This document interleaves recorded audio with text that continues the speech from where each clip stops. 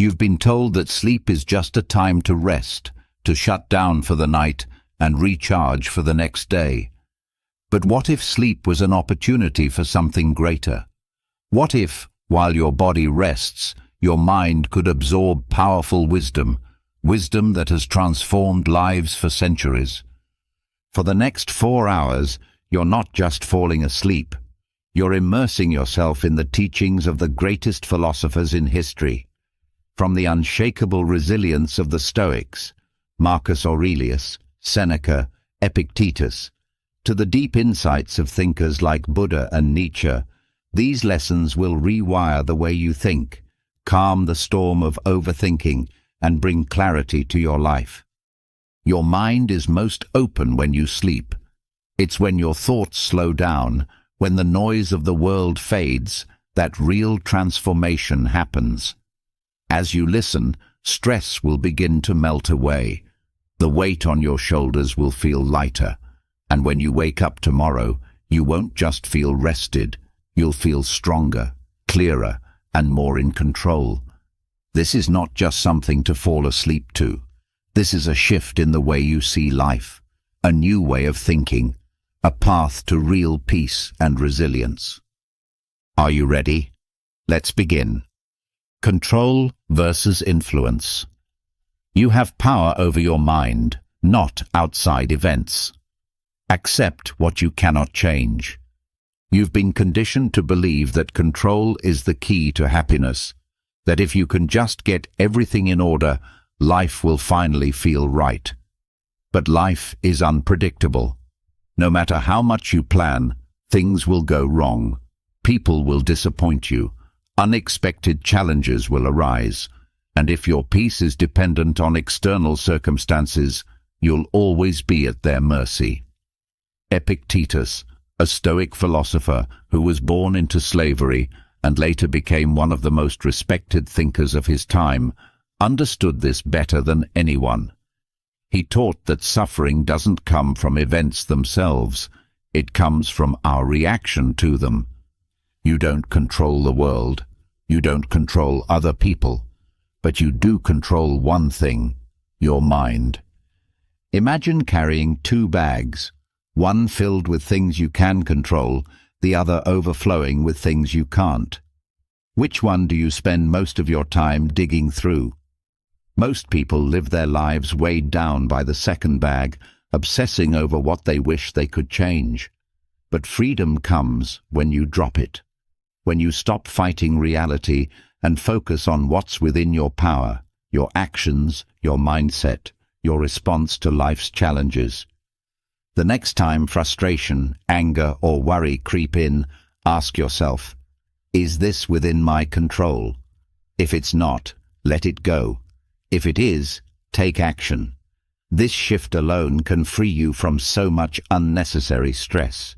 Because the truth is, control isn't about forcing the world to bend to your will. It's about mastering your own mind, no matter what the world throws at you. Amor fati. Love your fate, for everything that happens is necessary and serves your growth. Most people resist life. They fight against what happens to them, wishing things were different, replaying the past, fearing the future. But what if, instead of resisting, you embraced everything, good and bad, as necessary? What if you could love your fate, not just accept it? This is amor fati, a concept deeply rooted in Stoicism and later championed by Friedrich Nietzsche. It means to see every experience, every challenge, every heartbreak as something essential to your journey, not something to regret, not something to resent, but something to love. Think about the moments that shaped you the most. Were they easy? Probably not. Growth doesn't happen in comfort. Strength isn't built in ease. The obstacles you faced, the struggles that tested you, they weren't setbacks. They were the path itself. When you start to see life this way, everything changes. Instead of feeling like a victim of circumstances, you become the author of your own story. Instead of asking, Why is this happening to me? You ask, what is this teaching me? Instead of resenting your past, you honor it for making you who you are. Loving your fate doesn't mean ignoring pain. It doesn't mean pretending everything is fine when it's not. It means trusting that every experience has meaning, even if you can't see it yet. It means knowing that life isn't happening to you, it's happening for you.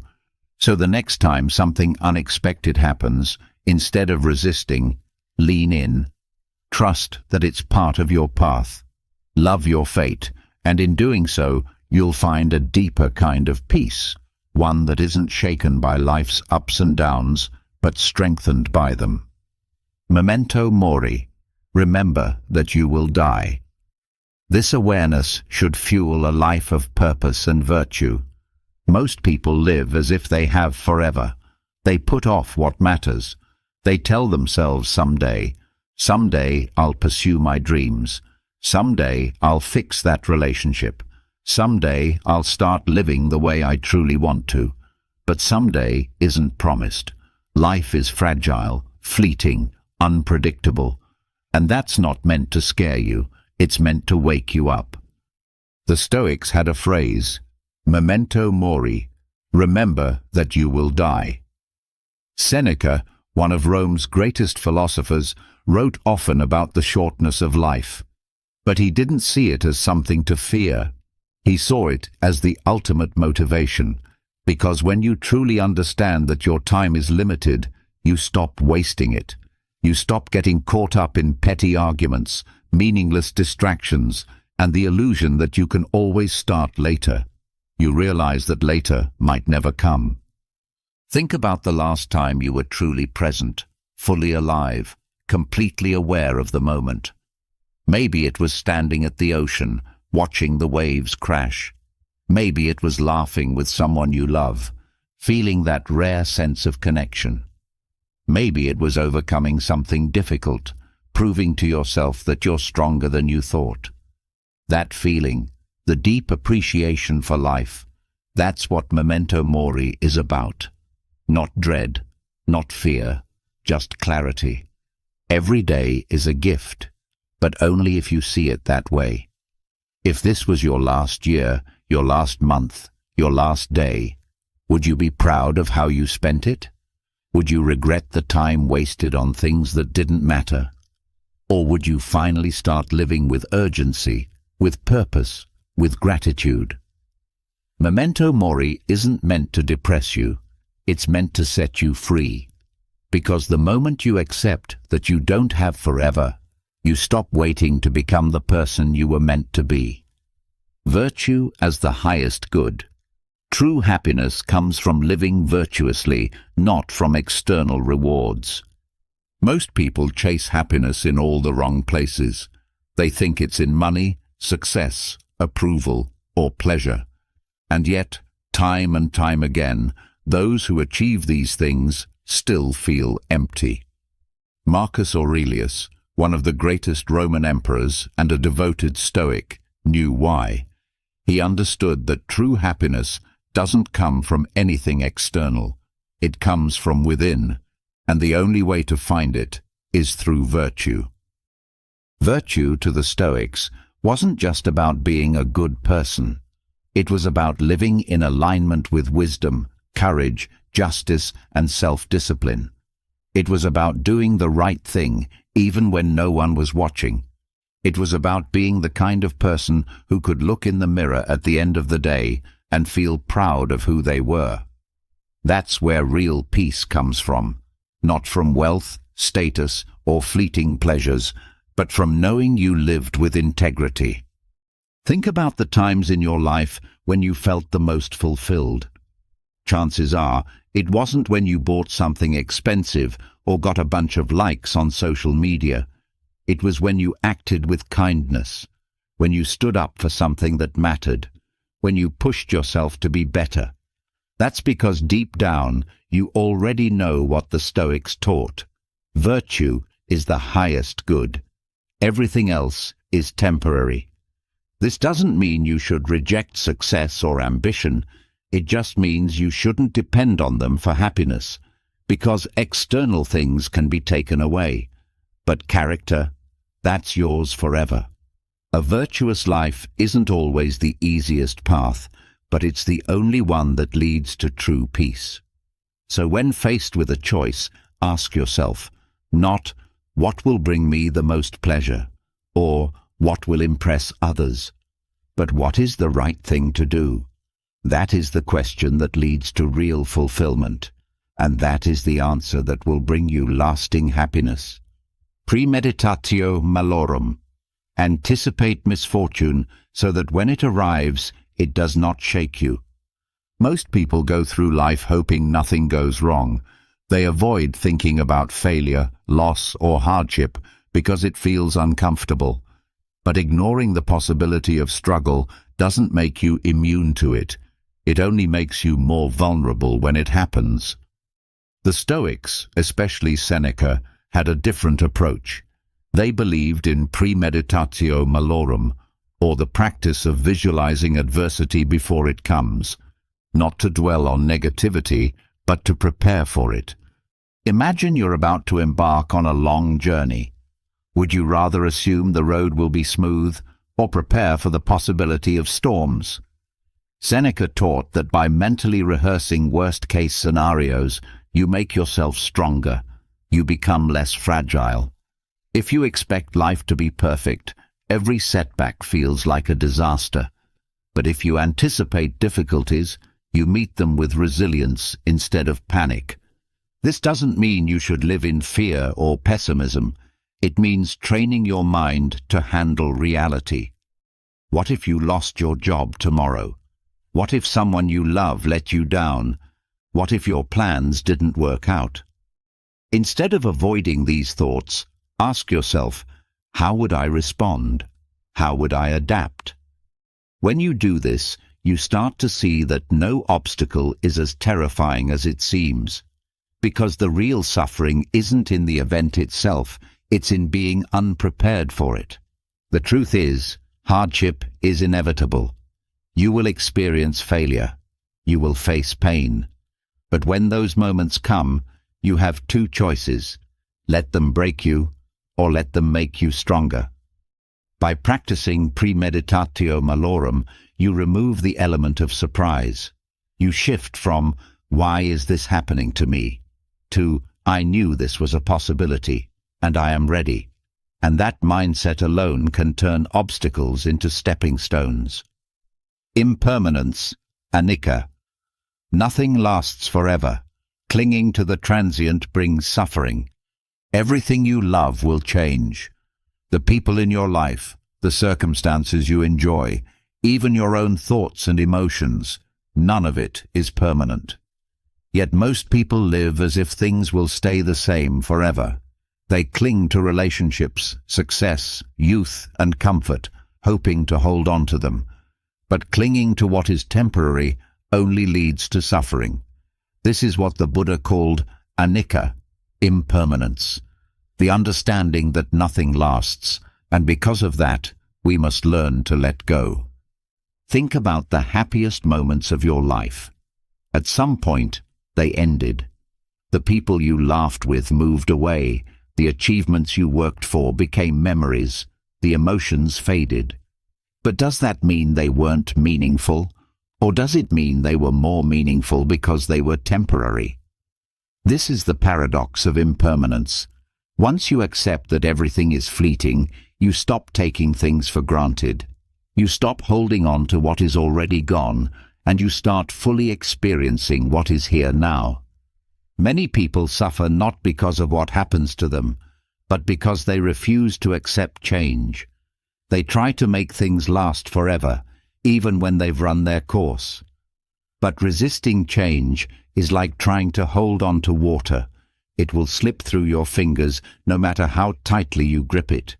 Instead of clinging, the answer is to embrace, to appreciate each moment for what it is, knowing that it won't last.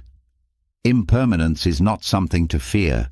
It's what makes life beautiful. A sunset is breathtaking because it fades. A song is powerful because it ends. and your life, with all its ups and downs, is precious because it is temporary. The goal is not to hold on to things forever, but to love them fully while they're here. And when they leave, as all things do, to let them go with gratitude instead of resistance. Because the moment you accept that nothing lasts, you are finally free to cherish everything. No self, anatta. The self is an illusion. We are a flow of ever-changing experiences. Who are you? Most people answer with their name, their job, their past, or their beliefs. But what if all of that is just a temporary construct, an illusion created by the mind? In Theravada Buddhism, there is a teaching called anatta, or no self. It challenges the idea that you are a fixed, unchanging being.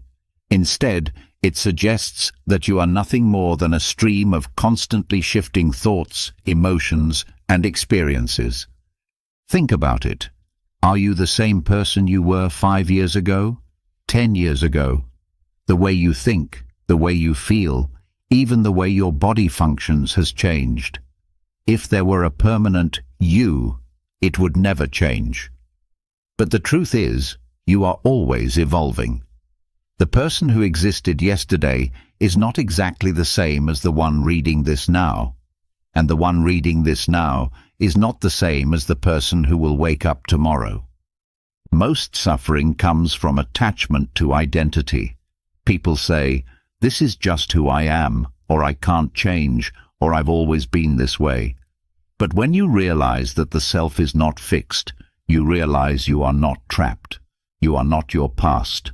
You are not your mistakes. You are not limited by the labels you've given yourself. You are free to grow, to shift, to become something new at any moment. Understanding anatta is like letting go of a heavy weight you didn't even know you were carrying. It means you don't have to defend a rigid idea of yourself. You don't have to cling to old versions of who you were.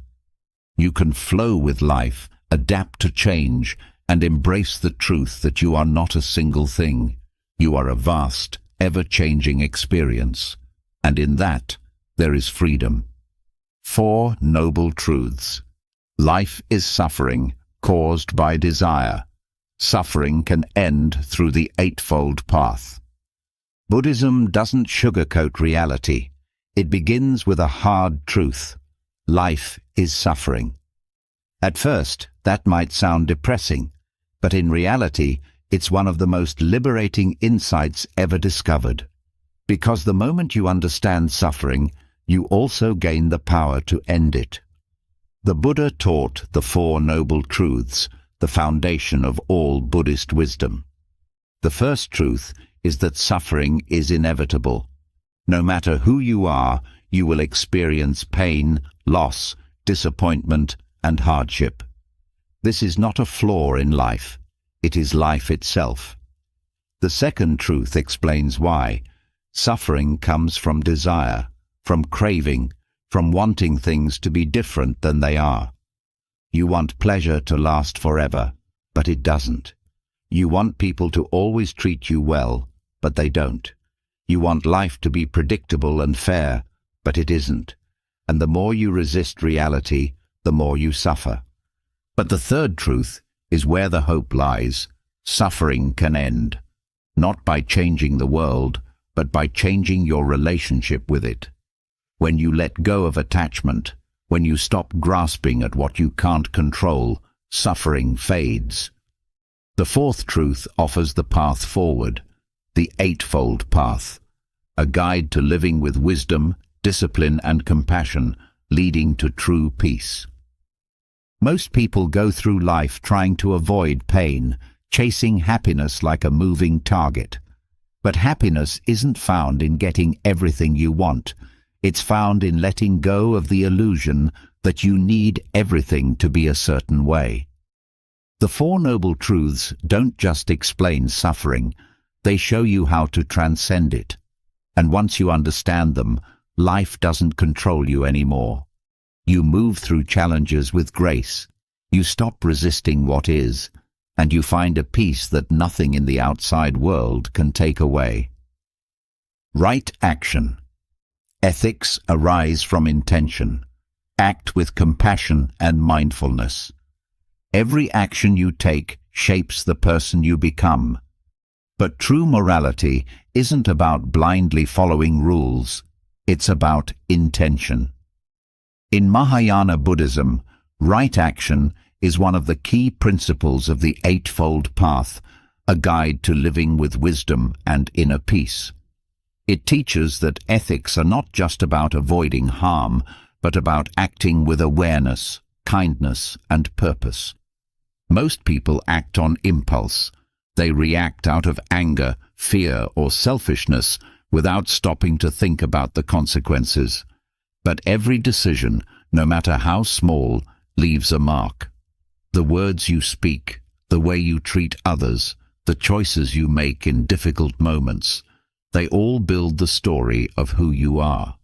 And that's why right action is so powerful. It's not about perfection. It's about mindfulness. It's about asking yourself, is this action coming from a place of kindness or harm? Is this leading me toward peace or regret? Compassion is at the heart of this practice, not just toward others, but toward yourself.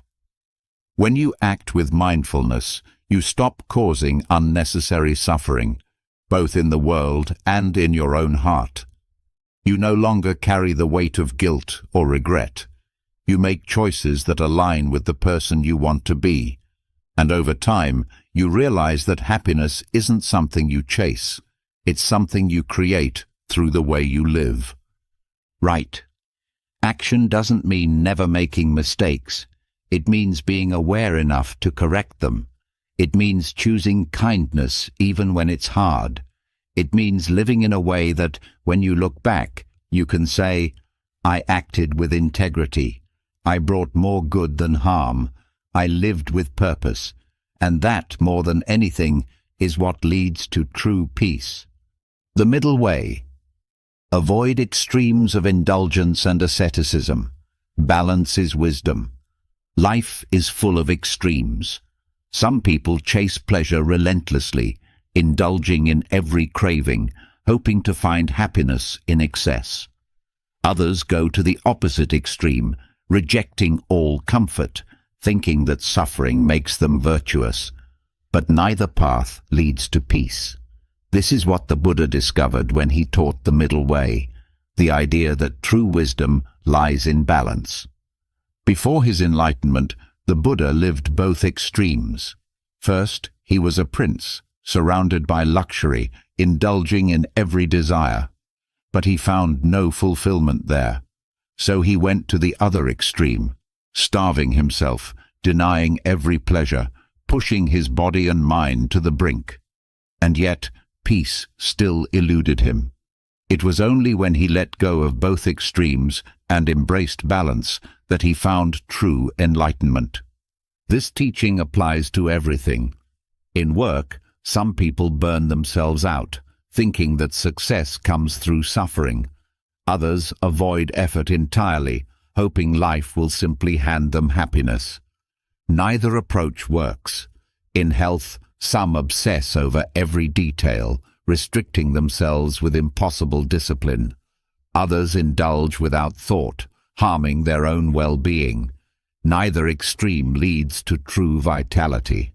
The middle way is the wisdom of knowing when to push and when to rest, when to hold on and when to let go, when to enjoy life and when to practice restraint. Most suffering comes from imbalance, from doing too much or too little, from trying to control everything or controlling nothing at all. The middle way isn't about moderation for its own sake. It's about clarity. It's about seeing life as it is, without clinging to one extreme or the other. When you find that balance, you stop swinging between regret and exhaustion, between attachment and avoidance. You move through life with a steady mind, a peaceful heart, and the freedom that comes from not being ruled by either indulgence or deprivation. And that is where real wisdom begins. Wu Wei, flow with the natural order. Actionless action leads to harmony.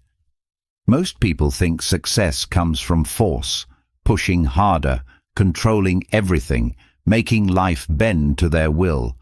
But the more they fight, the more resistance they face. Stress, frustration, exhaustion, these are signs of struggling against the natural flow. Lao Tzu, the ancient Taoist philosopher, saw things differently. He taught Wu Wei, a concept that translates to actionless action or effortless flow. It doesn't mean doing nothing. It means acting in alignment with nature, moving with life instead of against it. Imagine a river flowing down a mountain. It doesn't force its way through obstacles. It moves around them. It doesn't resist. It adapts. And yet, over time, it carves valleys and shapes landscapes. That is Wu Wei. It's the power of letting go of struggle, of trusting the rhythm of life, of knowing that sometimes the best way to act is to allow things to unfold naturally. Think about the moments when life felt effortless, when you were fully present, when things just seemed to click, when your actions felt right without overthinking. That is Wu Wei. It's when a musician plays without hesitation, a writer loses themselves in their work, an athlete moves with instinct instead of calculation. It's when you stop forcing and start flowing. This doesn't mean passivity. It doesn't mean giving up on effort. It means right effort, the kind that doesn't drain you, but sustains you. It means knowing when to act and when to step back, when to push and when to wait. The more you practice Wu Wei, the more you realize that life isn't something to dominate. It's something to dance with. And when you move with life instead of against it, everything becomes lighter, smoother, and more natural. Yin-yang balance. Opposing forces complement each other. Neither exists without the other. We live in a world of duality, light and dark, order and chaos, strength and softness. Most people see these opposites as conflicts, believing one is good and the other bad. But Taoism teaches a different truth: balance. The concept of yin and yang shows that opposing forces are not enemies, they are partners. Neither can exist without the other, and only when they are in harmony can life truly flow. Think about day and night. Neither is superior. Both are necessary. The same is true for every part of existence. Too much light blinds you. Too much darkness suffocates you. Strength without gentleness becomes cruelty. Gentleness without strength becomes weakness. Motion without rest leads to burnout. Rest without motion leads to stagnation. The secret is not choosing one over the other. It's finding the balance between them. This applies to your own life in ways you may not even realize. If you always push yourself to be productive without rest, you'll collapse. If you only seek comfort without challenge, you'll never grow. If you try to suppress emotions, they will eventually explode. If you let emotions control you completely, they will lead you astray. True wisdom is learning to move between these forces, allowing them to support rather than oppose each other. Taoism teaches that the world is not meant to be forced into one extreme or the other.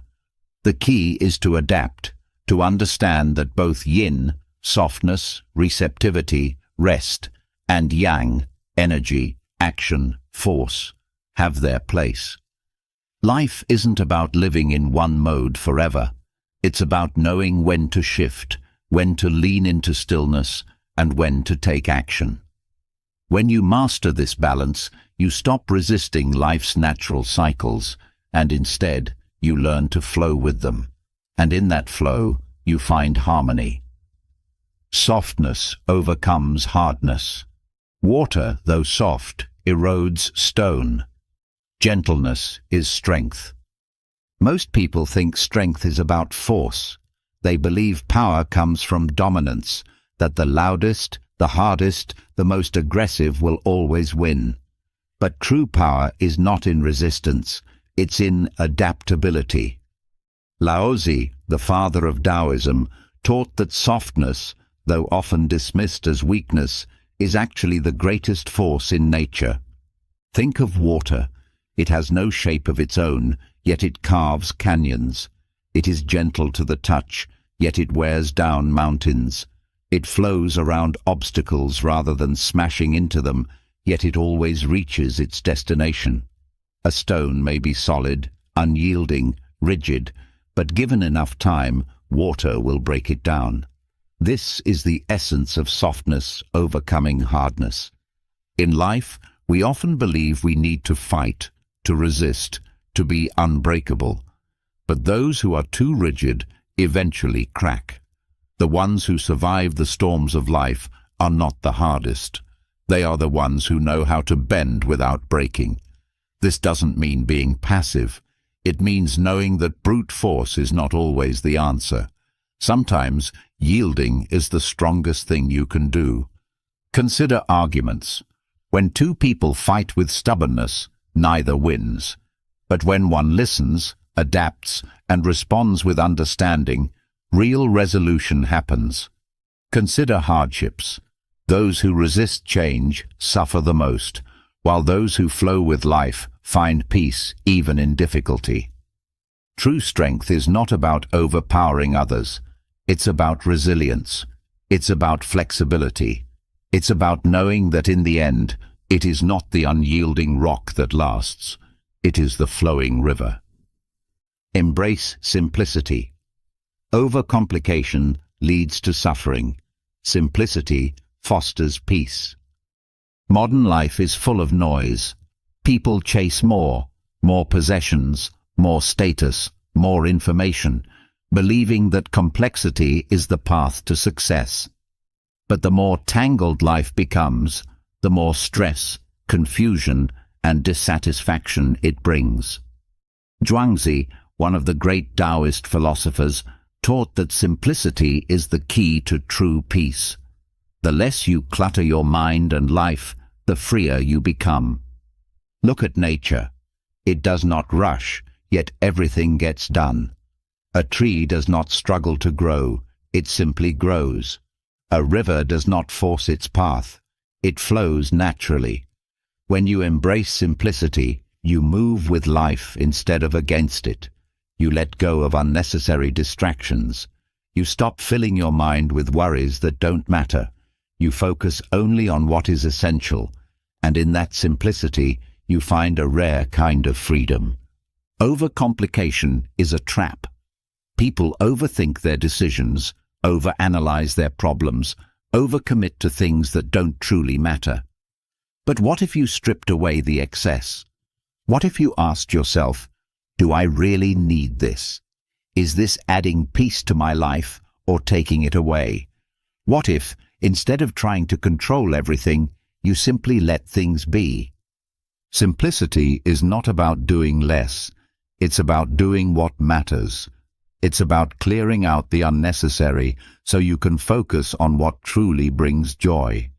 It's about recognizing that happiness is not found in complexity, but in clarity. A mind free from excess is a mind at peace, and a life lived simply is a life lived fully. Detach from control. The more you try to control, the more you lose control. Most people spend their lives trying to control everything: other people, outcomes, the future. They believe that if they can just plan enough, push hard enough, or hold on tight enough, life will go exactly as they want. But reality doesn't work that way. The more you try to grip control, the more it slips through your fingers. This is a core teaching of Taoism. True power comes from letting go. Imagine trying to hold water in your fist. The tighter you squeeze, the faster it escapes. But if you relax your hand, it simply rests there. Life is the same. The more you try to force things, the more resistance you create. The more you demand certainty, the more anxious you become. But when you release that need for control, when you trust, adapt, and move with life instead of against it, everything flows more smoothly. Look at nature. A tree does not control the wind, it bends with it. A river does not control its path, it moves around obstacles naturally. The most peaceful and powerful people are not those who dominate the world, but those who have learned to surrender to it. This does not mean giving up. It means understanding what is in your control and what isn't, and having the wisdom to focus only on what truly matters. When you stop trying to control everything, you find something better: peace. You stop wasting energy on things you cannot change. You stop feeling frustrated when life doesn't go according to plan. And ironically, by letting go of control, you gain something even greater: inner strength, resilience, and the ability to move through life with ease rather than struggle. Radical freedom. You are condemned to be free. Your choices define you. Most people want freedom until they realize what it truly means. To be free is not just to do what you want, it is to take full responsibility for your life. This was the radical idea of Jean-Paul Sartre, the existentialist philosopher who famously said, "Man is condemned to be free." At first, this sounds like a contradiction. How can freedom be a condemnation? Because absolute freedom means there is no one to blame, no destiny to fall back on, no excuses to hide behind. You cannot say, "I had no choice." You always have a choice, and that can be terrifying. People often look for someone or something to define them: society, religion, family, expectations. But Sartre argued that nothing defines you except your own actions. You are not your past, you are not your circumstances, you are only what you choose to be right now, in this moment. This kind of freedom can feel overwhelming. It means there is no set path, no script to follow. It means if you are unhappy, it is up to you to change. If you are stuck, it is you who must move. Many avoid this truth because responsibility is heavy. It is easier to believe that fate, luck, or external forces shape who we are. But the reality is, every day, through every choice, you are shaping yourself. Radical freedom is both a burden and a gift. It means there are no limits except the ones you accept. It means you can redefine yourself at any moment. It means you do not find meaning, you create it. There is no one coming to save you, but there is also no one stopping you. The question is, what will you choose? Absurdism. Life has no inherent meaning, but we create our own. People spend their lives searching for meaning. They want to believe there is some grand plan, some cosmic purpose that explains why they are here. But what if there isn't? What if life, at its core, is absurd, without inherent meaning, without deeper reason? This is the philosophy of Albert Camus, who argued that the universe is silent, that there are no answers written in the stars, no divine script guiding our existence.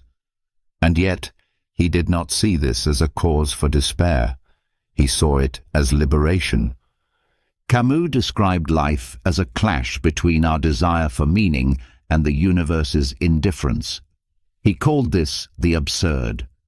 Most people respond to this realization in one of two ways. Either they seek false meaning, clinging to illusions that make them feel safe, or they give up entirely, sinking into nihilism. But Camus offered a third option: embrace the absurd. Instead of running from it, acknowledge that life has no predetermined meaning, and then create your own. Think of Sisyphus, the figure from Greek mythology condemned to push a boulder up a hill for eternity. His task is pointless, Yet Camus reimagines him as happy. Why? Because Sisyphus accepts his fate. He does not need the universe to give him meaning. He chooses to find meaning in his struggle. And so can you. The absurd does not mean life is meaningless. It means life has only the meaning you give it. This is not a loss. It is a gift. It means you are free. Free to decide what matters to you. Free to create your own path without needing permission from the universe. The question is not, what is the meaning of life? The question is, what meaning will you create? Authenticity. Live in accordance with your own values, not societal expectations. Most people live by scripts they never wrote. They follow rules they never questioned. They shape their lives around what others expect, what society says is normal, what parents and teachers say is right, what culture says is successful. But Søren Kierkegaard, the father of existentialism, warned against this. He called it inauthentic living, existing not as your true self, but as a reflection of what the world wants you to be. Authenticity means stripping away the layers of expectation and asking, who am I, really? What do I truly believe? What do I truly want? It means daring to stand alone in your own truth, even when it goes against the grain. It means valuing your own voice over the noise of the world. Living authentically is not easy. It requires courage. It means you may disappoint people. You may walk a path that others don't understand. You may question everything you've been taught. But what is the alternative? To live a life that is not your own. To reach the end and realize you were never truly you. Kierkegaard believed that most people live in what he called despair, not the dramatic suffering we usually think of, but a quiet, subtle kind of despair. The despair of never truly knowing themselves. The despair of conforming so much that they forget who they are. And the only way out of this is authenticity. So ask yourself, are you living by your own values or someone else's? Are you making choices that align with who you are or who the world wants you to be? The moment you stop living for others and start living for yourself, you step into something rare, true freedom. Because in the end, the only life worth living is the one that is truly yours. Death gives meaning. Life's fleeting nature makes each moment precious. Most people fear death. They avoid thinking about it, pretending it's far away, something that happens to other people. But Martin Heidegger, one of the most influential existentialist philosophers, saw death differently. He believed that rather than being a source of fear, the awareness of death is what gives life its meaning. Imagine if you lived forever. No urgency, no deadlines, no finality. Would you truly appreciate anything? Or would everything lose its weight, its significance? Without an end, there is no reason to begin. It is precisely because life is temporary that it becomes precious. The knowledge that one day you will no longer be here forces you to ask, what am I doing with the time I have? Most people live as if they have unlimited time. They waste days on distractions, avoid pursuing what they truly want, delay telling people they love them. But when you confront death, not in a morbid way, but as a reality, you wake up. You stop postponing what matters. You stop living passively. You start making choices that align with what truly matters to you. Heidegger called this being toward death, the idea that instead of ignoring mortality, we should embrace it as a guide. Not to dwell in fear, but to recognize that life is finite, and because of that, it is meaningful. The fleeting nature of existence is not a tragedy. It is what makes each moment, each experience, and each choice profoundly significant. So, if death is certain, the real question is, are you truly living? If your time were to end tomorrow, would you be at peace with how you spent today? Because the reality is, one day will be your last. But until then, you have a choice, to truly live or to merely exist. Angst and responsibility. Anxiety arises from freedom. It's a sign of possibility. Anxiety is often seen as a problem, something to be eliminated, something that signals something is wrong. But Jean-Paul Sartre, the existentialist philosopher, had a different perspective. He believed that anxiety, or angst, is not a weakness. It is a sign of freedom. Most of the time we feel anxious when we face a choice, when we realize that our decisions matter, that we alone are responsible for our lives, and that responsibility can feel overwhelming. Sartre argued that people fear this kind of freedom. They would rather be told what to do, follow a path that's already been laid out, avoid the burden of choice. But to do that is to give up your own existence. Imagine standing at a crossroads. There is no map, no right answer, no guarantee of success. That uncertainty, the feeling of "what should I do?" is angst. It is not something to run from. It is proof that you are free. If life were predetermined, if every step were already decided for you, there would be no anxiety, but there would also be no meaning. With freedom comes responsibility. You cannot blame fate, society, or anyone else for your choices. Every decision you make shapes who you are. And this is where most people struggle. They don't want to face the weight of their own freedom, so they look for excuses. But Sartre was clear. There are no excuses. You are responsible for your life, your actions, your identity. Anxiety, then, is not a problem. It is a sign that you are alive, that you have possibilities, that you are not trapped. Instead of fearing it, embrace it. See it as proof that your choices matter. The next time you feel that familiar discomfort, remind yourself, it is not a cage, but an open door. The question is, will you step through it? Karma.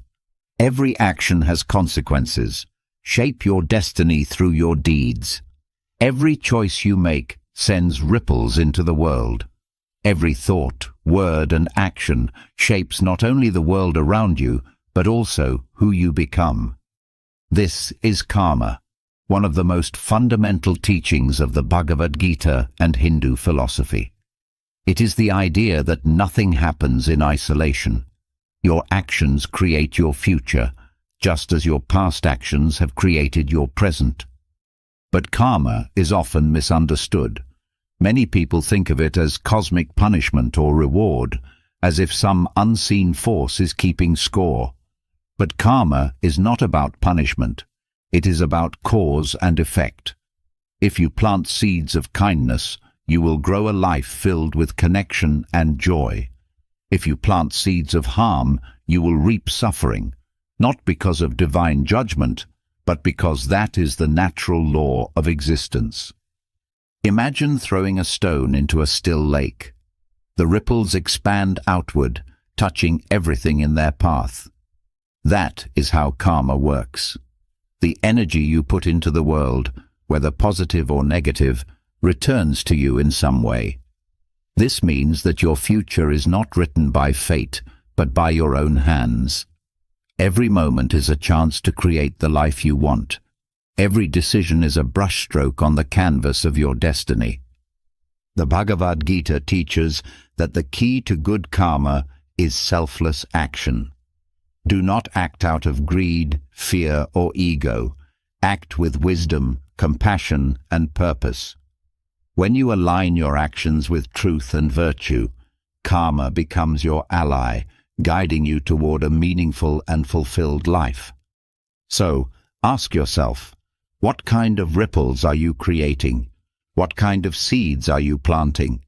Because whether you realize it or not, you are shaping your destiny every single day. Atman is Brahman. Your individual soul is one with the universe. Most people see themselves as separate from the world. They believe they are individuals, alone in their struggles, disconnected from the greater whole. But the Upanishads, the ancient Hindu scriptures, reveal a deeper truth. Atman is Brahman. Your individual soul, Atman, is not separate from the universe. It is the universe. Imagine a single wave in the ocean. It rises, moves, and falls back into the sea. For a brief moment, it appears separate. But it was never truly separate. It was always part of the ocean. That is the nature of the self. You may feel like an individual, defined by your thoughts, your body, your experiences. But beneath all of that, you are something greater. You are connected to everything. This realization changes everything. It means that you are not alone. It means that the same force that moves the stars, that grows the trees, that flows through the rivers, flows through you. It means that life is not a battle to conquer, but a dance to be part of. But most people live in Maya, the illusion of separateness. They think in terms of me and mine, clinging to ego, fearing loss, chasing temporary pleasures. But once you understand that Atman is Brahman, you see through the illusion. You stop grasping, stop resisting, stop fearing. Because how can you fear losing yourself when you are already everything? The Upanishads teach that enlightenment is not about becoming something new. It is about remembering who you already are. The drop does not need to become the ocean. It already is the ocean. And you do not need to find the universe. You already are the universe. The only question is, are you ready to wake up to that truth? Detachment in action. Do your duty without attachment to results. Most people live trapped by expectations. They work hard, not for the sake of the work itself, but for the outcome. They love, not freely, but with the hope of being loved in return. They chase success, happiness, and approval, believing that their worth depends on the results they achieve. But the Bhagavad Gita teaches a different path: detachment in action. Act with full effort and intention, but release attachment to the outcome. This is known as karma yoga, the practice of selfless action. Krishna tells Arjuna, the warrior prince, that his duty is to fight, not for personal gain, not for victory, but because it is his path. He must act without clinging to success or fearing failure. The moment you attach your happiness to a result, you become enslaved by it. But when you act for the sake of the action itself, you find freedom. Think about the greatest athletes, artists, or creators. The ones who perform at their best are not the ones who obsess over winning or recognition. They are the ones who lose themselves in the process. They are fully present in their craft, in the moment, in the work itself. And ironically, by letting go of results, they often achieve them effortlessly. Detachment does not mean apathy. It does not mean giving up or not caring. It means putting your full heart into what you do, but not letting the outcome control you. It means working hard, but not being devastated if things don't go your way. It means loving fully, but not clinging. Living fully, but not fearing loss. Because when you stop attaching yourself to results, you realize something profound. You were never in control of them anyway. You were only ever in control of how you show up. Reincarnation. The soul is eternal and takes many forms. Death is not the end. This is one of the oldest and most profound beliefs in Hindu philosophy, that the soul, Atman, is eternal, moving through countless lives, learning, evolving, growing. Reincarnation is not just a mystical idea, it is a way of understanding life itself. The body is temporary, the mind is ever-changing, but the soul remains. Think of it like changing clothes. When one life ends, the soul simply puts on a new form, stepping into a new existence shaped by the karma of past actions. Every life is a chapter in a greater journey, a chance to grow, to correct past mistakes, to move closer to ultimate liberation, moksha. You are not limited to this one existence. You have been many things before, and you will be many things again. This teaching changes the way you see life. If your existence does not end at death, then there is no need to live in fear. If every struggle, every joy, every challenge is part of a longer journey, then nothing is truly lost. Failures become lessons, losses become transitions, and the purpose of life is not to cling to this moment, but to evolve through it. Many people fear death because they see it as an end, but reincarnation teaches that nothing truly ends, everything transforms. The body fades, but the essence continues. This does not mean we should take life lightly or avoid responsibility. In fact, it means the opposite, because everything you do now shapes what comes next. Every action, every choice, every lesson you learn carries forward. So, if life is a journey of many lifetimes, the real question is not, how long do I have? But what am I doing with the time I have now? Because while you may live many lives, each one is still precious. Each one is an opportunity, and the way you live today echoes far beyond what you can see. Maya, illusion. The world is an illusion. See beyond appearances. What if everything you believe to be real is just a dream? Not in the sense that it doesn't exist, but in the sense that it is not what it seems. In Advaita Vedanta, one of the deepest schools of Hindu philosophy, the concept of Maya teaches that the world as we perceive it is an illusion. We think we see reality, but what we truly see are only layers of perception shaped by our senses, thoughts, and conditioning. Imagine a rope in a dark room. At first glance, you mistake it for a snake and panic. But when you turn on the light, you realize there was never any snake, only your mind's illusion. This is how most people live, reacting to a world they think is real, unaware that they are trapped in their own distorted perception. The greatest illusion of all, the belief that you are separate from everything else, that you are just an individual, cut off from the universe, instead of being one with it. Maya is not just about illusions in the physical world. It's about the illusions of identity, time, and control. You believe you are your name, your job, your achievements. But those are just roles, temporary masks. You believe success or failure defines you, but those are fleeting. You believe happiness comes from external things, but they always fade. Seeing through Maya means realizing that everything external is transient, and that your true self, Atman, is beyond all of it. The moment you awaken from Maya, you stop clinging. You stop fearing loss. You stop chasing illusions, and instead you focus on what is real: awareness, presence, and connection to the deeper truth beneath the surface. The world may still appear the same, but you will no longer be fooled by it. You will finally see things as they are, not as they seem. No objective meaning. Life has no built-in purpose.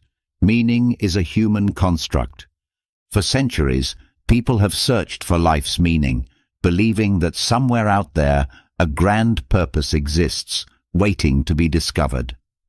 But Friedrich Nietzsche shattered this idea. He argued that there is no objective meaning in life, no divine blueprint, no cosmic mission, no pre-written purpose. Life simply is. And that realization, instead of being terrifying, is what makes you truly free. Most people want meaning handed to them. They look to religion, tradition, or society to tell them who they are and what they should do. But Nietzsche believed that relying on external meaning makes you weak. It keeps you from thinking for yourself. The truth is, meaning is not something you find. It is something you create. Imagine a blank canvas. There is no picture already there, no guidelines, no rules. Some might see this as emptiness, as a lack of purpose, but the wise see it as limitless potential. If life has no built-in meaning, then you are free to make your own. You can define your values, your purpose, your reason for existing. You are the artist of your own life. This is why Nietzsche warned against blindly following societal norms, religions, or traditions without questioning them. If you let others dictate your meaning, you are not truly living. You are just following someone else's script. True power comes from choosing what matters to you, from building your own path instead of walking one that was forced upon you. Some might see the absence of objective meaning as a void, but in reality, it is the greatest gift. You are not bound by fate. You are not trapped by destiny. You are not required to be anything other than what you decide. And that is what makes your choices, your actions, and your life matter. Not because some higher power says so, but because you say so. The question is not, what is the meaning of life? The question is, what meaning will you create? Morality is a construct. Good and evil are subjective, shaped by society. From childhood, you were taught what is right and what is wrong. You were told what is good and what is evil, as if these were universal truths. But Friedrich Nietzsche challenged this idea. He argued that morality is not absolute. It is a human construct shaped by culture, history, and power. What one society calls virtuous, another may call sinful. What one era condemns, another may celebrate. Morality is not a fixed law of the universe. It is a set of beliefs created by people, often to serve their own interests. Nietzsche saw morality as a tool. The weak used it to control the strong. The powerful used it to justify their rule. Religion, governments, and ideologies imposed moral codes, not because they were objectively true, but because they maintained order. He called this slave morality, a system designed to keep people obedient, submissive, afraid to think for themselves. True strength, he believed, comes from breaking free from imposed morality and creating your own values. This does not mean there is no right or wrong. It means you must decide what is right or wrong. Instead of blindly following what society tells you, ask, do I believe this? Is this truly just, or is it just what I've been told? Nietzsche urged people to live beyond good and evil, to rise above borrowed morality and develop their own ethical code based on reason, courage, and self-awareness. Most fear this kind of freedom. It is easier to be told what to do than to take responsibility for your own principles. But morality is not about following rules. It is about living authentically, acting with integrity, and deciding for yourself what kind of person you want to be. Because in the end, true morality is not imposed. It is chosen. The void. Confront the nothingness of existence without fear. Most people fear nothingness. They avoid thinking about the vast emptiness of existence, the fact that the universe is indifferent, that life has no built-in meaning. But Arthur Schopenhauer believed that confronting the void, the emptiness at the heart of existence, is the key to true understanding. Instead of running from it, he urged people to face it directly, without fear. Schopenhauer saw life as fundamentally will-driven, an endless cycle of desire, striving, and suffering. You want something, you chase it, you get it, and then the feeling fades. Then you want something else. The cycle never stops. And underneath it all, When you strip everything away, there is nothing. No grand purpose, no divine plan, just an empty universe moving without reason. Most people distract themselves from this truth with work, relationships, entertainment, anything to avoid staring into the abyss. But what if you didn't run? What if you accepted the void, embraced it, let it wash over you? What if, instead of fearing the nothingness, you found peace in it? Schopenhauer believed that the only way to escape the suffering of endless desire is through detachment. Not in a nihilistic, despairing way, but in a way that frees you from the endless pursuit of things that will never truly satisfy you. When you stop fearing the void, you stop grasping for distractions. You stop needing constant validation, success, or purpose to feel whole. You see life for what it is, impermanent, fleeting, yet strangely beautiful. The void does not have to be terrifying. It can be a relief, because when you accept that there is no ultimate meaning, you are free to simply be, to exist without pressure, to experience life without expectation, to find peace in the present moment. Most spend their lives running from the void, but those who face it, who accept the nothingness, find something unexpected. Freedom. Denial of eternal truths. No universal truth exists, only perspectives. Since the beginning of civilization, people have searched for absolute truth, something unquestionable, permanent, and universal. But postmodern nihilism rejects this entirely. It argues that there are no eternal truths, no ultimate reality, no objective meaning that applies to all. Everything is perspective. Everything is constructed. Think about history. How often have people been certain they had found the truth, only for time to prove them wrong? The earth was once the center of the universe, until it wasn't. Kings once ruled by divine right, until that idea crumbled. Every truth that seems eternal is eventually replaced by another. This is why postmodernists like Jean Baudrillard and Jacques Derrida argue that truth is not something you find, it's something you create. This idea shakes the foundation of how most people think. They want certainty, they want solid ground. But postmodern nihilism reveals an uncomfortable reality. What you believe to be true is often just a product of your culture, your upbringing, your language. Two people can look at the same event and see completely different realities. So who is right? The answer: neither. There is no single truth, only interpretations. At first, this can feel unsettling. If nothing is objectively true, how do you navigate life? But there is another way to see it. This realization is liberation.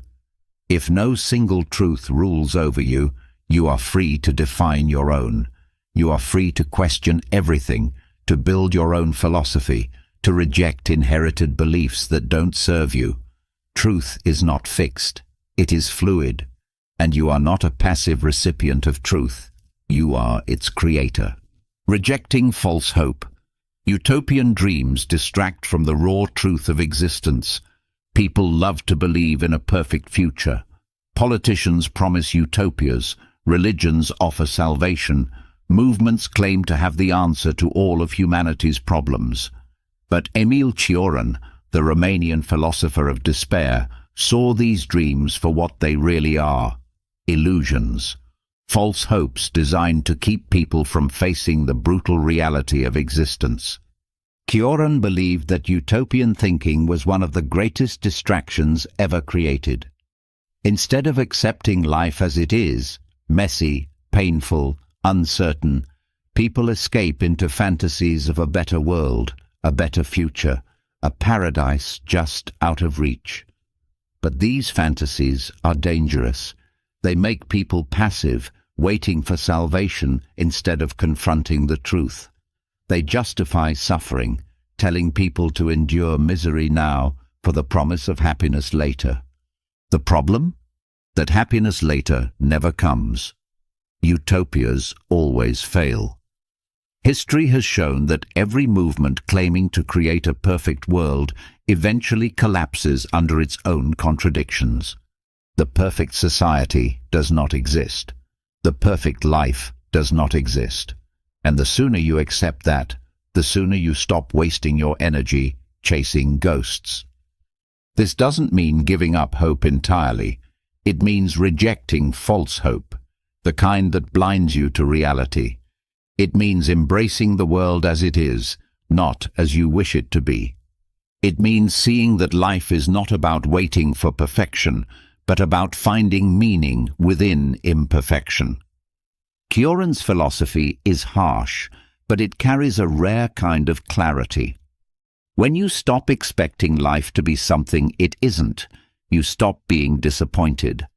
When you stop dreaming of utopias, you start living in reality. And in that reality, painful as it may be, there is something far more valuable than empty hope. There is truth. Be here now. The past and future are illusions. Only the present moment exists. Most people live anywhere but the present. They dwell on the past, replaying old mistakes, reliving moments they can never change. Or they rush toward the future, believing happiness is always one step away, after the next achievement, the next relationship, the next big moment. But Zen Buddhism teaches a simple yet profound truth. The past is gone. The future isn't real. The only thing that truly exists is now. Think about it. Have you ever experienced anything outside of the present moment? The past exists only as a memory in your mind.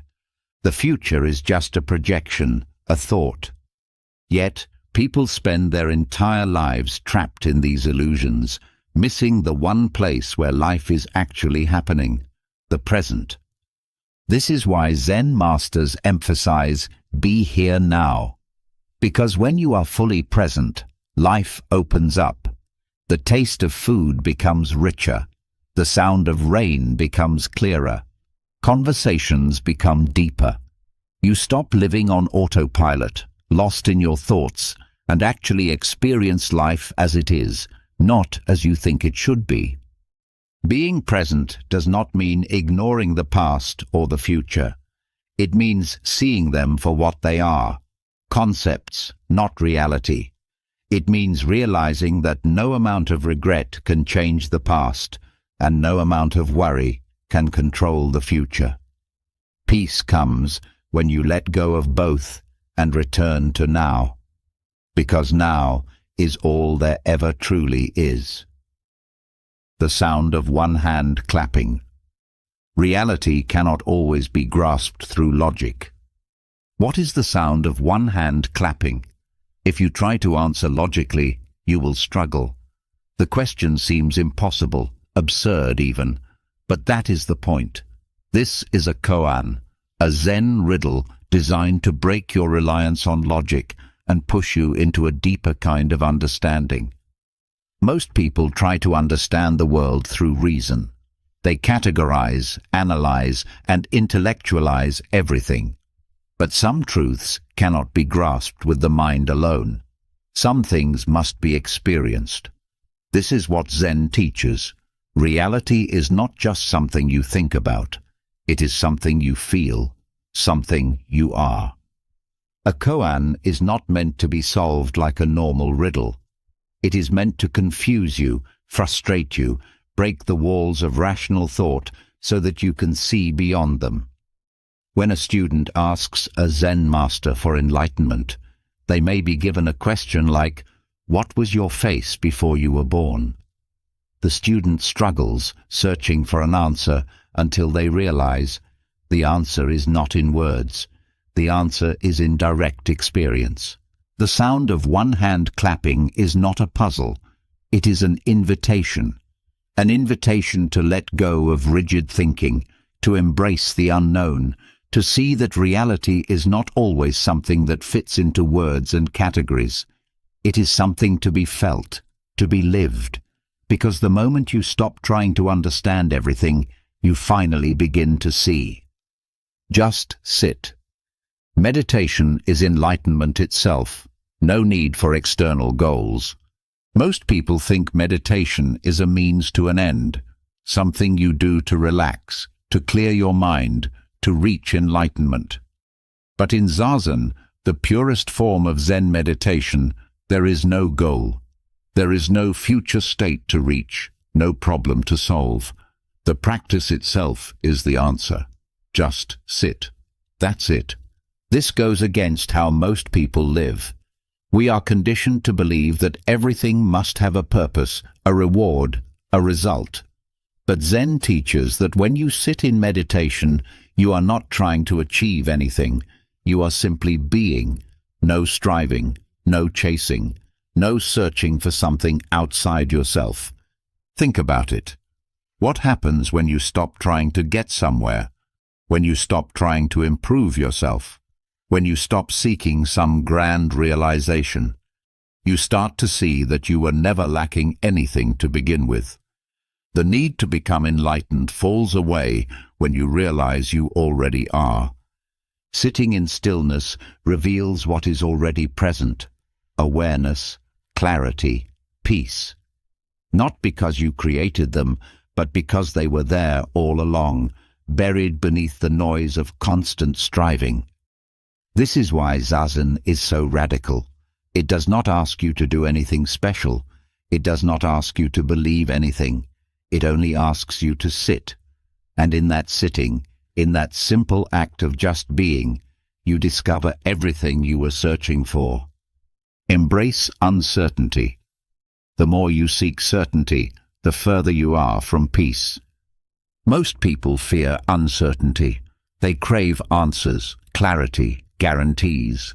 They want to know what will happen next, how things will turn out, what the future holds.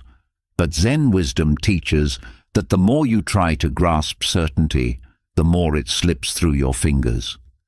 Life is uncertain by nature.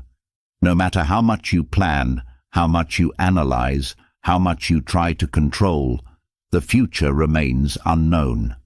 And yet, people exhaust themselves fighting this reality, as if certainty were something they could capture and hold on to. But true peace is not found in certainty. It is found in letting go of the need for it. Imagine standing in the middle of a river, trying to grab the water and hold it still. The harder you try, the more the water rushes past you. But if you simply let go, if you stop grasping, you float effortlessly with the current. That is what embracing uncertainty feels like. Zen does not offer answers. It offers presence. It teaches that instead of trying to predict the future, you should return to this moment. Instead of fearing the unknown, you should welcome it as part of life's natural flow.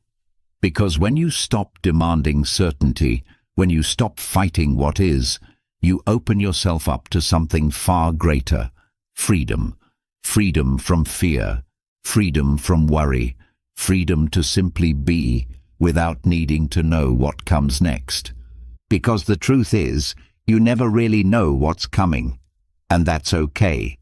The more you make peace with uncertainty, the more you make peace with life itself. The journey is the goal. There is no final destination. Walking the path is enlightenment. Most people live as if they are climbing an invisible mountain, always focused on the peak. They believe happiness, fulfillment, and meaning exist somewhere in the future, after they achieve success, after they find love, after they figure everything out. But Zen teaches the opposite. There is no final destination. The journey itself is the goal. Think about it. Every time you reach a milestone, what happens? The satisfaction fades. The goal you worked so hard for suddenly feels ordinary. And then a new goal appears.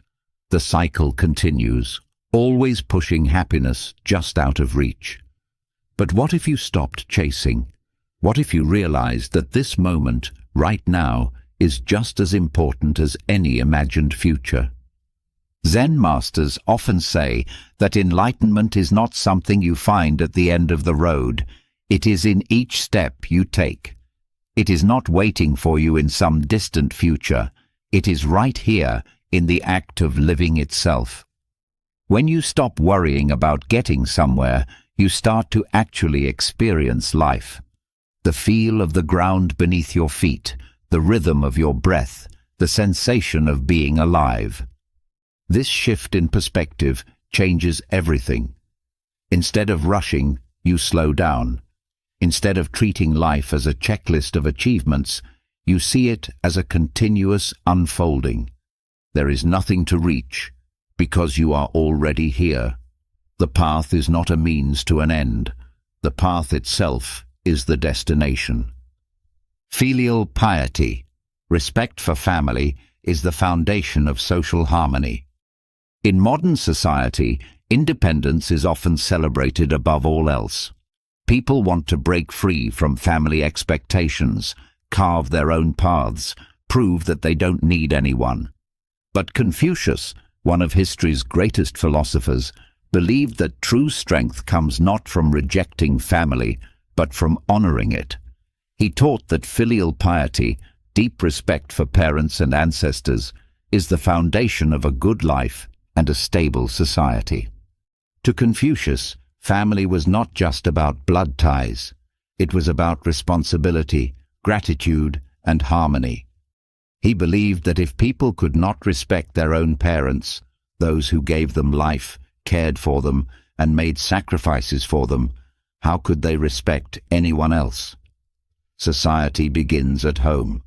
The way you treat your family shapes the way you treat the world. Filial piety is not blind obedience. It is not about following every demand or suppressing your own individuality.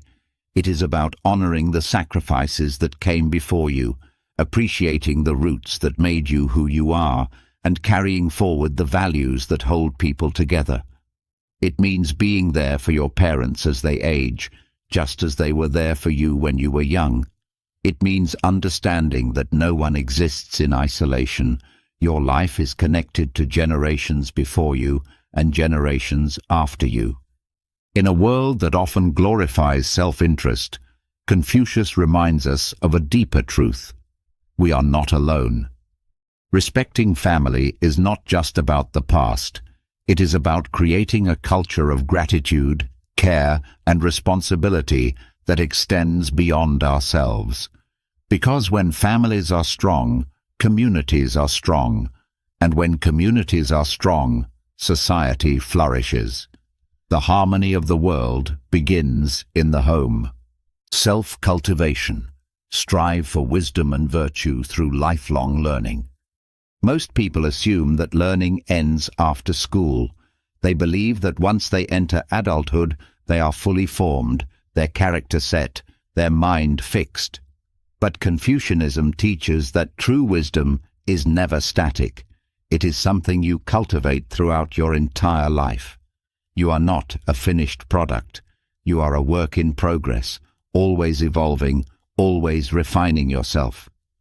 Confucius believed that the highest goal in life was self-cultivation, the constant pursuit of wisdom, virtue, and personal excellence. This is not about external success or status. It is about becoming a person of deep integrity, someone who lives with kindness, humility, and discipline. It means developing not just knowledge, but character. Imagine two people. One believes they already know enough and stop questioning. The other remains curious, open to new ideas, always improving. Who grows? Who stagnates? Confucius taught that the wise person is the one who remains a student of life, always seeking to understand more about the world, about others, about themselves. But self-cultivation is not just intellectual, it is moral. It means being honest, even when no one is watching. It means treating others with fairness, even when it is inconvenient.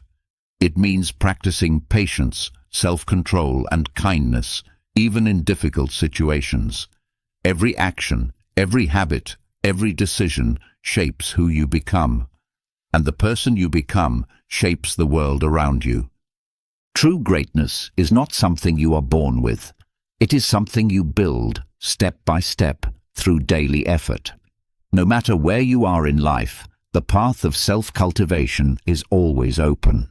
The question is, will you walk it? Ritual and order. Structure in life brings inner peace. Modern life is chaotic. People wake up to endless distractions, rush through their days without intention, and collapse at night feeling overwhelmed and unfulfilled. They seek peace but live in disorder. Confucius understood that inner peace does not come from the absence of problems. It comes from structure, from order, from ritual. Confucius believed that rituals, whether small daily habits or larger cultural traditions, give life meaning and stability. These rituals are not just formalities. They are acts of mindfulness, grounding us in something greater than ourselves.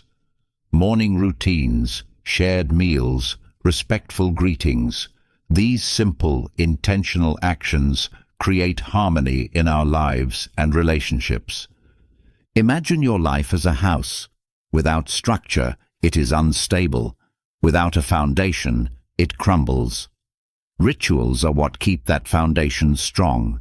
They give rhythm to life, turning ordinary moments into something sacred. A simple bow of respect, a moment of silence before a meal, a daily walk to reflect. These small rituals cultivate discipline, gratitude, and presence. But order is not just about personal habits. It extends to society. Confucius saw that a well-ordered life leads to a well-ordered world. When people respect tradition, honor their responsibilities, and follow ethical principles, society functions smoothly. When chaos reigns, when people act without discipline, without respect, without purpose, suffering follows. Peace is not found in randomness. It is found in structure. It is found in waking up with purpose, in moving through the day with intention, in honoring the rituals that bring balance to life. The world may be unpredictable, but when you cultivate order within yourself, you carry peace wherever you go. Humaneness, Ren. Kindness is the foundation of good leadership. Leadership is often associated with power, authority, and control. Many believe that to lead, one must be feared, commanding obedience through force or intimidation.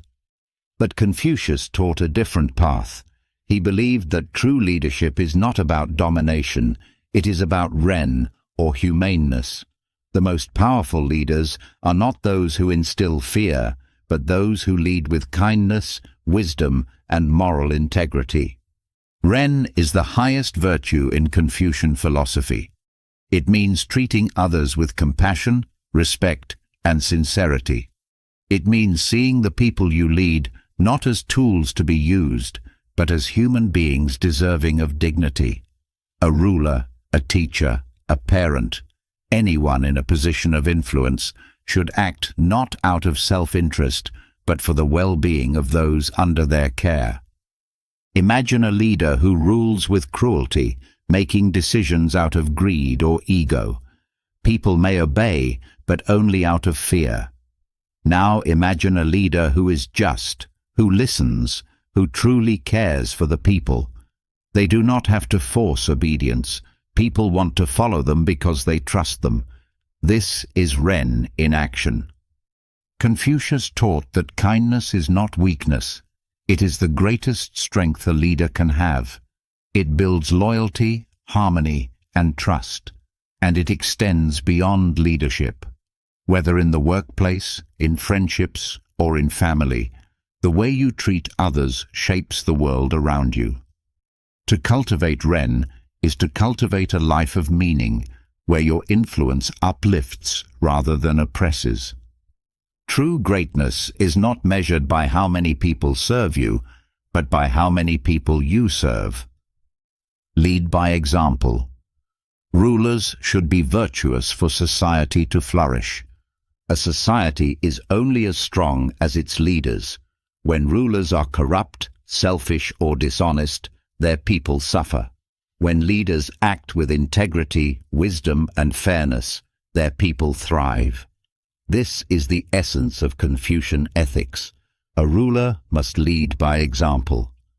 Confucius believed that the key to a just society was not strict laws or harsh punishments, but virtuous leadership. A leader should not demand respect. They should earn it through their own character. If a ruler is kind, the people will be kind. If a ruler is just, the people will be just. If a ruler is greedy and immoral, corruption will spread like wildfire. Leadership is not about issuing commands. It is about embodying the values you wish to see in others. This principle extends beyond politics. Parents lead by example in the home. Teachers shape students not just through words, but through their actions. Business leaders set the culture of their companies.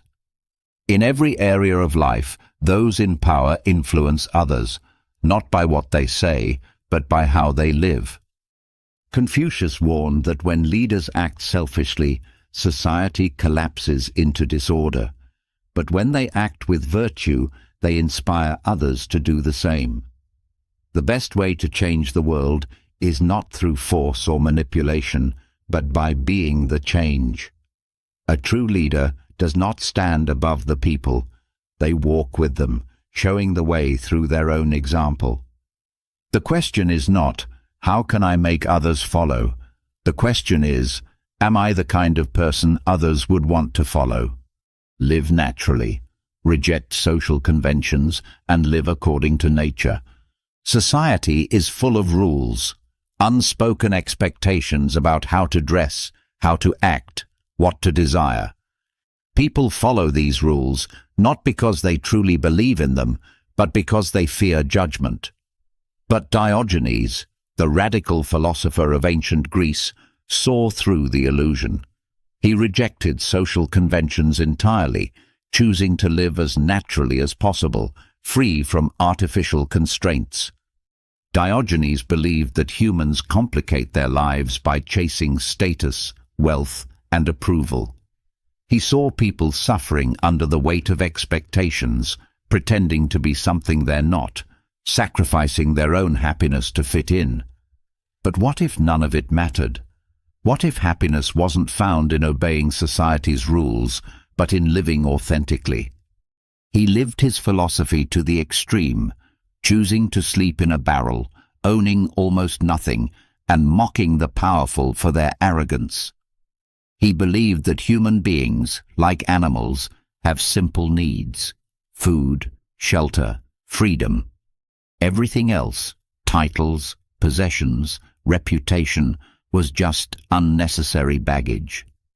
By rejecting these things, he freed himself from the chains that bind most people.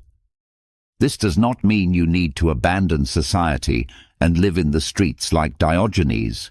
It means questioning what you've been told. Are you chasing success because you want it, or because society tells you to? Do you dress a certain way because it makes you happy, or because you fear standing out? Do you follow rules that make sense, or just because everyone else does? To live naturally means to strip away the false and embrace what is real, to let go of pointless social pressures, to live in alignment with your true self, not the self others expect you to be, but the self you are. Self-sufficiency. Depend on as little as possible for happiness. Most people believe happiness comes from external things: money, possessions, relationships, status. But what happens when those things disappear? What happens when wealth is lost, when people leave, when circumstances change? If your happiness depends on what can be taken from you, then you are never truly free. This is why the ancient cynics, like Diogenes and Antisthenes, preached self-sufficiency. To be self-sufficient means to rely on as little as possible for your well-being. It means finding peace within yourself rather than looking for it in external things. A person who needs luxury to feel comfortable is fragile.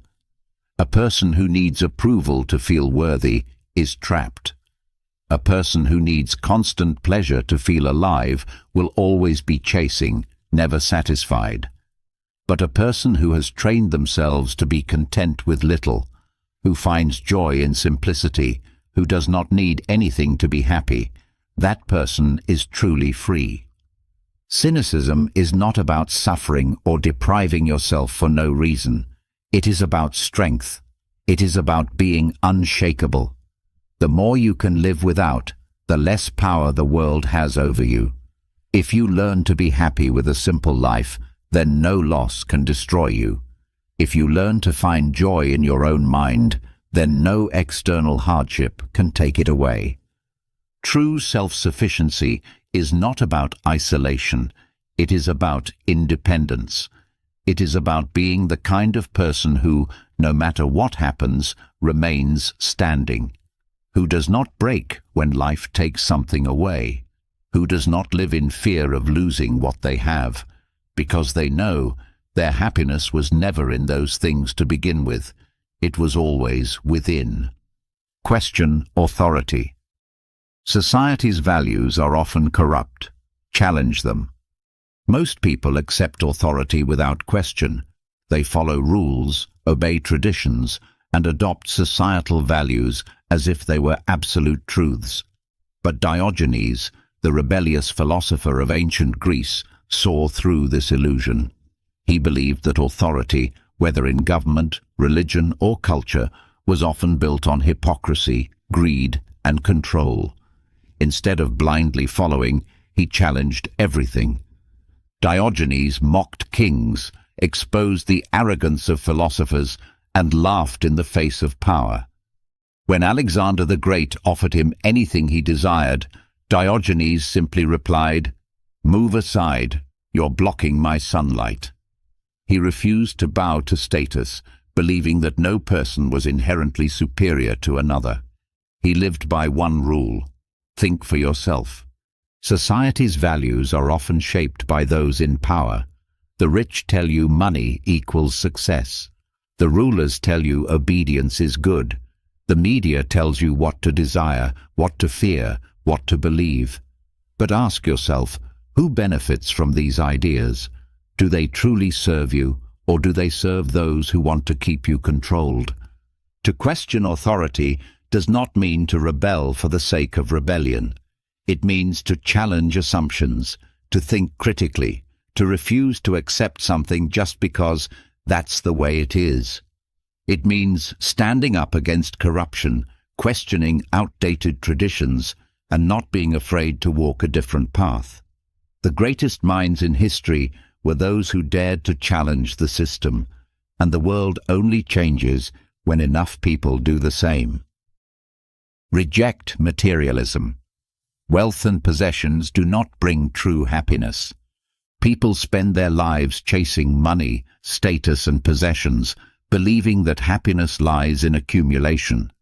But the Cynics, led by philosophers like Diogenes and Antisthenes, saw materialism as a trap. They believed that true happiness comes not from having more, but from needing less. Imagine a man who owns nothing but is free, content, and at peace. Now imagine a man who owns everything but is always anxious, always fearful of losing what he has. Who is truly rich? The Cynics would argue that wealth is not measured by what you own, but by how little you need to be happy. Materialism is an endless cycle. The more you have, the more you want. The new car, the bigger house, the expensive clothes, they bring temporary pleasure, but soon the excitement fades. Then you need more and more. But no matter how much you accumulate, there is always something else to chase, and in that chase, life passes by. Diogenes lived with almost nothing, just a cloak, a staff, and a bowl, which he later threw away after seeing a boy drink from his hands. He was not poor, he was free.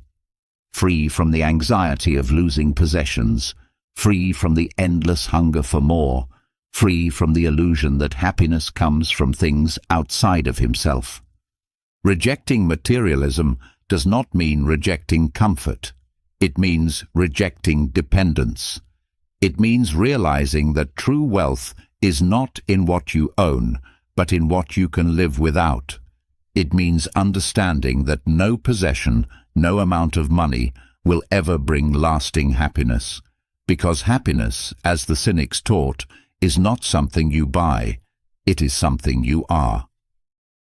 Freedom through simplicity. A minimalist life frees you from unnecessary burdens. Most people are weighed down by their own possessions, obligations, and desires. They think freedom comes from having more money, more things, more status. But the ancient Cynics, like Diogenes and Antisthenes, believed the opposite. True freedom comes from having less. The fewer things you rely on, the fewer things can control you. Imagine carrying a heavy backpack everywhere you go. At first, it seems manageable, but over time, it becomes exhausting. Every new possession, every new responsibility adds weight. Soon, you are not moving freely. You are struggling under the burden of everything you thought you needed. This is why the Cynics embraced simplicity. They lived with only what was necessary, freeing themselves from the endless cycle of desire.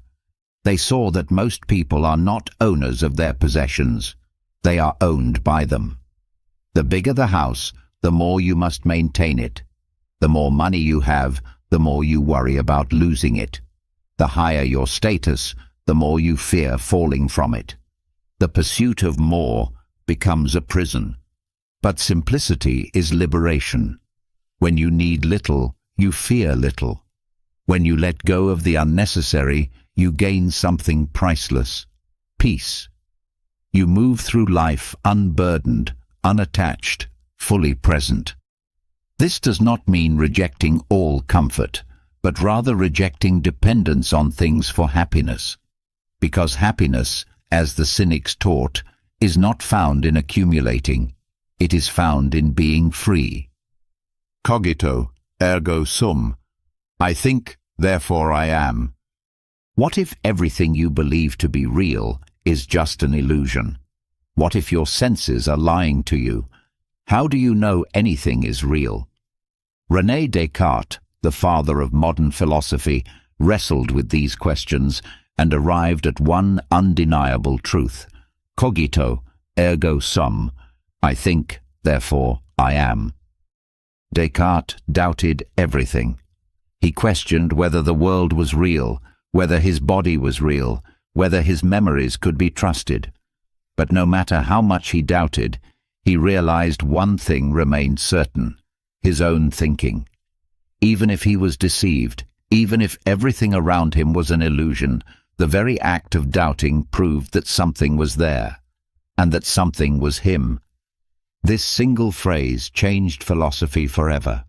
It established that self-awareness, conscious thought, is the foundation of existence. Your identity is not in your body, not in your possessions, not even in your memories. It is in the awareness behind all of it. This realization is powerful. It means that no matter what happens in the external world, no matter what you lose, you still are. Your existence is not dependent on circumstances. It is rooted in your very ability to think, to perceive, to be aware.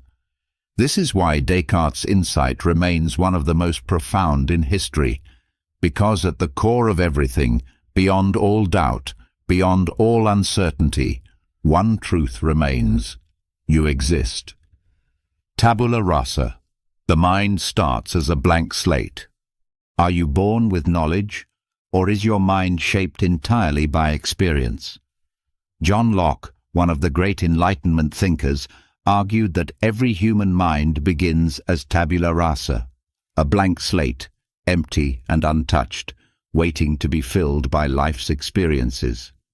This idea was revolutionary. Many philosophers before Locke believed that people were born with innate ideas, built-in knowledge of morality, logic, or even God. But Locke rejected this. He argued that everything you know, everything you believe, comes from experience. From the moment you are born, the world writes on your slate. Think about how a child learns. They are not born knowing language, numbers, or right from wrong. They absorb these things from their surroundings. They watch, listen, and mimic. Their mind is shaped by the books they read, the people they meet, the experiences they have. And the same is true for you. Your beliefs, your fears, your habits are not fixed from birth. They were learned. This means that nothing about you is set in stone. If your mind was written on by experience, then you have the power to rewrite it. You are not trapped by your past, not bound by what you once thought. You can unlearn, relearn, and grow. Tabula rasa is not just a theory of knowledge. It is a call to take control of your own mind. Justice as fairness. Societal fairness must prioritize the least advantaged. What does a just society look like? Should it reward the strongest, the smartest, the most powerful? Or should it focus on lifting up those who have the least? John Rawls, one of the most influential modern philosophers, argued that true justice is not about making everyone equal. It is about ensuring that the least advantaged have the greatest support. Rawls' theory of justice as fairness asks a simple but powerful question.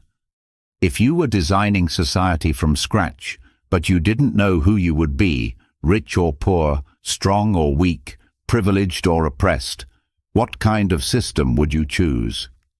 Most people, if faced with this veil of ignorance, would not gamble on a world where the poor suffer and the wealthy thrive. They would choose a system that protects the vulnerable, that ensures fairness for all, that does not let chance dictate a person's worth. This does not mean eliminating success or ambition. Rawls believed that inequality can exist, but only if it benefits everyone, especially the least advantaged. If the rich get richer, but the poor stay trapped, the system is unjust.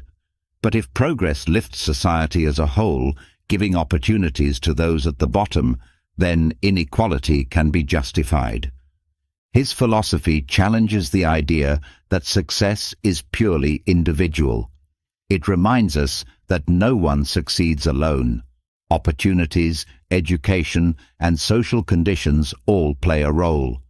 And if society benefits from those at the top, it also has a duty to protect those at the bottom. A truly just society is not one where the strong dominate. It is one where everyone, regardless of their starting point, has a fair chance to live with dignity, purpose, and opportunity. The will to power. Strength is found in overcoming obstacles. What drives human beings? What pushes some to greatness while others remain stagnant?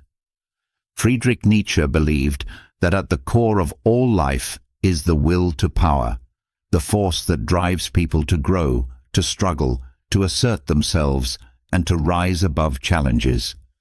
Nietzsche rejected the idea that people are naturally passive or meant to follow predefined moral codes.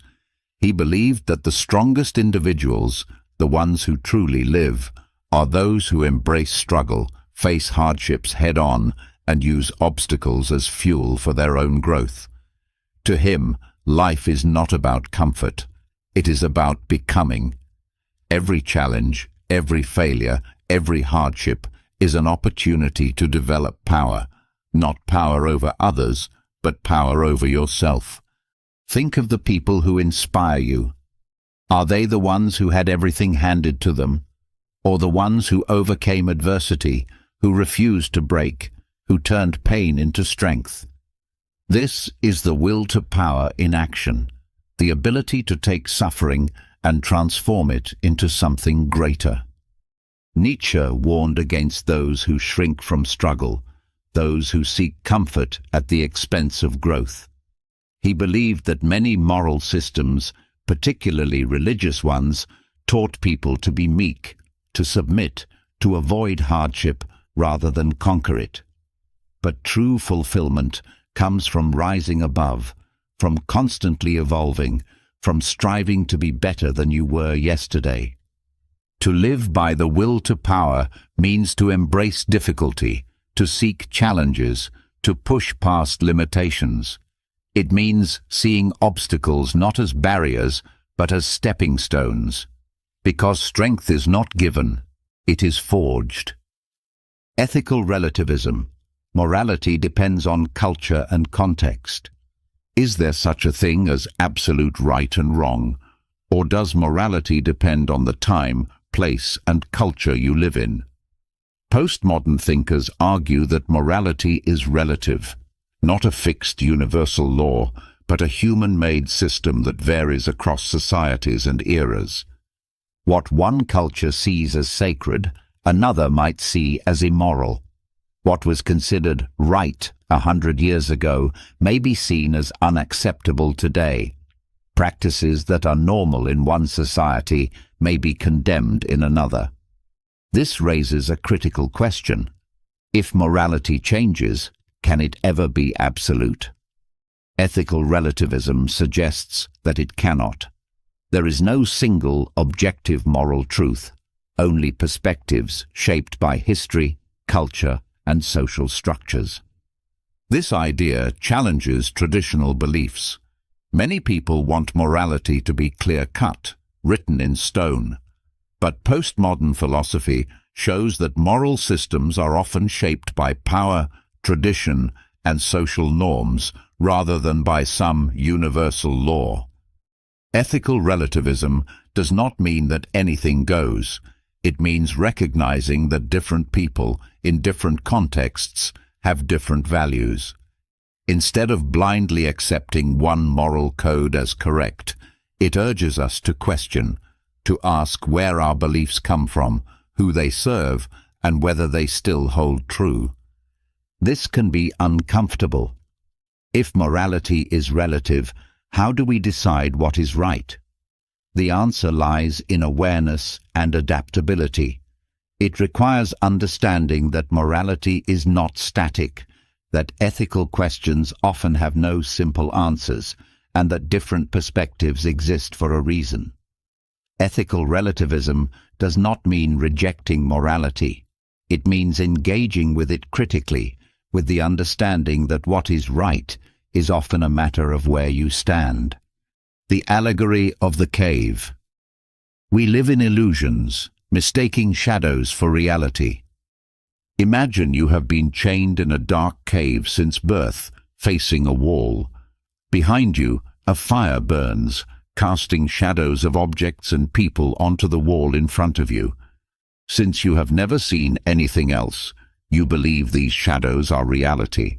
You do not question them because they are all you have ever known. This is Plato's allegory of the cave, one of the most famous metaphors in philosophy. It represents how most people live, trapped in illusions, mistaking appearances for truth. The shadows on the wall are the beliefs, social norms, and assumptions we inherit without question. The cave is the world of ignorance, where people accept what they are told without ever seeking deeper knowledge. But what happens when someone breaks free? When they turn around and see the fire, realizing the shadows were mere illusions? And what happens if they step outside the cave into the real world, where the light of the sun reveals reality in full? At first, they are blinded, overwhelmed by the truth. But as their eyes adjust, they see things as they really are. Now imagine this person returns to the cave to tell the others. What do you think happens? They are mocked, ridiculed, even seen as dangerous, because most people do not want to leave their illusions. They are comfortable in their ignorance, afraid of change, resistant to questioning their beliefs. Plato's allegory is a warning. Most of what we accept as reality is merely a reflection, a half-truth. To seek truth, you must be willing to leave the cave. You must question, challenge, and go beyond the surface. Most will never do this, but those who do will see the world as it truly is. Categorical imperative. Act only on principles that could be universal laws. How do you know if an action is truly moral? Is lying ever acceptable? Is stealing ever justified? Instead of relying on personal feelings or cultural norms, Immanuel Kant developed a strict rule for ethical decision-making, the categorical imperative. It states, act only according to principles that you would want to become universal laws. In other words, before doing something, ask yourself, what if everyone did this? Would the world function? Would society be just?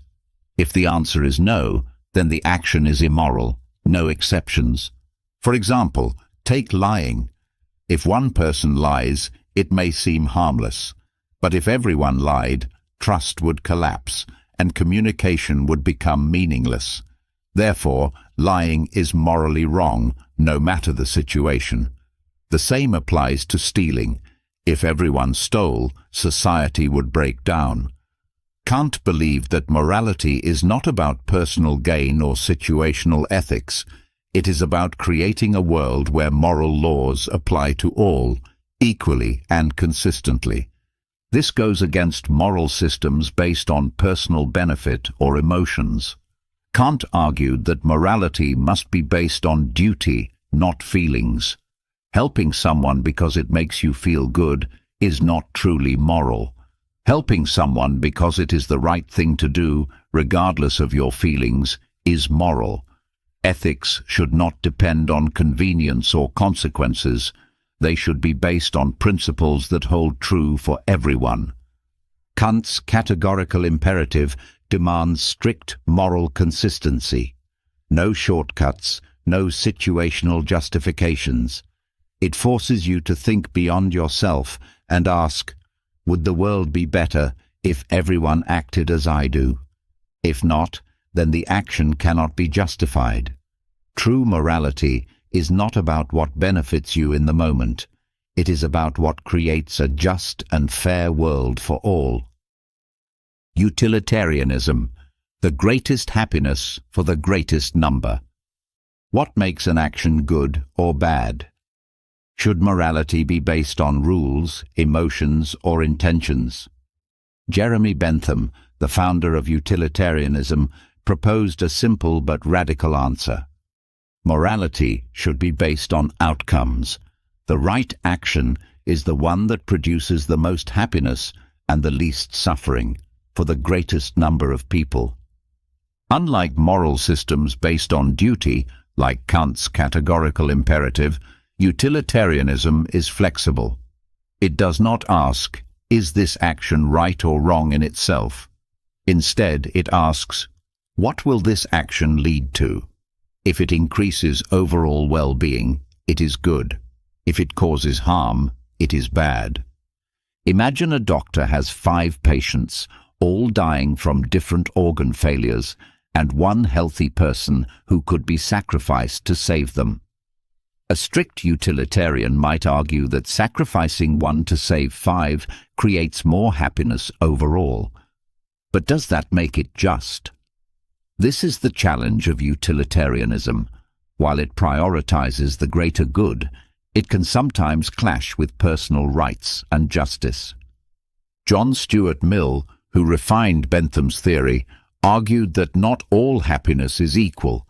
Some pleasures, like intellectual growth or deep relationships, are more valuable than temporary pleasures, like eating junk food or watching TV.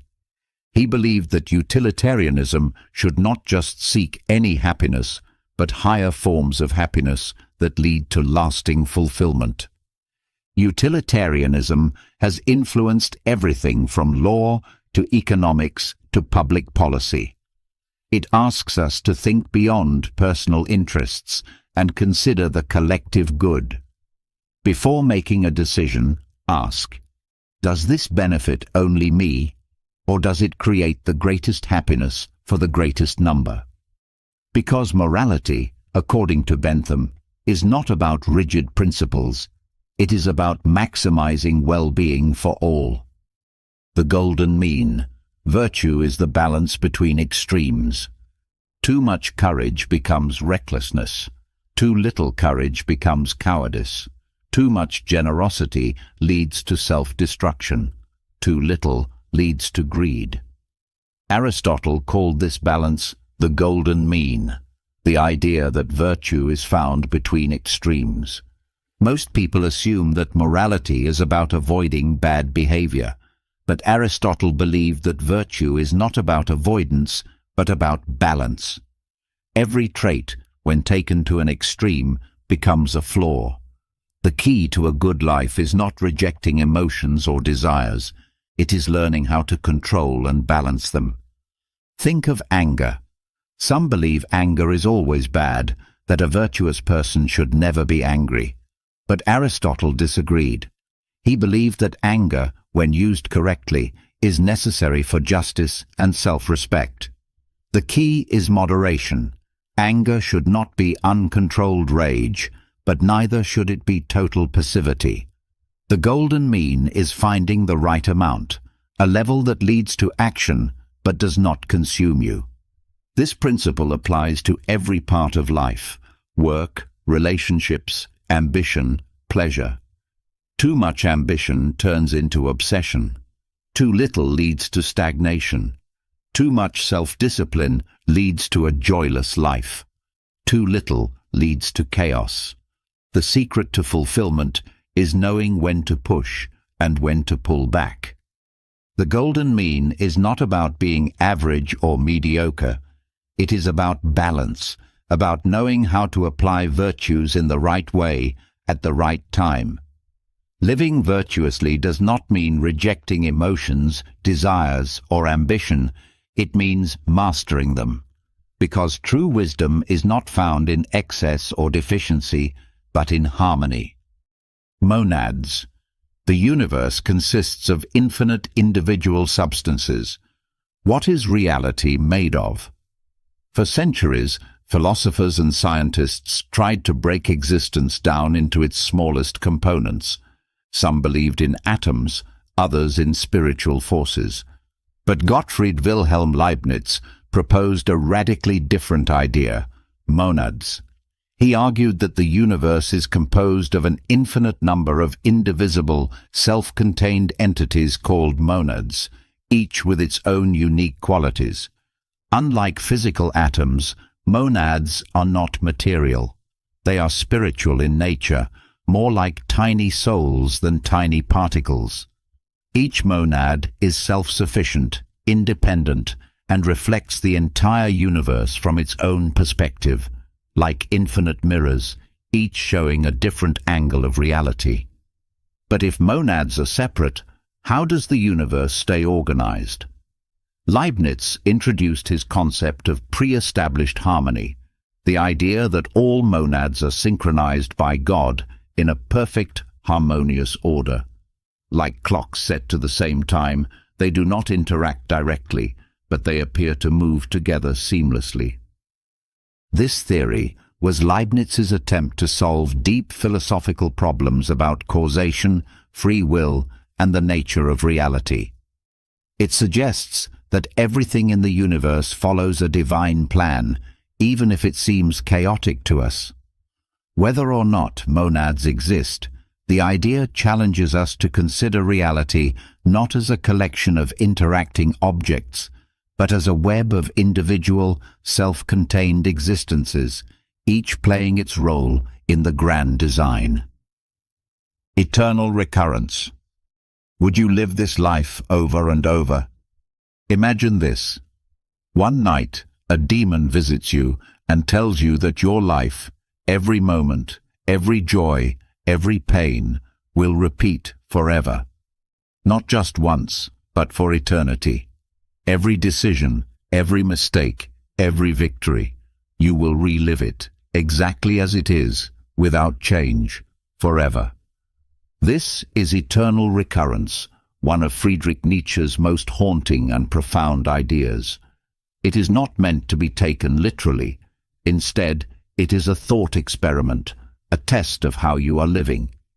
If the idea of repeating your life forever fills you with dread, then perhaps you are not living fully. If you would gladly embrace it, then you have found true meaning. Nietzsche challenges us. Are you living in a way that you would willingly repeat for eternity? Or are you simply existing, letting life pass you by, waiting for something to change? Most people drift through life, postponing happiness, avoiding risks, staying in comfort. But eternal recurrence forces you to ask, if you had to live this exact life again and again, would you be satisfied?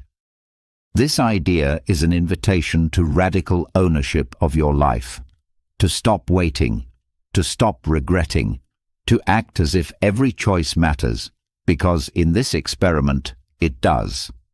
Eternal recurrence is not about the future, it is about now. If you knew that every moment would return eternally, how would you live differently? Because in the end, Nietzsche's challenge is simple. Live in such a way that you would say yes to life, again and again, forever. We are star stuff. The cosmos and humans are one. Look up at the night sky. Every star, every planet, every galaxy is made of the same elements that make up you. Your body, your bones, your breath, all of it was once inside a star that exploded billions of years ago. Carl Sagan famously said, "We are star stuff." But this idea is more than poetic. It is a profound truth that connects science and philosophy. The ancient Stoics believed in a concept called cosmopolitanism, the idea that humans are not separate from nature, but part of a vast, interconnected whole. They saw the universe as a single, living organism where everything flows together in perfect order.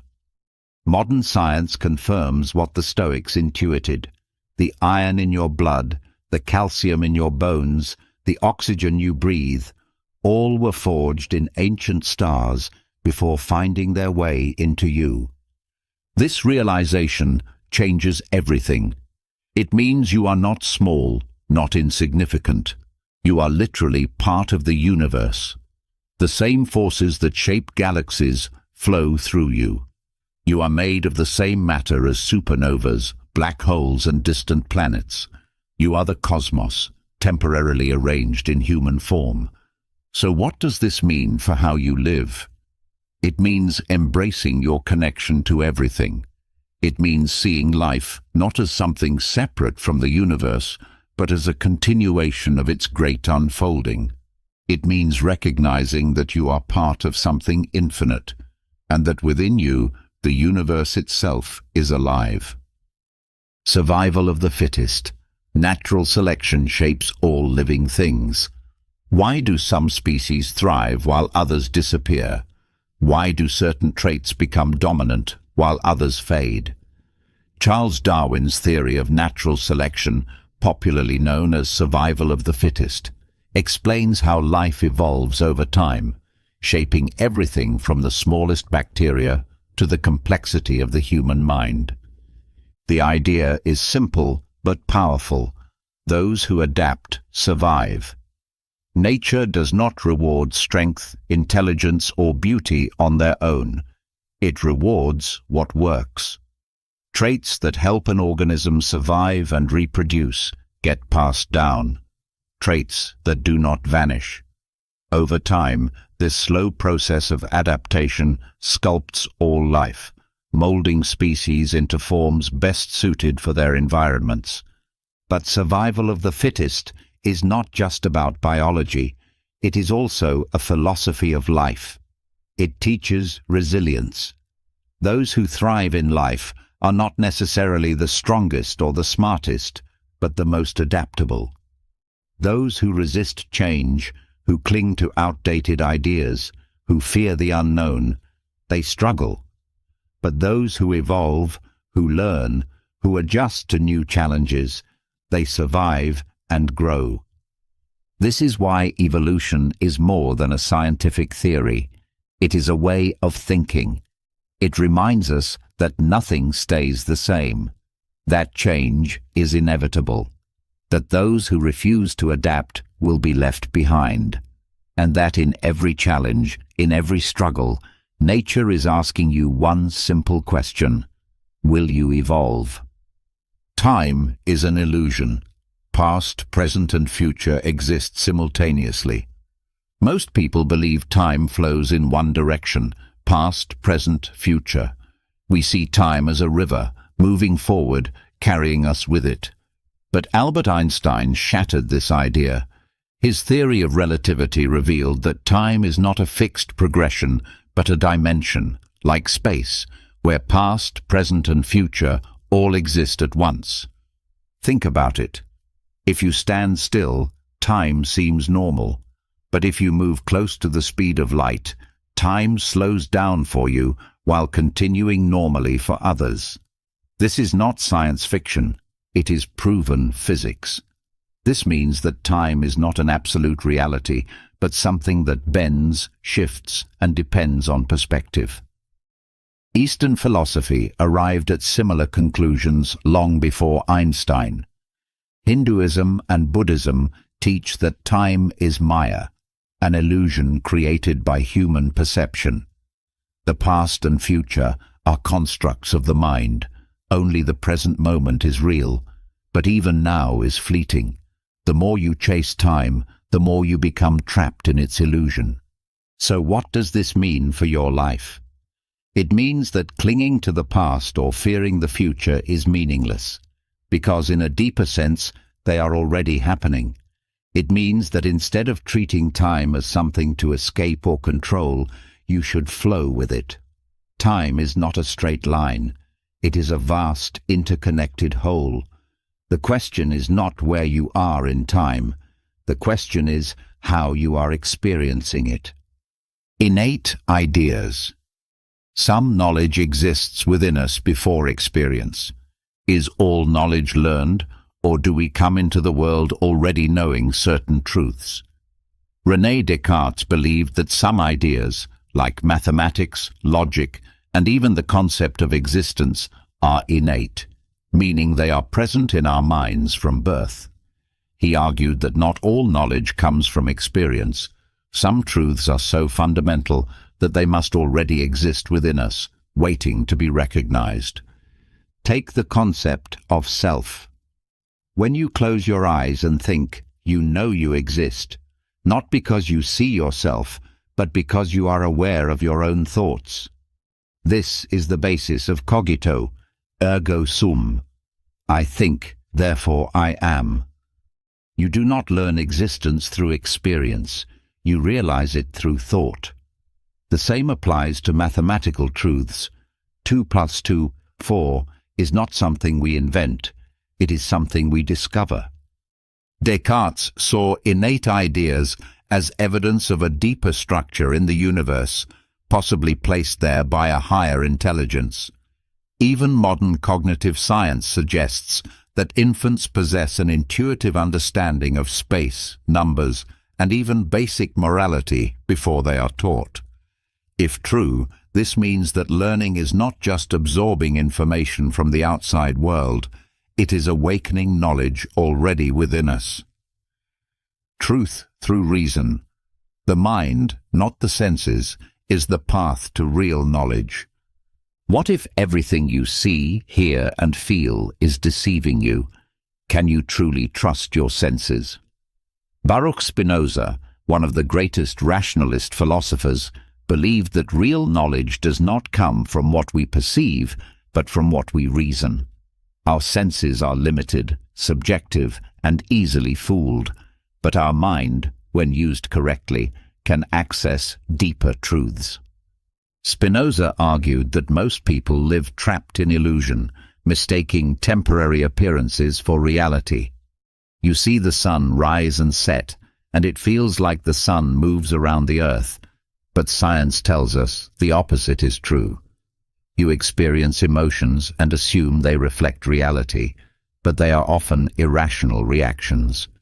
If you rely only on your senses and feelings, you will never find truth. Instead, Spinoza believed in pure reason, the ability of the human mind to understand reality beyond what is immediately visible. He saw the universe as an interconnected whole, governed by logical, mathematical laws. By using reason, we can see beyond the chaos of everyday experience and uncover the deeper structure of reality. This idea challenges how most people live. It asks you to question your immediate perceptions, to seek truth not in how things seem, but in how they are. It means valuing logic over impulse, knowledge over opinion, and understanding over illusion. Because in the end, reality is not what you see, it is what you understand. Mathematical universe. The world follows logical, mathematical principles. What if the universe itself is built on numbers? Gottfried Wilhelm Leibniz, one of the great rationalist philosophers, believed that reality is fundamentally mathematical. He argued that the universe is not chaotic or random. It operates according to deep, logical structures that can be understood through reason. Leibniz was fascinated by how mathematics could explain nature. The laws of physics, the patterns in nature, the motion of planets, all of these follow precise mathematical principles. Even things that seem random, like the shape of clouds or the growth of plants, often follow hidden mathematical patterns like the Fibonacci sequence. But Leibniz went even further. He believed that not only is the physical world mathematical, but so is truth itself. He saw the universe as a vast system of logical relationships, where every truth can be broken down into a kind of ultimate mathematical equation. In his search for a universal language, he even dreamed of creating a system where all knowledge could be expressed and solved using symbols, an idea that later influenced modern computing and artificial intelligence. If Leibniz was right, then understanding reality is not about relying on our senses, which can be deceived. Instead, it is about uncovering the mathematical and logical patterns that govern existence. This idea forms the foundation of modern science, suggesting that to truly understand the universe, we must think like mathematicians, because in the end, reality is not just what we see, it is what we can prove. A priori knowledge. Some truths are known without experience, like logic and math. Can you know something without ever experiencing it? Immanuel Kant argued that you can. He called this kind of knowledge a priori, truths that exist in the mind before any experience of the world. For example, take the statement, "All bachelors are unmarried." You don't need to go out and interview every bachelor in the world to know this is true. It is true by definition. The same applies to logic and mathematics. 2 plus 2 prove 4 is not something we learn from experience. It is something that is necessarily true, independent of what happens in the world. Kant divided knowledge into two categories. First, a priori knowledge, which is known independently of experience, like math and logic. Second, a posteriori knowledge, which is learned from experience, like science and history. This was a major shift in philosophy. Before Kant, philosophers like John Locke and David Hume argued that all knowledge comes from experience. Kant disagreed. He believed that the mind is not a blank slate. It comes with built-in structures that shape how we see the world. We do not just passively receive information from the world, we actively organize it using the fundamental rules of logic, space, and time. This idea influences everything from science to metaphysics. It suggests that reality is not just out there, waiting to be observed. It is also within us, shaped by the way our minds work. It means that some truths, like mathematical laws and logical principles, are universal, not because we discover them in the world, but because they are woven into the very way we think. God as necessary being. If perfection exists, it must exist necessarily. Can you imagine a perfect being that does not exist? Gottfried Wilhelm Leibniz, expanding on the ontological argument first proposed by Anselm, argued that if perfection is possible, then it must exist in reality. The logic behind this is subtle but profound. A perfect being, by definition, must possess all perfections, including existence itself. If such a being did not exist, it would be less perfect, contradicting the very concept of perfection. Therefore, God, as the most perfect being imaginable, must necessarily exist. Leibniz refined this argument by introducing the idea of necessary existence. Some things exist contingently. They could exist, but they don't have to. A tree, a person, a planet. None of these exist by necessity. But something that is necessary must exist in all possible realities. For Leibniz, God fits this category. A perfect being cannot be a mere possibility. It must exist in every possible world, including ours. This argument attempts to move beyond faith and into pure reason. It does not rely on religious scripture or personal belief, but instead on logical necessity. However, it remains one of the most debated ideas in philosophy. Can existence be a defining trait? Can logic alone prove God's existence? Whether or not one accepts the argument, Leibniz's reasoning forces us to consider the nature of perfection, existence, and necessity in ways that go beyond ordinary thought. Experience shapes mind. All knowledge comes through the senses. Are we born with ideas, or is the mind a blank slate shaped entirely by experience? John Locke argued that all knowledge comes from the senses. He rejected the idea of innate ideas, insisting that everything we know is built from what we see, hear, touch, taste, and smell. To Locke, the mind at birth is tabula rasa, a blank slate waiting to be written on by experience. This idea was a direct challenge to thinkers like Descartes, who believed that certain truths, such as mathematics or morality, exist within us before experience.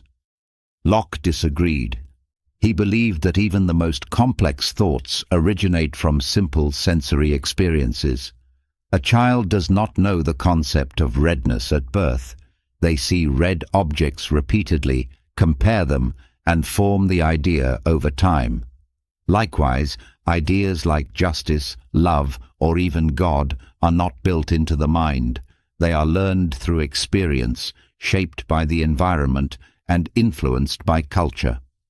This view laid the foundation for empiricism, the belief that knowledge is derived from observation and experimentation rather than pure reason.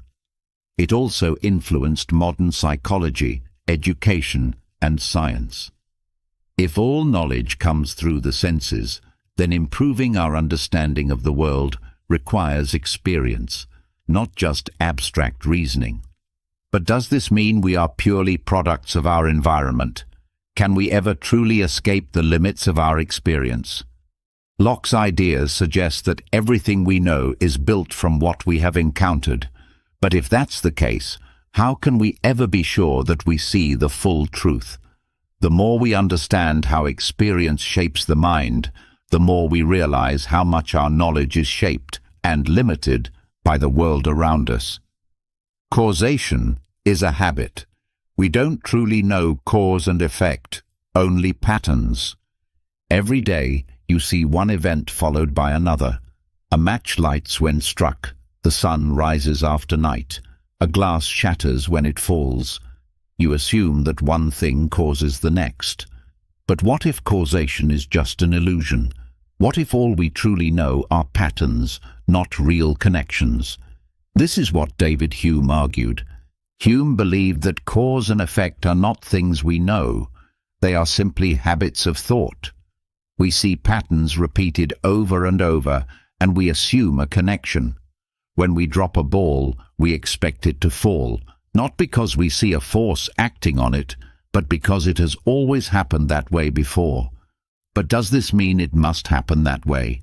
Can we ever prove that one event causes another?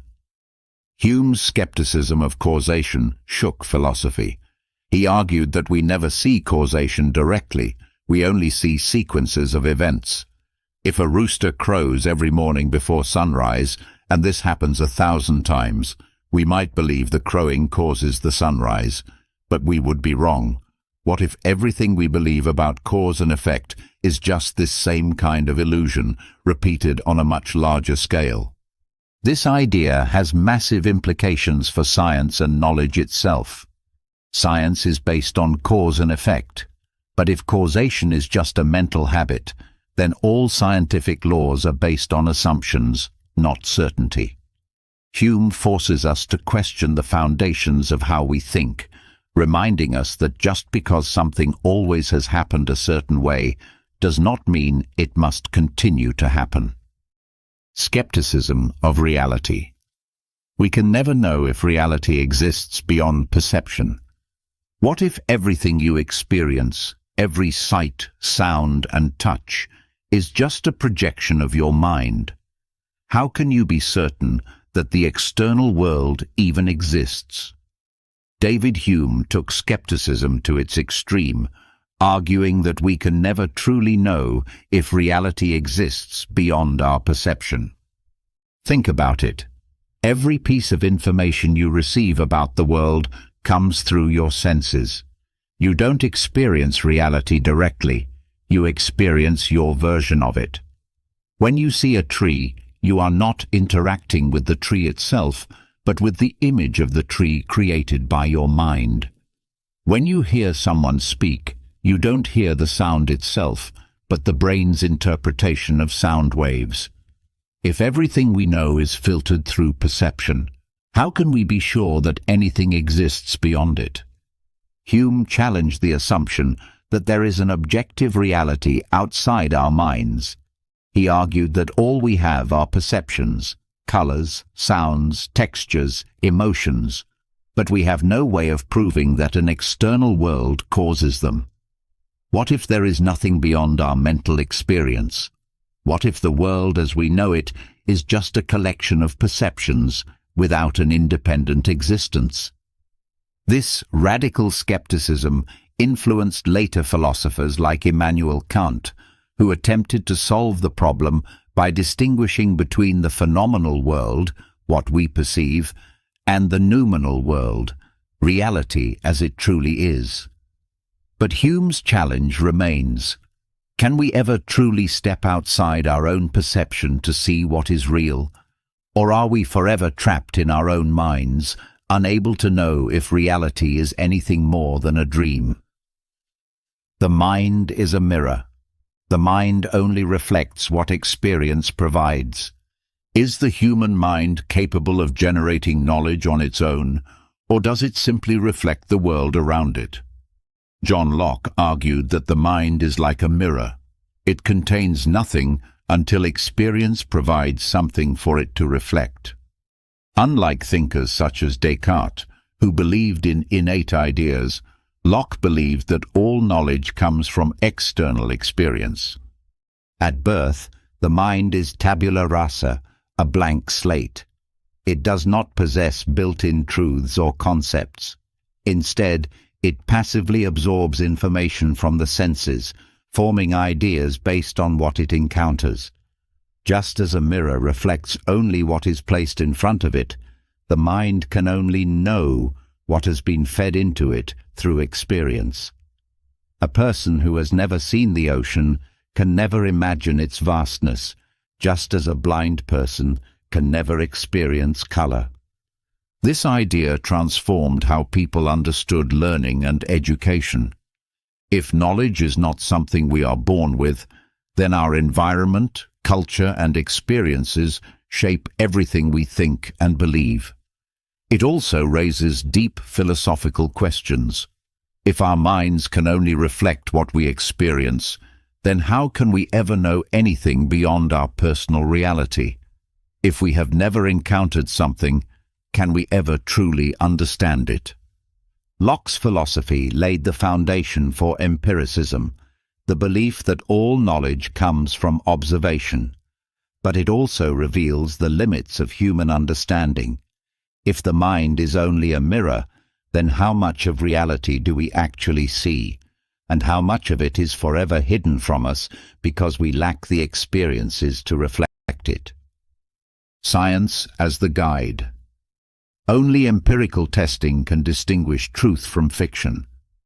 How do we separate truth from illusion? For most of human history, people relied on tradition, religion, or authority to decide what was true. But Francis Bacon, the father of the scientific method, argued that the only reliable path to knowledge is empirical testing. Instead of trusting opinions, assumptions, or ancient texts, we must rely on evidence. Bacon's approach was revolutionary. He insisted that knowledge should not be based on faith or speculation, but on experimentation and observation. If an idea is true, it must be tested. If it fails under scrutiny, it must be abandoned. This method, hypothesis, experiment, observation, conclusion, became the foundation of modern science. Before Bacon, people believed that truth was something you could think your way into. Philosophers debated ideas in abstract, assuming that pure reason could lead to certainty. But Bacon argued that the real world does not conform to human assumptions. It must be observed directly. This idea changed everything. It led to the rapid progress of science, from physics to medicine to technology. It also exposed falsehoods that had been accepted for centuries. Ancient thinkers believed the Earth was the center of the universe, until observation proved otherwise. Alchemists believed they could turn lead into gold, until experimentation showed it was impossible. Science, by demanding proof, forces humanity to continuously refine its understanding of reality. Bacon's scientific method is now the foundation of rational thought. It teaches us to be skeptical of untested beliefs, to challenge assumptions, and to accept that truth is not fixed. It evolves. The world does not bend to our beliefs. Instead, we must shape our beliefs to fit the world. Only through testing, questioning, and observing can we move beyond illusion and uncover the reality that lies beneath. Truth is what works. Ideas are true if they have practical benefits. What makes something true? Is truth an absolute, unchanging reality, or is it simply whatever helps us navigate the world effectively? William James, one of the leading figures in pragmatism, argued that truth is not about abstract logic, it is about what works. For James, an idea is true if it produces useful results in real life. If believing in something helps you make better decisions, find meaning, or solve problems, then it is true for you. This is a radical departure from traditional philosophy, which sees truth as something objective and fixed. James saw truth as fluid, changing based on what is most beneficial in a given situation. Think about beliefs like free will, morality, or even religious faith. If believing in free will gives you motivation to act, if believing in morality helps society function, if faith gives someone purpose, then those ideas are true in a pragmatic sense, even if they cannot be scientifically proven. But pragmatism also applies to science and everyday life. A medical theory is true if it helps cure disease. A business strategy is true if it leads to success. A philosophy is true if it helps people live better lives. James's approach forces us to rethink truth, not as an abstract, eternal concept, but as something that proves itself through results. This idea is both liberating and controversial. It means that truth is not something we find, it is something we create through action. But it also raises the question, if truth is just what works, does that mean different things can be true for different people? If reality is flexible, does anything remain objectively real? Reality is malleable. Our beliefs shape what we see as real. Most people assume that reality exists independently of them, that the world is fixed and objective. But John Dewey, one of the great American pragmatists, argued that reality is shaped by our beliefs, actions, and experiences. What we see as real is not something separate from us. It is something we participate in creating. Dewey believed that the mind does not just observe reality, it interacts with it, shaping it through perception, learning, and social influence. The way we interpret events, the values we hold, even the scientific facts we accept, all of these are influenced by the mental frameworks we bring to the world. Think about how two people can experience the same event but interpret it completely differently. One sees an opportunity, another sees a disaster. One sees kindness, another sees manipulation. Reality itself does not dictate these meanings. Our beliefs do. Dewey argued that this applies on a larger scale as well. Society's understanding of truth, morality, and even science evolves based on what people collectively believe and test over time. This idea challenges the traditional notion of objective reality. If beliefs shape what we see as real, then truth is not something waiting to be discovered. It is something that emerges through experience and interaction. This is why education, science, and culture matter so much. They shape the lens through which we see the world. Dewey's philosophy encourages us to be active participants in reality. If the world is not fixed, if it is shaped by how we think and act, then we are not just passive observers, we are co-creators of reality itself. The question is, what kind of reality are you helping to create? Action over theory. Knowledge must be useful to be meaningful. What is the purpose of knowledge? Is it enough to simply know something, or does knowledge only matter if it can be used? Pragmatists argue that ideas are not valuable for their own sake. They are valuable because of what they allow us to do. Knowledge without application is empty. For pragmatists like William James and John Dewey, truth is not about abstract theorizing. It is about action. If an idea does not lead to useful consequences, it is meaningless. A scientific theory is only valuable if it can predict and explain real-world events. A philosophy is only meaningful if it helps people live better lives. Even morality must be judged not by rigid principles, but by how well it works in practice. This perspective challenges traditional philosophy, which often prioritizes theory over application.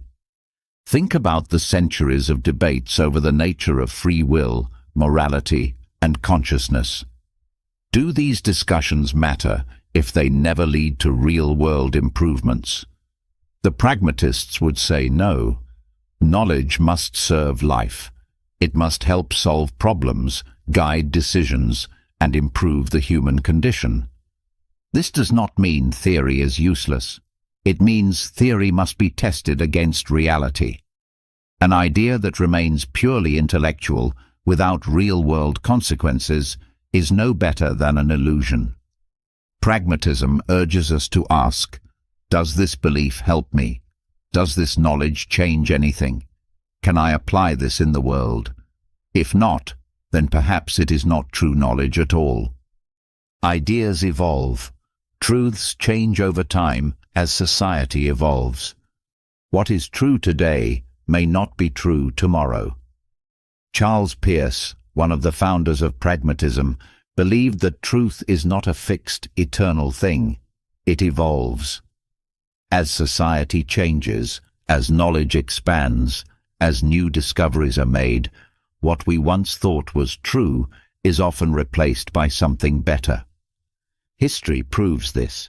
People once believed the earth was the center of the universe, that disease was caused by evil spirits, that kings ruled by divine right.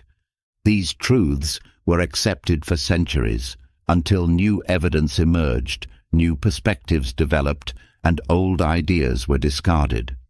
Science, morality, and philosophy all evolve, just like living organisms adapting to their environment. Peirce saw truth as a process, not a final destination. He argued that knowledge is always provisional. We should never assume we have reached the ultimate answer.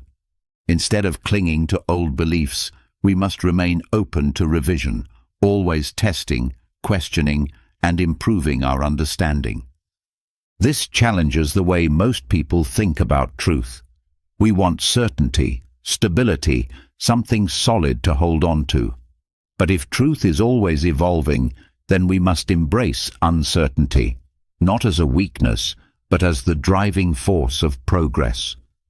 The best way to approach knowledge is not with absolute conviction, but with curiosity and flexibility.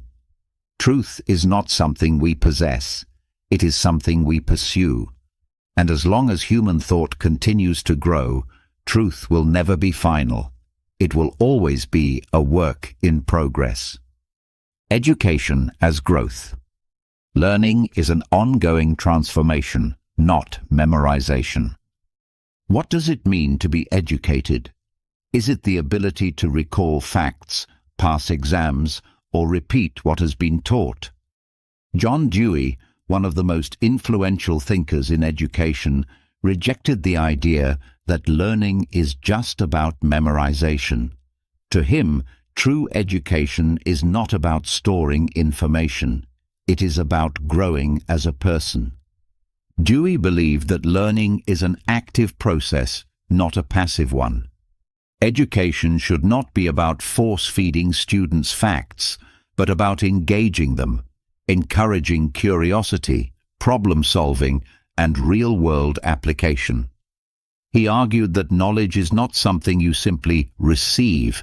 It is something you develop through experience, experimentation, and reflection. This approach revolutionized how we think about learning. Instead of rigid lectures, Dewey promoted hands-on learning, where students engage with real problems.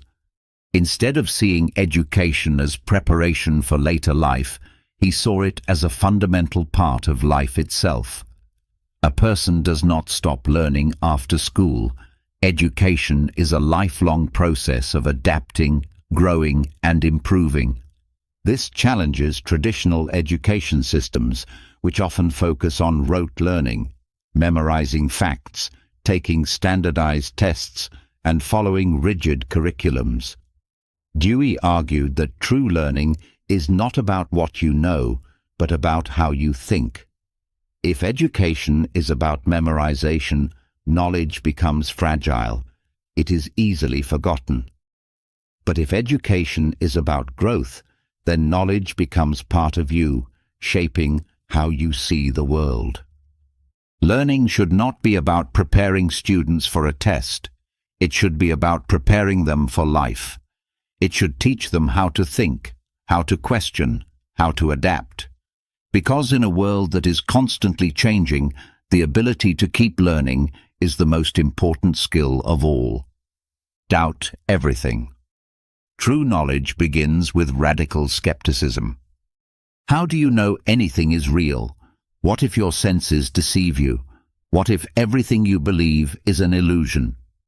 René Descartes, one of the greatest philosophers of all time, argued that the only way to find true knowledge is to doubt everything, to strip away every assumption and see what remains. Descartes realized that most of what people accept as truth is based on unreliable foundations, tradition, authority, personal experience. But senses can be deceived. Opinions can be false. Even the things that seem obvious could be illusions. So how can we be sure of anything? To solve this, Descartes applied radical skepticism. He assumed that everything he believed could be false. His senses, his memories, even the existence of the external world. He imagined a scenario where an all-powerful evil demon was deceiving him, making him believe in a world that did not actually exist. But even in this extreme doubt, he found one thing that could not be denied. He was thinking, and if he was thinking, then he must exist. This led to his famous statement, cogito, ergo sum, I think, therefore I am. From this one undeniable truth, Descartes tried to rebuild knowledge on a firm foundation. His skepticism forced him to question everything, but it also allowed him to find truths that could not be doubted. This method of questioning assumptions became the basis of modern philosophy and science. Doubt, then, is not the enemy of knowledge. It is its starting point. If we never question, we remain trapped in illusion. But if we dare to doubt, to challenge assumptions, to strip away falsehoods, we move closer to real understanding. Because the only way to truly know something is to first ask, what if I'm wrong? You cannot trust your senses. They often deceive you. Can you truly believe what you see, hear, or feel? Ancient skeptic Pyrrho argued that you cannot. He believed that the senses are unreliable, easily tricked, and constantly changing. What looks small from far away seems large up close. A stick in water appears bent, though it is straight. A sound that is quiet to one person is deafening to another. If our senses contradict themselves, how can we trust them? Pyrrho and the skeptics of ancient Greece believed that because the senses deceive us, we should suspend judgment about reality. Instead of claiming to know the truth, we should accept that we do not know and live with uncertainty. Pyrrho himself was said to be so indifferent to what his senses told him that he had to be guided by his friends to avoid walking into danger. This radical doubt challenges how we experience the world. We assume that our perceptions are accurate, but what if they are not? Modern science confirms that our senses filter reality. Our eyes do not see ultraviolet light. Our ears do not hear all frequencies. Our brains even fill in missing details, creating illusions. If what we perceive is not the full picture, then how much of reality remains hidden from us? Skepticism of the senses leads to deeper questions. If we cannot trust our perceptions, can we ever truly know the world? Are we living in a reality shaped only by what our limited senses allow us to experience? Pyrrho's philosophy does not give easy answers. It forces us to question everything we think we know. Knowledge is unattainable. We may never reach absolute certainty. Is it possible to know anything with complete certainty? Agnostic skeptics argue that true, absolute knowledge is beyond our reach. No matter how much we study, question, or explore, there will always be a level of doubt. Reality, truth, even our own existence, everything we claim to know could be an illusion. This skepticism does not mean that all knowledge is false, but that certainty itself is an illusion. Science is based on observation, but what if our observations are flawed? Philosophy seeks ultimate truths, but what if reason itself is limited? Every new discovery leads to more questions, pushing the boundaries of what we understand, but never reaching a final answer. The ancient skeptics like Sextus Empiricus and modern agnostic thinkers like Bertrand Russell argued that recognizing our limits is the first step toward wisdom. If we accept that we may never know the ultimate truth, we become open to constant learning, critical thinking, and the humility to change our beliefs when new evidence emerges. This perspective is unsettling, People crave certainty. They want clear answers, firm ground, something to hold on to. But the world does not offer guarantees. Skepticism reminds us that while we may never attain absolute knowledge, we can still seek better knowledge, always questioning, always refining, always moving closer to truth, even if we never fully reach it. The brain in a vat. How can we know we aren't living in a simulation? What if everything you see, hear, and feel is an illusion? What if your body doesn't exist, and your entire life is nothing more than electrical signals fed into your brain by some unknown force? This is the brain in a vat thought experiment, a modern version of radical skepticism, questioning whether reality itself is real. Imagine that a scientist has removed your brain, placed it in a vat of life-sustaining liquid, and connected it to a supercomputer. This computer sends electrical impulses that perfectly simulate the experience of reality. You see the sky, feel the wind, taste food, but none of it is real. It is all just artificial signals. Now, ask yourself, how would you know? If your entire experience is created by an external source, then everything you believe about the world, including your own body, is uncertain.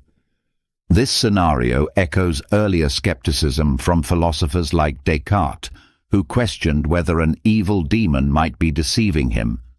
But in the modern age, with the rise of virtual reality and artificial intelligence, the idea has become even more relevant. If computers can already simulate lifelike environments, how can we be sure that we are not in one right now? This is the foundation of simulation theory, famously popularized by thinkers like Nick Bostrom and even referenced in movies like The Matrix. If an advanced civilization could create highly realistic simulations of consciousness, then, statistically speaking, it is more likely that we are in a simulation rather than the one real universe. While this may sound like science fiction, the implications are serious. If we cannot prove that we are not in a simulation, then we must reconsider what reality even means. If our senses can be manipulated, then knowledge itself is uncertain. The brain in a vat forces us to ask the ultimate skeptical question: what is real, and can we ever truly know? Challenge authority. No belief should go unquestioned. Why do we believe what we believe? Because it is true, or because we were told it is true? Sextus Empiricus, one of the great skeptics of ancient Greece, argued that no belief, no matter how widely accepted, should be taken at face value. Authority, tradition, and dogma should always be questioned. Throughout history, people have blindly followed religious leaders, political rulers, and cultural traditions without asking if those beliefs are justified. Empiricus saw this as dangerous. He believed that most authority is based not on truth, but on power. Kings once ruled by divine right. Scientists were once punished for saying the earth was not the center of the universe, and entire societies have accepted unjust laws simply because they were told to. To challenge authority does not mean to reject everything. It means to demand reason and evidence. If an idea is true, it should withstand questioning. If it crumbles under scrutiny, it was never worth believing in the first place. This applies not just to religion and politics, but to everyday life. Why do we follow certain social norms? Why do we accept certain moral values? Why do we assume experts are always correct? Skepticism is not about denying truth. It is about ensuring that what we believe is true. Blind faith in authority leads to ignorance, while questioning and independent thought lead to knowledge. Sextus Empiricus teaches us that wisdom begins when we stop asking, "Who said this?" and start asking, "Is this actually true?" Language shapes thought. We don't describe reality. Language creates it. Most people assume that language is just a tool for describing the world. You see something, you name it, and that word represents reality. But what if the opposite is true? What if language actually shapes how you see the world? Ferdinand de Saussure, the father of structural linguistics, argued that language does not just reflect reality, it constructs it. Words do not simply label objects, they shape how we think about them. The language you speak determines how you categorize experiences, what distinctions you notice, and even what concepts exist in your mind. Think about color. In English, we have blue and green as separate colors, but some languages, like certain indigenous Australian dialects, have a single word for both. Speakers of these languages literally see color differently than English speakers because their language does not force them to make the same distinction. This effect applies to emotions, time, and even morality. Saussure also argued that words have no natural connection to what they represent. The word tree has no inherent relationship to the object we call a tree. It is just a sound we have collectively assigned to it. Different languages divide reality in different ways. Eskimo Aleut languages have dozens of words for snow, while the Piraha people of the Amazon have no words for exact numbers. Their perception of the world is shaped by what their language allows them to express. This idea has massive implications. If language shapes thought, then different languages create different realities. It also means that what we believe to be true is often limited by the structure of the words we use. Language is not a mirror, it is a lens, filtering and reshaping everything we see. There is no truth. Truth depends on who controls the narrative. We like to believe that truth is objective, that facts exist independently of human influence. But Michel Foucault, one of the most influential postmodern thinkers, argued that truth is not something fixed. It is a product of power. Whoever controls the narrative controls what society accepts as truth. Throughout history, those in power have shaped knowledge. Kings and emperors dictated what was considered just. Religions defined morality. Governments and media frame events to fit their agendas. Scientific truths have often been influenced by politics, funding, and cultural bias. Foucault believed that knowledge is never neutral. It is always tied to systems of power. Consider history books. They tell the story from the perspective of the victors, shaping what future generations believe about the past. Consider science. For centuries, medical research excluded women and minorities, treating the male body as the universal standard. What was accepted as medical truth was, in reality, shaped by bias. Even in law, what is considered a crime or a social norm is dictated by those in charge. Foucault argued that truth is not something we discover. It is something that is created through discourse, institutions, and authority. This does not mean that objective reality does not exist, but rather that what we accept as true is always influenced by the social structures around us. This challenges the way we think about facts, history, and even morality. If truth is tied to power, then questioning authority is not just about politics. It is about uncovering the hidden forces that shape our understanding of reality. Foucault forces us to ask, who benefits from this truth? Who gets to decide what is real, and what truths have been erased, hidden, or rewritten? Deconstruct the text. Meaning is never fixed, always shifting. What if words don't have stable meanings? What if everything you read, hear, or say is open to endless interpretations? Jacques Derrida, the founder of deconstruction, argued that meaning is never fixed. It is always in motion, shaped by context, history, and the perspective of the reader.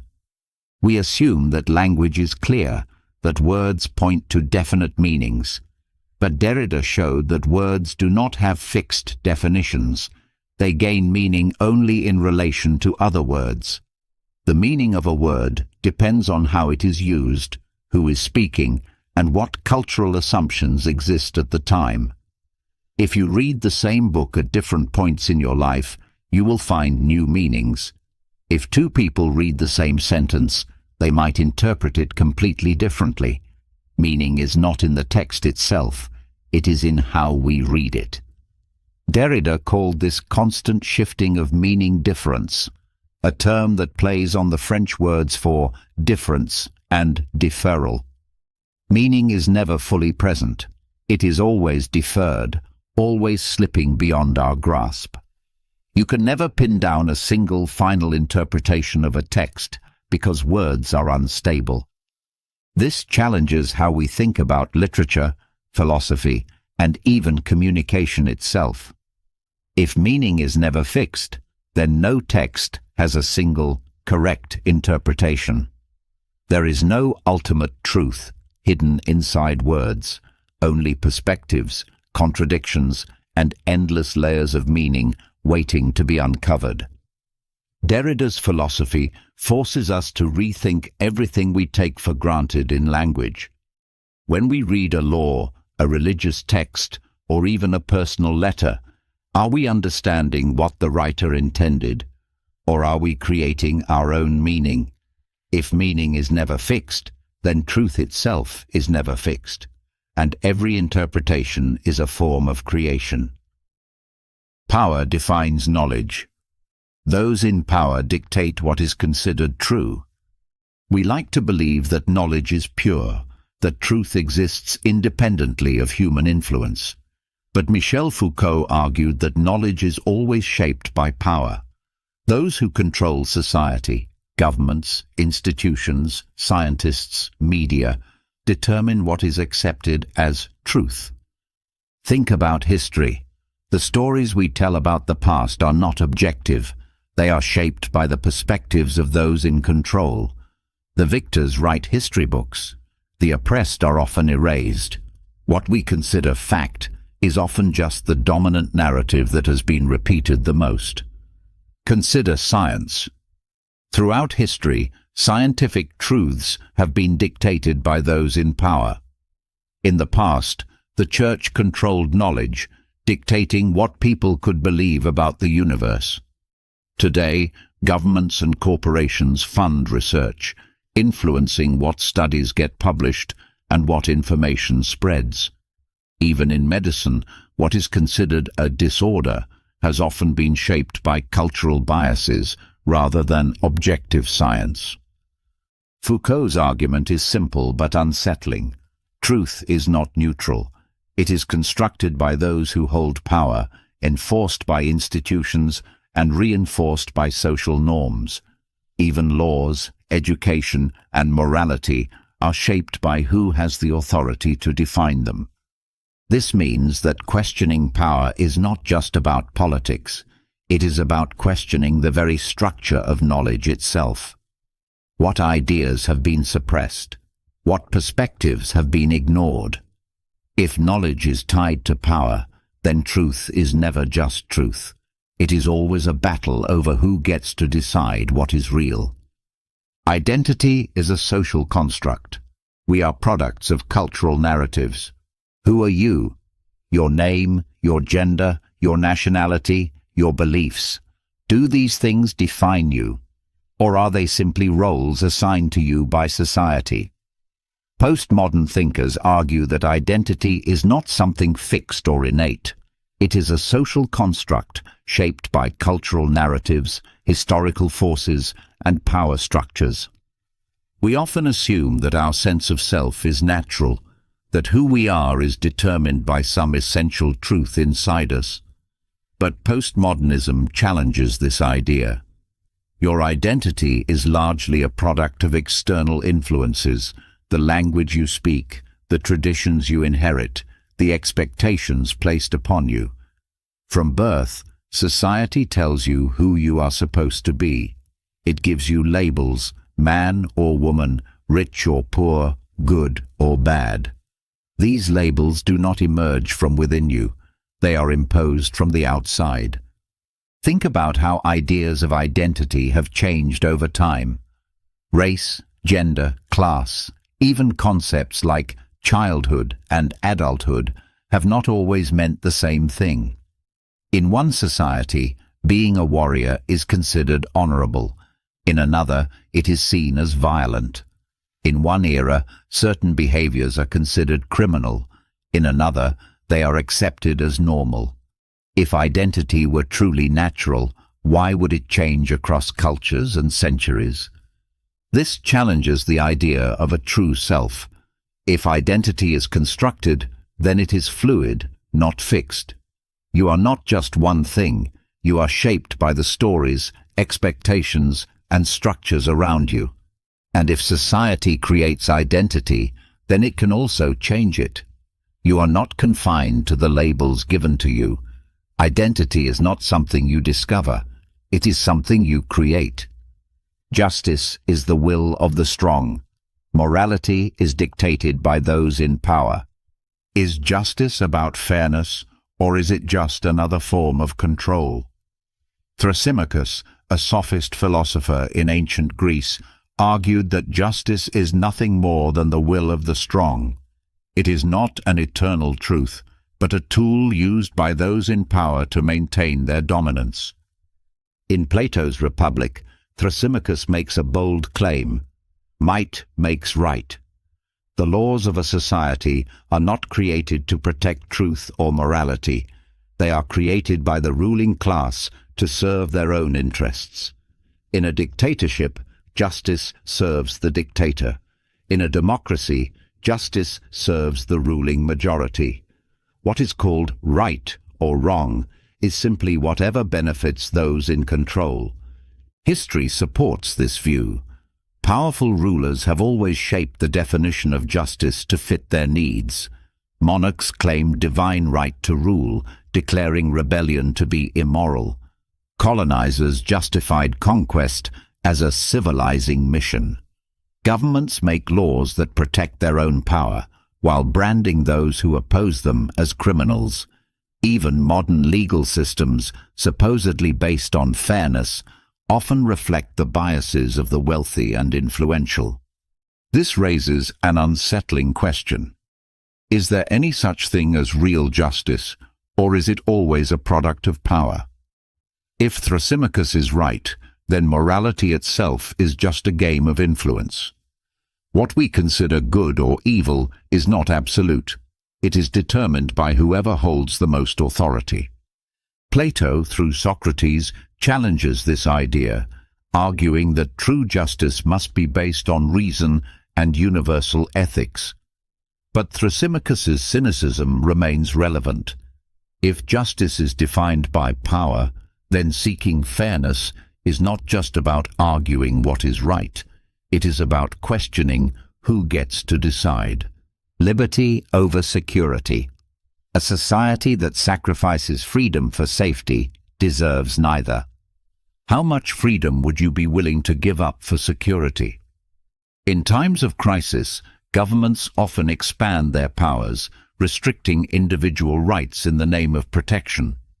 But John Locke, one of the most influential thinkers of the Enlightenment, argued that a society that willingly surrenders liberty for the illusion of safety is on a dangerous path, because once freedom is lost, it is rarely regained. Locke believed that natural rights, life, liberty, and property are the foundation of a just society. He saw government as a necessary evil, existing only to protect these rights, not to control them. But when a government begins to limit freedom under the excuse of security, it risks becoming oppressive. Power, once taken, is rarely returned. History proves this. Dictatorships often rise by promising protection from chaos, only to become the greatest source of danger themselves. This idea remains relevant today. Governments use terrorism, pandemics, and crime as justifications for increasing surveillance, restricting speech, and expanding their control. But at what point does protection become control? If people willingly trade their freedom for security, they may wake up to find they have neither. Locke's warning is clear. A free society must always be skeptical of those who promise safety at the expense of liberty. Security matters, but freedom matters more. Without it, security is meaningless, because what is the point of being safe if you are not truly free? The social contract. Government exists only by the people's consent. Why do we follow laws? Why do we accept authority?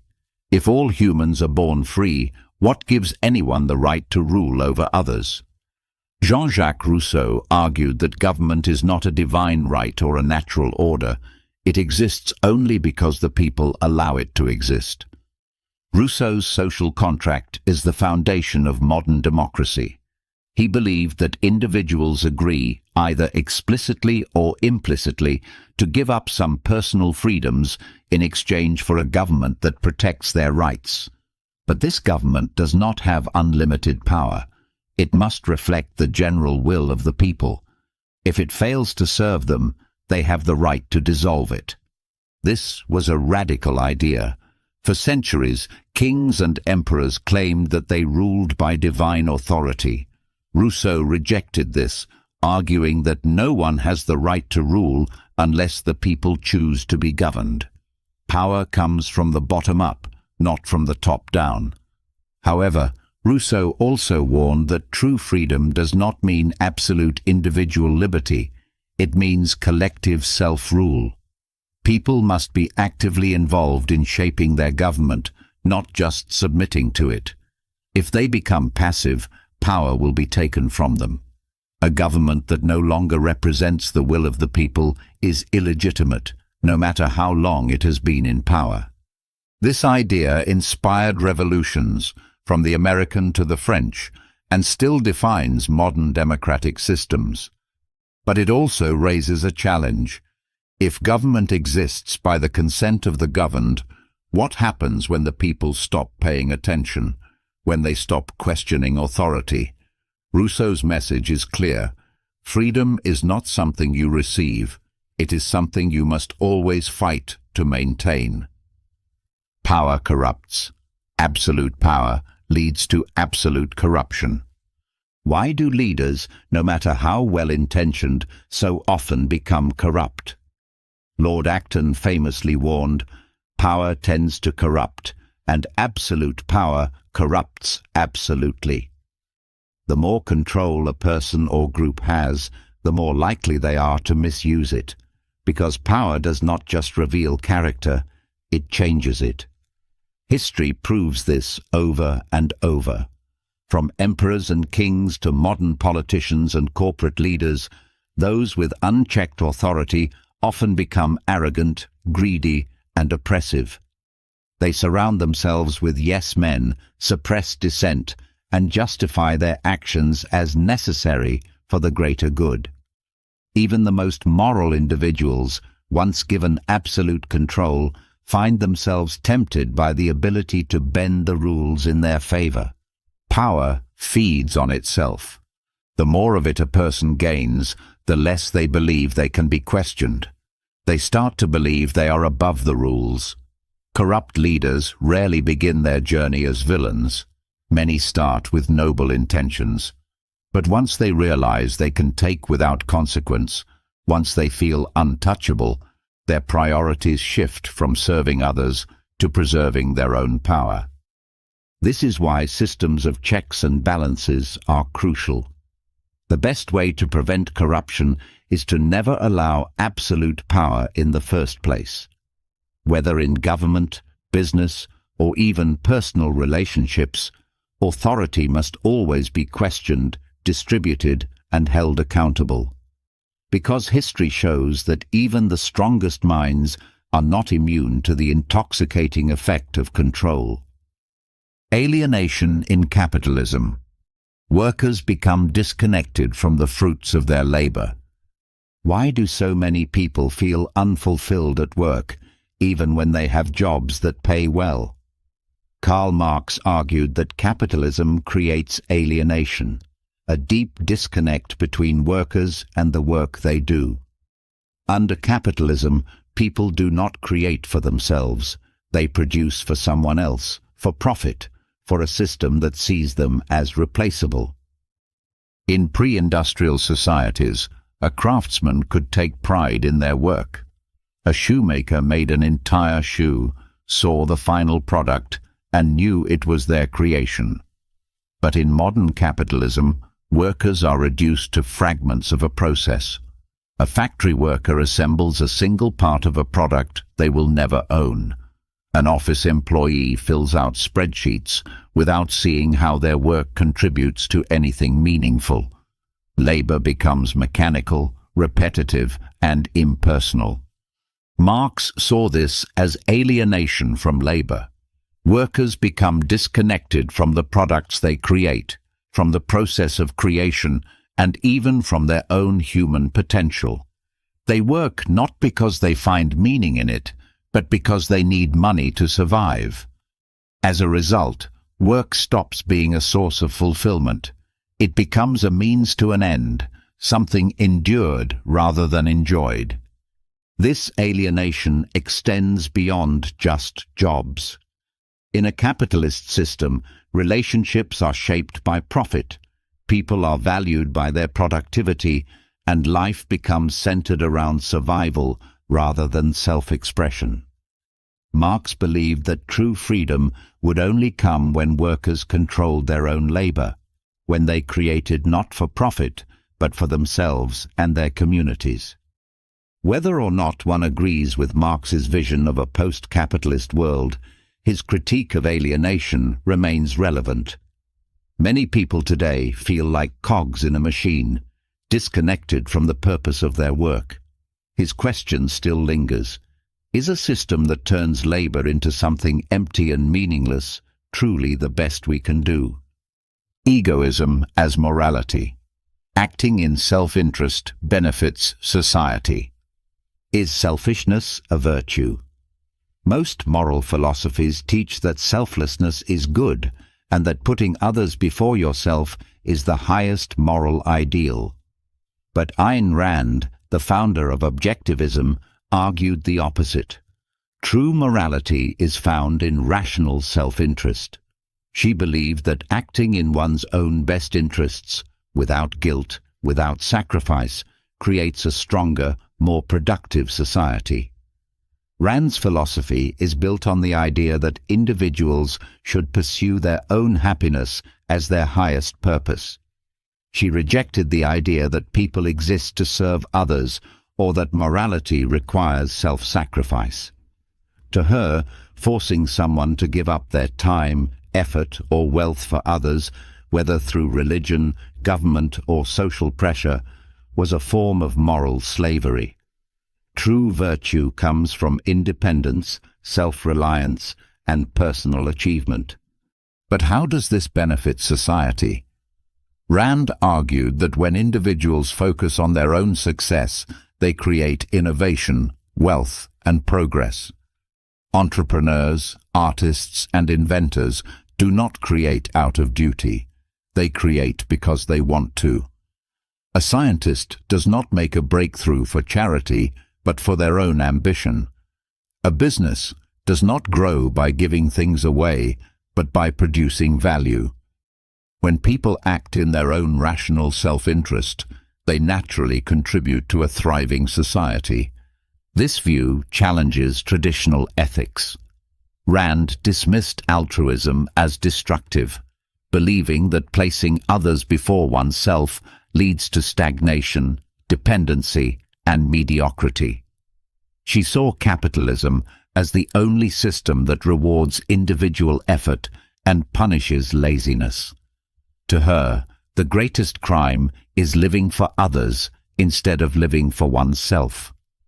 Critics argue that pure egoism leads to greed and exploitation. But Rand countered that rational self-interest is not recklessness or cruelty.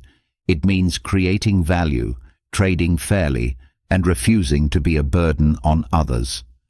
She believed the world improves not through sacrifice, but through people striving to be their best selves. The question her philosophy leaves us with is this: is morality about serving others, or is it about fulfilling our own potential? The noble lie. Some myths are necessary to maintain order. What if the truth is dangerous? What if, instead of telling people the harsh realities of life, leaders should give them a noble lie, a myth that keeps society stable? Plato argued that some falsehoods are necessary to maintain order, protect the weak, and ensure people accept their roles in society. In the Republic, Plato describes an ideal society divided into three classes: rulers, warriors, and workers. He suggests that to keep this structure intact, leaders should promote a myth, the idea that people are born with different kinds of metals in their souls. Some have gold, rulers, some silver, warriors, and some bronze, workers. This lie convinces people that their social position is natural and that trying to change it would disrupt harmony. By believing in this divine order, people accept their place and work for the greater good rather than for personal ambition. This idea is unsettling. It suggests that truth is not always beneficial, that deception can sometimes serve a higher purpose. Throughout history, societies have used noble lies to maintain stability. Religions have offered promises of an afterlife to encourage moral behavior. Governments have crafted national myths to unify people. Economic systems tell people that if they work hard, they will succeed, even when that is not always true. Plato's concept raises deep ethical questions. If a lie creates peace, is it justified? If the truth leads to chaos, should it be hidden? Philosophers like Nietzsche later challenged this idea, arguing that people must confront harsh truths rather than be comforted by illusions. But even today, the noble lie is alive. Whether in politics, religion, or culture, myths continue to shape the way people see the world. The question remains: is truth always the highest good, or are some illusions necessary for society to function? Freedom is an illusion. Society limits individual will through conditioning. Are you truly free? Do you make your own choices, or have they been made for you by the invisible forces of society?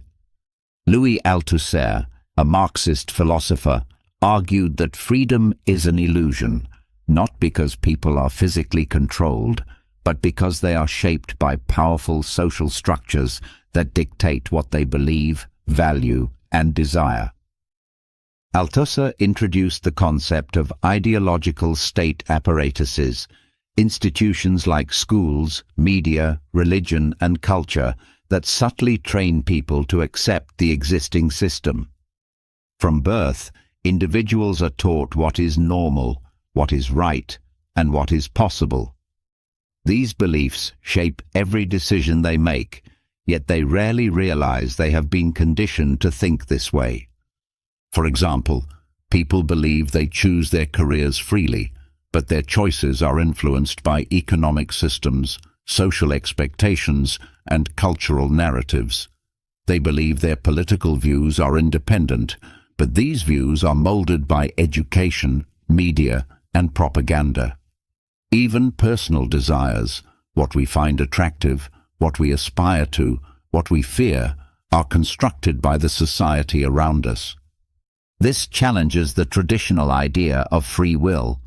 If our thoughts, behaviors, and identities are shaped by external forces, then how much of our freedom is real? Althusser suggested that true liberation requires recognizing this conditioning and actively resisting it. But breaking free is difficult, because the system does not just control people, it convinces them they are already free. This leads to an unsettling question. If freedom is just a social construct, then what does it mean to be truly free? Democracy is the least bad system. No government is perfect, but democracy allows for change. All governments are flawed. Corruption, inefficiency, inequality. Every political system has its weaknesses. But as Winston Churchill famously said, democracy is the worst form of government, except for all the others that have been tried. No system is perfect, but democracy is the only one that allows for self-correction. Unlike monarchies, dictatorships, or authoritarian regimes, democracy is built on the idea that power comes from the people. It gives citizens the ability to vote, express their views, and hold leaders accountable. This does not mean it always works smoothly. Elections can be messy, politicians can be corrupt, and majorities can oppress minorities. But unlike other systems, democracy allows for change. If leaders fail, they can be replaced.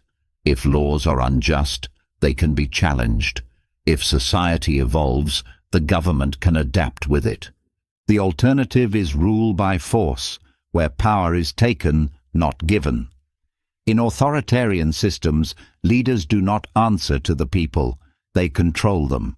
Without democracy, there is no peaceful way to remove bad rulers, no legal way to push for progress, no system for correcting mistakes. This does not mean democracy guarantees justice. Many democracies are plagued by inequality, misinformation, and manipulation. But it remains the best available system because it creates the possibility of improvement. Democracy does not promise a perfect society, but it gives people the tools to build a better one. Churchill's insight forces us to accept a hard truth. No government will ever be flawless. But if democracy is the only system that allows for correction, accountability, and progress, then despite its flaws, it is still humanity's best hope. Might does not make right. Just because one is strong does not mean one is just. Does power determine morality? Throughout history, rulers have justified their actions by claiming that strength itself is proof of righteousness. Conquerors, dictators, and tyrants have all believed that their ability to dominate others was enough to justify their rule. But Socrates, one of the greatest philosophers of ancient Greece, argued that power does not equal justice. Socrates believed that true justice is based on wisdom, virtue, and fairness, not force. Just because someone is stronger, richer, or more influential does not mean they are right. A king may command armies, but that does not make him morally superior. A politician may win votes, but that does not mean their policies are just. A dictator may rule with an iron fist, but that does not mean their authority is legitimate. This idea directly challenged thinkers like Thrasymachus, who argued that justice is simply the will of the strong. Socrates rejected this view, believing that morality must be based on reason, not brute force. If strength alone determined what was right, then society would be nothing more than a battlefield where the powerful always win, regardless of ethics. Socrates' philosophy remains relevant today. Many governments, corporations, and institutions justify their actions based on their ability to control, manipulate, or overpower others. But history shows that power without justice leads to collapse. Strength may win battles, but it does not win truth. Might can enforce laws, but it cannot create morality. Socrates' challenge is clear. Do we follow those who are powerful or those who are wise? The Tao cannot be spoken. True wisdom is beyond words. Can the deepest truths be put into words? Lao Tzu, the founder of Taoism, believed that the ultimate reality, the Tao, is beyond human language. In the opening of the Tao Te Ching, he states, The Tao that can be spoken is not the eternal Tao. True wisdom cannot be fully explained. It can only be experienced. Taoism teaches that the universe flows according to an underlying natural order, the Tao, which cannot be grasped through logic or words. Language tries to define things, but the moment you define something, you limit it. The more you try to explain the Tao, the further you drift from understanding it. Just as describing the taste of water can never replace drinking it, intellectual discussion about the Tao can never replace living in harmony with it. This idea challenges how humans typically seek knowledge. We rely on books, debates, and teachings to understand the world, but Taoism suggests that real wisdom is not found in philosophy. It is found in being present, in observing nature, in flowing with life rather than controlling it. Trying to grasp the Tao is like trying to catch the wind in your hands. The harder you try, the more it slips away. This is why Taoism emphasizes simplicity, intuition, and wu wei, effortless action. Instead of overanalyzing, we should feel our way through life, trusting in the natural flow of things. The Tao is not something you study, it is something you live. Laozi's words serve as a reminder. Not all wisdom can be spoken. Some truths can only be known in silence. Harmony with nature. Humans should align with the natural order. Modern life is built on control over nature, control over people, control over outcomes. But Taoism teaches the opposite. True peace comes not from resisting the natural order, but from aligning with it. The universe flows in a constant rhythm, the movement of rivers, the change of seasons, the growth of trees. The more we try to force things, the more we create suffering. The more we flow with life, the more we find balance. Taoism sees nature as the ultimate teacher. Water, for example, is soft and yielding, yet it carves through mountains. It does not resist obstacles, it flows around them. The Taoist sage learns to live like water, moving effortlessly through life, adapting without resistance, finding the easiest path rather than forcing their way. This idea is captured in the concept of wu wei, or effortless action. It does not mean doing nothing. It means acting in harmony with the way things naturally unfold. A farmer who fights the seasons will struggle, but one who plants at the right time will prosper. A person who forces relationships or success will suffer, but one who moves with the rhythm of life will find things falling into place. Taoism teaches that many of humanity's problems come from separating ourselves from nature. Cities, technology, and rigid rules make us believe we are separate from the world, but we are not. The more we recognize our connection to nature, the more we let go of unnecessary stress and control. The Tao reminds us, stop fighting the current, flow with it. Nature already knows the way. Detachment from ego. The self is the root of suffering. Who are you? Your name, your status, your thoughts. Do these things define you? Hinduism and Buddhism teach that clinging to the self is the root of suffering. The more you attach to your ego, your desires, your identity, your possessions, the more you create suffering for yourself. True peace comes from detachment, from realizing that the self is an illusion. In Hinduism, this is the idea of Atman, the true self that is beyond the ego. Beneath all the labels and desires, there is a deeper, unchanging awareness that is connected to the entire universe. The more you attach to your personal identity, the more you separate yourself from this universal truth. Buddhism expands on this with anatta, the doctrine of no self. The Buddha taught that what we call the self is just a collection of changing thoughts, emotions, and experiences. There is no fixed identity, only impermanence. Yet people suffer because they cling to their idea of me and mine. They crave status, they fear loss, they chase pleasure, all because they believe in an independent self that must be protected and satisfied. But when you let go of the ego, suffering fades. You stop taking things personally. You stop fearing change. You stop grasping for things that do not last. Instead, you move through life with ease, recognizing that you are not separate from the world. You are part of it. Detachment does not mean indifference. It means freedom. A person who is detached from the ego can still love, create, and experience joy, but they do so without attachment, without the constant fear of loss. The teachings of Hinduism and Buddhism remind us, the more you let go of I, the more you discover peace. The soundless sound. The deepest truths are felt, not spoken.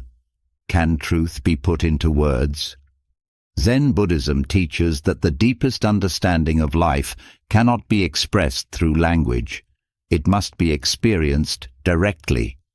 Words are useful, but they are only symbols pointing toward reality, not containing it. The more you try to explain something like love, consciousness, or enlightenment, the further you get from truly understanding it. This is why Zen masters often use paradoxes, silence, or even sudden actions like striking their students to provoke direct realization. Instead of answering with explanations, they offer koans, riddles that defy logic, forcing the mind to go beyond words. One famous koan asks, "What is the sound of one hand clapping?" The answer is not something you say, it is something you must realize. In Zen, truth is like the soundless sound, the silence beneath all noise, the awareness behind all thoughts. You do not reach enlightenment by thinking more, reading more, or debating more. You reach it by letting go of the need to put everything into words and simply being. This idea is why meditation plays such a key role in Zen practice. Instead of analyzing life, you sit in stillness, quieting the mind until truth reveals itself, not through explanations, but through direct experience. The moment you stop grasping for answers, the answers come to you. The deepest truths cannot be spoken, only felt. Illusion of duality. Opposites are merely perspectives. Is light separate from darkness? Is good separate from evil?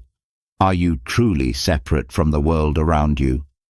Advaita Vedanta, a school of Hindu philosophy, teaches that all dualities, right and wrong, self and other, life and death, are illusions.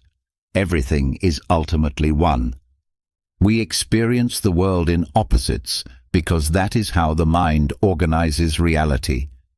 We think in terms of contrast, hot versus cold, pleasure versus pain, success versus failure.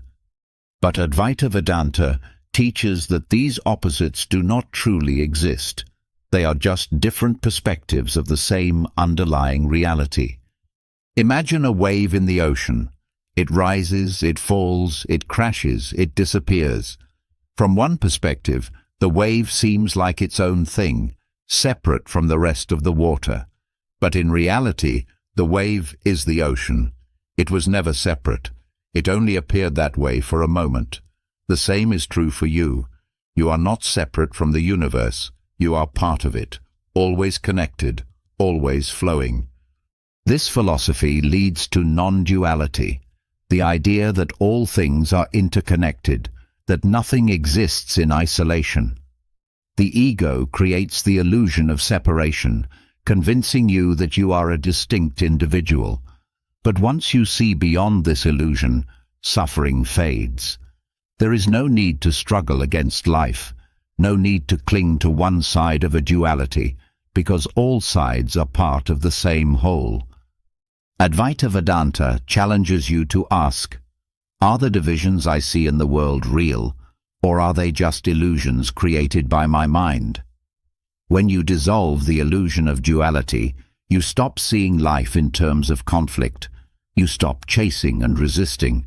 You realize that everything, good and bad, joy and sorrow, self and other, is just different expressions of the same ultimate reality. And in that realization, you find peace. Compassion as strength. True power comes from kindness. Most people associate strength with dominance, control, or the ability to impose one's will on others. But the Dalai Lama, echoing the teachings of Buddhism, teaches that true power does not come from force. It comes from compassion. Compassion is often mistaken for weakness. Society tells us that to succeed, we must be ruthless, competitive, and self-serving. But real strength is not in overpowering others. It is in understanding them, in choosing kindness even when it is difficult. A leader who rules with fear may control people temporarily, but a leader who rules with compassion earns loyalty and respect that lasts. Compassion is not passive. It requires courage. It means seeing the suffering of others and choosing to help rather than ignore. It means responding to anger with patience, to cruelty with understanding, to injustice with action. The strongest people are not those who strike back, but those who rise above. Buddhism teaches that suffering comes from attachment, to ego, to desires, to control. Compassion allows us to transcend this suffering by shifting our focus outward. When we stop seeing others as threats or competitors and start seeing them as fellow beings on the same journey, we no longer need to win against them. We realize that lifting others up does not make us weaker, it makes us greater. The Dalai Lama's message is simple but revolutionary. Kindness is not submission, it is power. And in a world filled with conflict, it is the only power that can truly heal. Silence holds truth. The greatest wisdom is often wordless. In a world obsessed with words, debates, explanations, endless streams of information, Zen Buddhism teaches the opposite. Silence is often the highest form of wisdom. The greatest truths cannot be spoken because words are limited. They categorize, divide, and define. But reality is beyond definition. Words can describe love, but they cannot make you feel it. Words can explain enlightenment, but they cannot make you experience it. Zen masters say that the more you try to express truth, the further you move from it. This is why Zen teaching often relies on paradoxes, gestures, and silence instead of logical arguments. A student may ask, "What is the nature of reality?" And the master might simply sit in silence. This is not evasion, it is an invitation. The student must go beyond words, beyond the rational mind, and directly experience truth. Silence is also the foundation of meditation. In stillness, without distraction, the mind stops chasing after explanations and simply sees. The constant noise of thoughts fades, and in that quiet space, wisdom naturally arises. Zen teaches that words are like fingers pointing at the moon. They can guide you, but they are not the moon itself. To truly know, you must look beyond language, beyond intellect, and into the silent presence of existence itself. The lesson is clear. Stop talking, stop searching, just be. The truth is already there, in the silence. Do not seek enlightenment. The pursuit itself is an illusion. Most spiritual traditions speak of enlightenment as a goal, something to be reached through years of effort, meditation, and discipline. But Bodhidharma, the legendary founder of Zen Buddhism, taught that the very act of seeking enlightenment is what keeps you from realizing it. The more you chase it, the further away it gets. Why? Because enlightenment is not something you attain. It is not a treasure hidden at the top of a mountain, nor a prize earned through struggle. It is simply seeing reality as it is, without illusion. But the moment you begin seeking, you create the illusion that you are separate from it. You imagine enlightenment as something outside yourself, something distant, when in truth it is already here, right now. Bodhidharma taught that all beings are already enlightened. The only difference between an awakened person and an ordinary one is that the awakened person realizes it, while the ordinary person is caught in the illusion that they are incomplete. The search for enlightenment itself becomes the final barrier, because to search is to assume that you lack something. Zen uses this paradox to shock students into awakening. A master may tell a student, "Stop looking for enlightenment. You already are what you seek." The student may struggle to understand, but the moment they stop struggling, the truth becomes clear. It was never about effort. It was about seeing what was always there. Bodhidharma's lesson is simple yet radical. You cannot become enlightened because you already are. The only thing you must do is stop trying, stop searching, and simply wake up. All things return to the One. Multiplicity is an illusion. All is one. We see a world of separate things, people, animals, objects, ideas. We see ourselves as distinct individuals, moving through a universe that is separate from us. But Taoist thought teaches that this division is an illusion. Beneath the appearance of multiplicity, all things are one. The Tao, the ultimate source of all existence, is not divided into parts. It flows through everything, mountains, rivers, stars, and humans, without distinction. Like waves in the ocean, things may appear separate, but they all come from the same source and eventually return to it. The wave is never separate from the ocean. It simply rises and falls, appearing for a moment before dissolving back into the whole. Taoism teaches that suffering comes from believing in separation, thinking that we are isolated beings, that we must struggle against the world, that we must conquer, compete, or control. But the truth is that we are part of a vast, interconnected web of existence. Nothing stands alone. Everything is a manifestation of the same underlying reality. This realization is not just philosophical, it is deeply practical. When we stop seeing ourselves as separate, we stop fighting against life. We stop clinging to labels, identities, and divisions. We move with the flow of existence rather than against it. We recognize that birth and death, gain and loss, self and other, are just different forms of the same unbroken whole. Taoism invites us to let go of the illusion of separation. Instead of grasping at things, trying to control life, or resisting change, we simply return to the One, moving with the Tao as effortlessly as a river flowing to the sea. In the end, everything that appears separate is just the One, temporarily taking different forms before returning home. Meditation is non-doing. Trying too hard defeats the purpose. People often approach meditation as if it were a task, something to achieve, a skill to master through effort and discipline. But Chan Buddhism, the precursor to Zen, teaches that meditation is not about doing anything at all. In fact, the more you try, the more you fail. True meditation is simply non-doing. In Chan practice, meditation is not about forcing the mind to be quiet or struggling to reach enlightenment. It is about allowing thoughts to come and go without attachment, allowing the body to be still without strain, allowing awareness to settle naturally.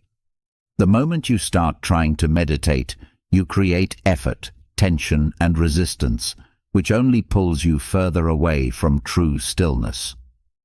Imagine trying to calm the surface of a pond by splashing at it. The more effort you make, the more ripples you create. But if you simply step back and wait, the water naturally becomes still. The mind works the same way. Instead of forcing thoughts away, instead of chasing after some imagined perfect state, meditation is about letting go. Chan masters often say, just sit, nothing more, no goal, no expectation, no striving, just be. Because true meditation is not about reaching somewhere, it is about realizing you were already there. What if we are in a dream? How can we distinguish waking life from a dream? How do you know this moment is real? How can you be sure you are awake and not dreaming? Both René Descartes and the ancient Taoist philosopher Zhuangzi questioned the nature of reality, suggesting that what we call waking life might just be another illusion.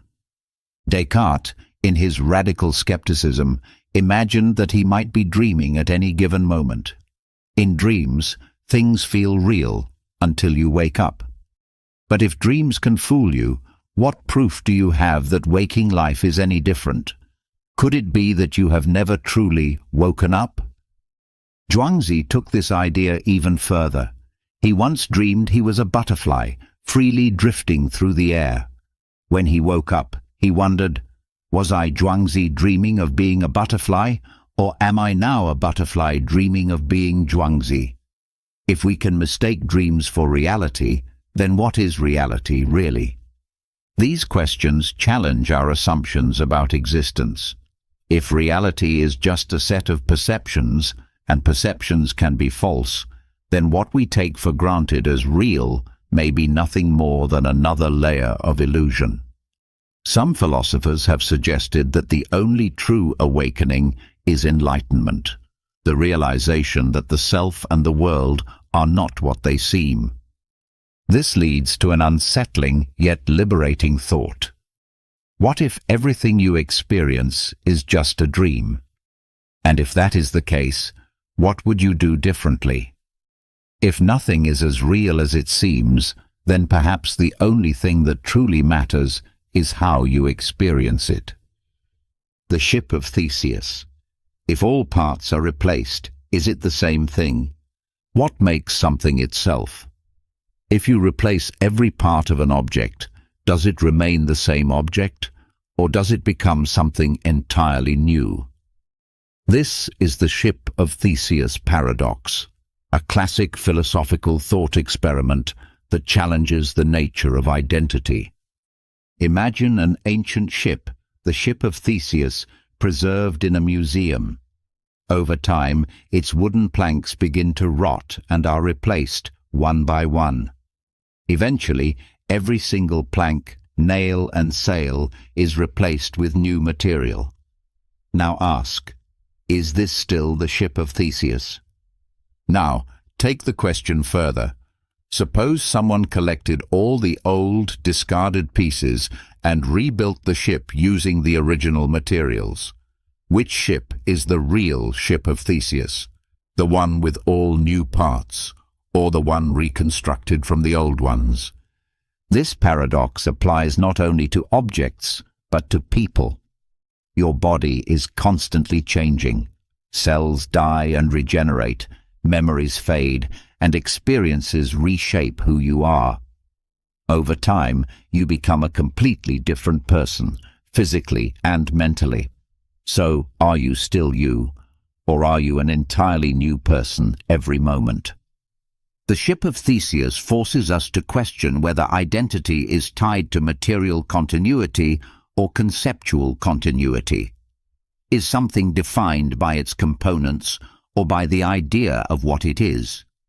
This paradox has implications for everything from personal identity to artificial intelligence. If a person's brain were gradually replaced by synthetic parts, At what point would they stop being human? The deeper you explore this question, the more you realize that identity, whether of objects, people, or even consciousness, is far more fluid than it seems. Being in the world. Existence is not just thinking, but acting. What does it mean to exist? René Descartes famously claimed, "I think, therefore I am." But Martin Heidegger rejected this view. He argued that existence is not just about thinking, it is about acting, experiencing, and being engaged with the world. Heidegger introduced the concept of Dasein, or being there, to describe human existence. Unlike traditional philosophy, which treats humans as detached minds observing reality, Heidegger saw humans as embedded in the world. We are not isolated thinkers, we are beings in the world, shaped by our environment, relationships, and actions. Think about it. You do not just exist by thinking about life. You exist by living it, by making choices, by interacting with others, by working, loving, struggling, and experiencing. A person who sits in a room thinking all day is not truly being in the full sense, because existence is something that unfolds through doing. This challenges the way we think about knowledge and meaning. Instead of seeking truth in abstract ideas, Heidegger believed that meaning emerges through experience. We do not find purpose in distant philosophical theories. We find it in the way we engage with life. His philosophy also warns against living passively. Many people drift through life in what Heidegger called inauthentic existence, simply following routines and societal expectations without questioning them. True existence requires awareness, actively shaping your life rather than letting it shape you. Heidegger's message is clear. You are not just a mind floating in space, you are a being in the world, and your existence is defined not by what you think, but by how you live. Free will is an illusion.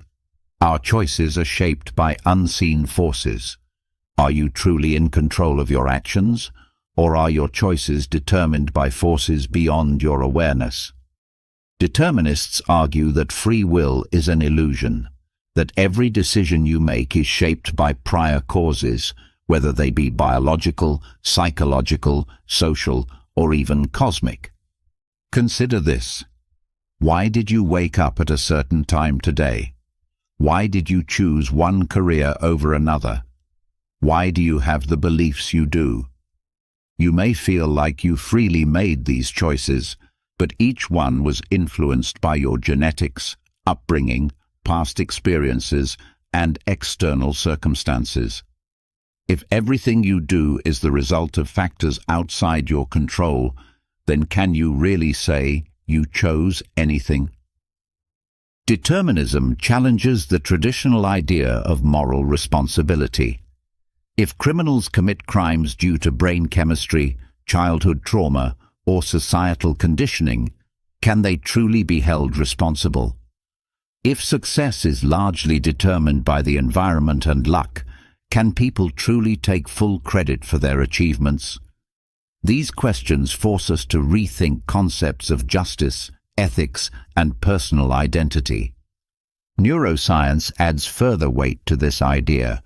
Studies show that brain activity predicting a decision can be detected before a person consciously chooses something.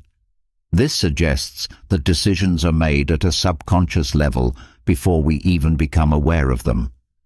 But if free will is an illusion, does that mean life is meaningless? Not necessarily. Some philosophers argue that even if our actions are determined, awareness of this fact allows us to reshape the conditions influencing us. Recognizing the limits of free will can lead to greater empathy, less judgment, and a deeper understanding of human nature. The question remains, if you are not the true author of your choices, then who or what is? The universe might be a simulation. reality could be artificially generated? What if everything you see, hear, and experience is not real? What if the universe itself is just an advanced simulation created by a higher intelligence? This is the simulation hypothesis, famously proposed by philosopher Nick Bostrom, which suggests that our reality might be nothing more than an artificial program running on an advanced computer. The argument is based on probabilities. If a civilization becomes advanced enough to create hyper-realistic simulations, it is likely that they would run many simulations, perhaps billions. If that is the case, then statistically speaking, it is far more likely that we are in one of those simulations rather than in the single, original universe. Consider video games. Decades ago, they were pixelated and primitive. Now, they can simulate vast, immersive worlds with artificial intelligence that reacts and adapts. If technology continues to improve, there may come a point where simulated beings inside a game believe they are real. If we are already heading toward this level of technology, then who is to say it has not already happened before? Some physicists believe there may be evidence for this theory. The fundamental laws of physics, such as the speed of light and quantum mechanics, seem suspiciously mathematical, as if they were programmed rules. Certain irregularities in the cosmic microwave background, the afterglow of the Big Bang, could be interpreted as signs of a digital grid, similar to pixels in a computer-generated world. If this is true, it raises profound questions. Who or what created the simulation? Why was it made? Are we experiments, entertainment, or something else entirely? And if we are in a simulation, can we ever escape it? While there is no definitive proof that we are living in a simulation, the idea forces us to question the nature of reality itself. If everything we know could be an illusion, then what is real? Or, as Elon Musk once put it, the odds that we are in base reality are 1 in billions. Time is an illusion. What if all moments exist simultaneously?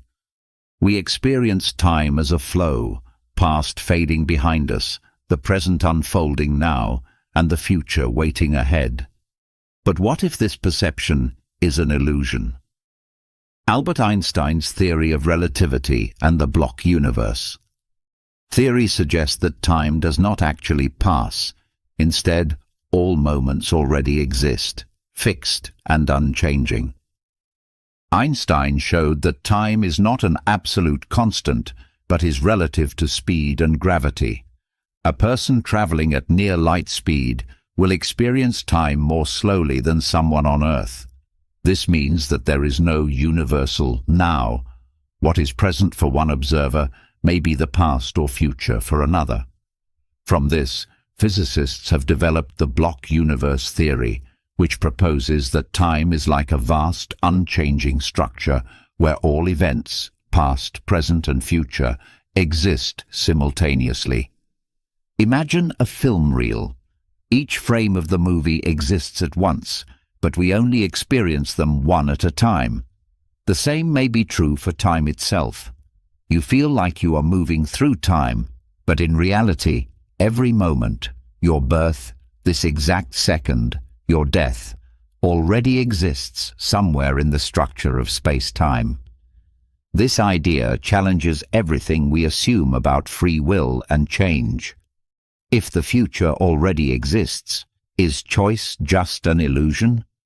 If time does not truly move, then what does it mean to live in the present? Some interpretations suggest that consciousness itself is what gives the illusion of movement through time, like a flashlight scanning across a frozen landscape. If time is an illusion, then past regrets and future anxieties may be meaningless, because in the grand scheme, all things are already happening. The question then becomes, if every moment is eternal, how should we live within it? The self is a construct. There is no core you, just a collection of experiences. Who are you? You might answer with your name, your memories, or your personality traits. But what if you do not really exist? Buddhism and modern neuroscience both suggest that the self is not a fixed, independent entity. It is merely a collection of experiences, thoughts, and perceptions constantly changing over time. Buddhism teaches anatta, or no self, the idea that there is no unchanging essence behind who you are.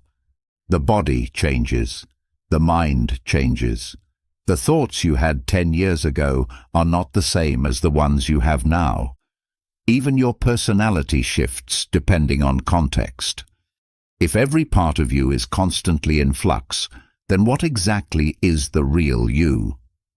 Neuroscience supports this idea. Studies show that the brain does not store a single continuous self, but instead constructs an illusion of identity moment by moment. Split brain experiments, in which the connection between brain hemispheres is severed, reveal that different parts of the brain can hold different selves simultaneously. Damage to the brain can alter a person's identity completely, further proving that the self is not a singular, unchanging entity. This realization is both unsettling and liberating. If the self is an illusion, then suffering caused by ego, pride, fear, attachment loses its grip. You are not a fixed identity trapped in a body. You are a process, an ever-changing flow of consciousness. Buddhist practice encourages embracing this truth, letting go of attachment to a rigid self, and realizing that identity is not something to hold on to, but something to observe and release. Neuroscience echoes this, suggesting that recognizing the fluidity of identity can lead to greater mental flexibility and well-being. If there is no fixed you, then the question arises, if you are not the thinker of your thoughts, nor the owner of your experiences, then who or what are you? Multiple worlds. Theory. Every choice creates a new reality. What if every decision you make splits reality into different paths, creating parallel worlds where every possibility plays out? According to Hugh Everett's many worlds interpretation of quantum mechanics, this is not just science fiction, it may be the true nature of reality. In quantum physics, particles exist in a state of superposition, meaning they can be in multiple states at once, until observed, at which point they collapse into a definite outcome. But Everett proposed that instead of collapsing, the universe splits into multiple versions of itself, each representing a different outcome. If you flip a coin, in one universe it lands heads, in another it lands tails. If you choose one career, another version of you exists in a parallel world where you made a different choice. This means that every possible version of reality exists. A universe where you won the lottery, one where you never existed, one where dinosaurs never went extinct. Every possibility is real, just unfolding in a separate branch of existence. If this theory is true, it changes everything. Regret becomes meaningless. Every choice you didn't make is still being lived out somewhere. Death is no longer an ultimate end. There are infinite versions of you still existing in other worlds. Fate, as we know it, dissolves, because every path is taken somewhere. But if infinite versions of reality exist, what does that mean for meaning and identity? Are you still you if infinite versions of yourself are living out different possibilities? And if every outcome happens, does choice even matter? The many worlds. Theory forces us to reconsider the very nature of existence, suggesting that reality is far stranger and far more infinite than we ever imagined. Death is nothing to fear. Non-existence before birth was not painful. Why fear it after? Why do we fear death? Epicurus, one of the great philosophers of ancient Greece, argued that death is nothing, and because it is nothing, we have nothing to fear. His reasoning was simple. Before you were born, you did not exist. There was no pain, no suffering, no awareness of time. You were not waiting to be born, nor did you experience any distress over your non-existence. So why should death be any different? If you did not suffer before you existed, you will not suffer after you exist. Epicurus rejected the idea that death is something to be dreaded. He saw fear of death as irrational, something based on illusion rather than reason. Most people fear death not because of what it is, but because of how they imagine it, picturing themselves trapped in darkness, missing out on life. But Epicurus reminds us that death is not an experience at all. Once you die, there is no you left to feel regret, pain, or loss. This philosophy frees us from anxiety. If death is nothing, then the only thing that matters is life itself. Epicurus taught that the key to a good life is focusing on simple pleasures, friendship, knowledge, and peace of mind, rather than worrying about what happens after we are gone. His question challenges us. Why fear what you will never experience? If death is merely the return to the nothingness from which we came, then perhaps the wisest thing we can do is not fear it, but embrace life fully while we have it. Why is there something rather than nothing? The greatest mystery of all. Why does the universe exist? Why is there something instead of nothing? This question, famously posed by the philosopher Gottfried Wilhelm Leibniz, remains one of the deepest mysteries in philosophy and cosmology. Leibniz believed that everything must have a reason for existing. This is known as the principle of sufficient reason. If something exists, there must be a cause or explanation for it. But when we apply this to everything, we reach an unsettling question. Why does existence itself exist? Why does reality happen instead of simply never beginning? Science attempts to answer this question, but every answer leads to more questions. If the universe was created by the Big Bang, what caused the Big Bang? If something existed before it, what caused that? If the laws of physics brought everything into being, what created the laws of physics? Some theories suggest that the universe emerged from a quantum fluctuation, but this still does not answer why the quantum field exists at all. Some have turned to God as the answer, claiming that a necessary being must exist to explain existence itself. But this leads to another question. Why does God exist rather than nothing? If everything requires an explanation, does God not require one too? This question shakes the foundation of all knowledge. It forces us to confront the limits of human understanding. Perhaps the question itself is flawed. Maybe nothing was never a possibility to begin with. Or maybe the true answer is beyond our comprehension. But one thing is clear. The fact that we exist at all is the greatest mystery of all. You cannot step in the same river twice. Everything is in constant flux. Everything changes. Nothing stays the same. Not people, not the world, not even the self. Heraclitus, an ancient Greek philosopher, captured this truth with his famous statement, "You cannot step into the same river twice." At first, this seems simple. A river is always flowing, always moving. The water you stepped into a moment ago has already drifted away. But Heraclitus meant something deeper.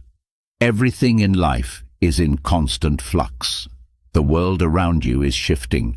The cells in your body are dying and regenerating. Your thoughts, emotions, and beliefs are always evolving. Even your identity is not fixed. It is shaped by experience, time, and change. People often resist this truth.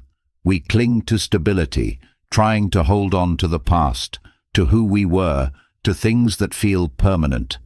But nothing is permanent. Relationships change, societies shift, even mountains erode over time. The illusion of permanence causes suffering, because we try to grasp what cannot be held. Heraclitus did not see this constant change as chaos, but as the natural order of existence. To live wisely is to flow with change rather than resist it. Instead of fearing loss, we embrace transformation. Instead of clinging to a past self, we allow ourselves to grow. Instead of seeing endings, we see beginnings. His teaching is both a warning and a liberation. Life is not something to be controlled. It is something to be experienced, moment by moment, always in motion, like a river that never stops flowing. The meaning of life is to give life meaning. There is no single purpose. Create your own. What is the purpose of life? Is there some grand, universal meaning waiting to be discovered, or is meaning something we must create for ourselves? Existentialist philosophers such as Jean-Paul Sartre and Albert Camus argued that life has no inherent purpose unless we give it one. Many seek meaning in religion, tradition, or societal expectations, believing that life must have a built-in reason for existence. But existentialism challenges this idea.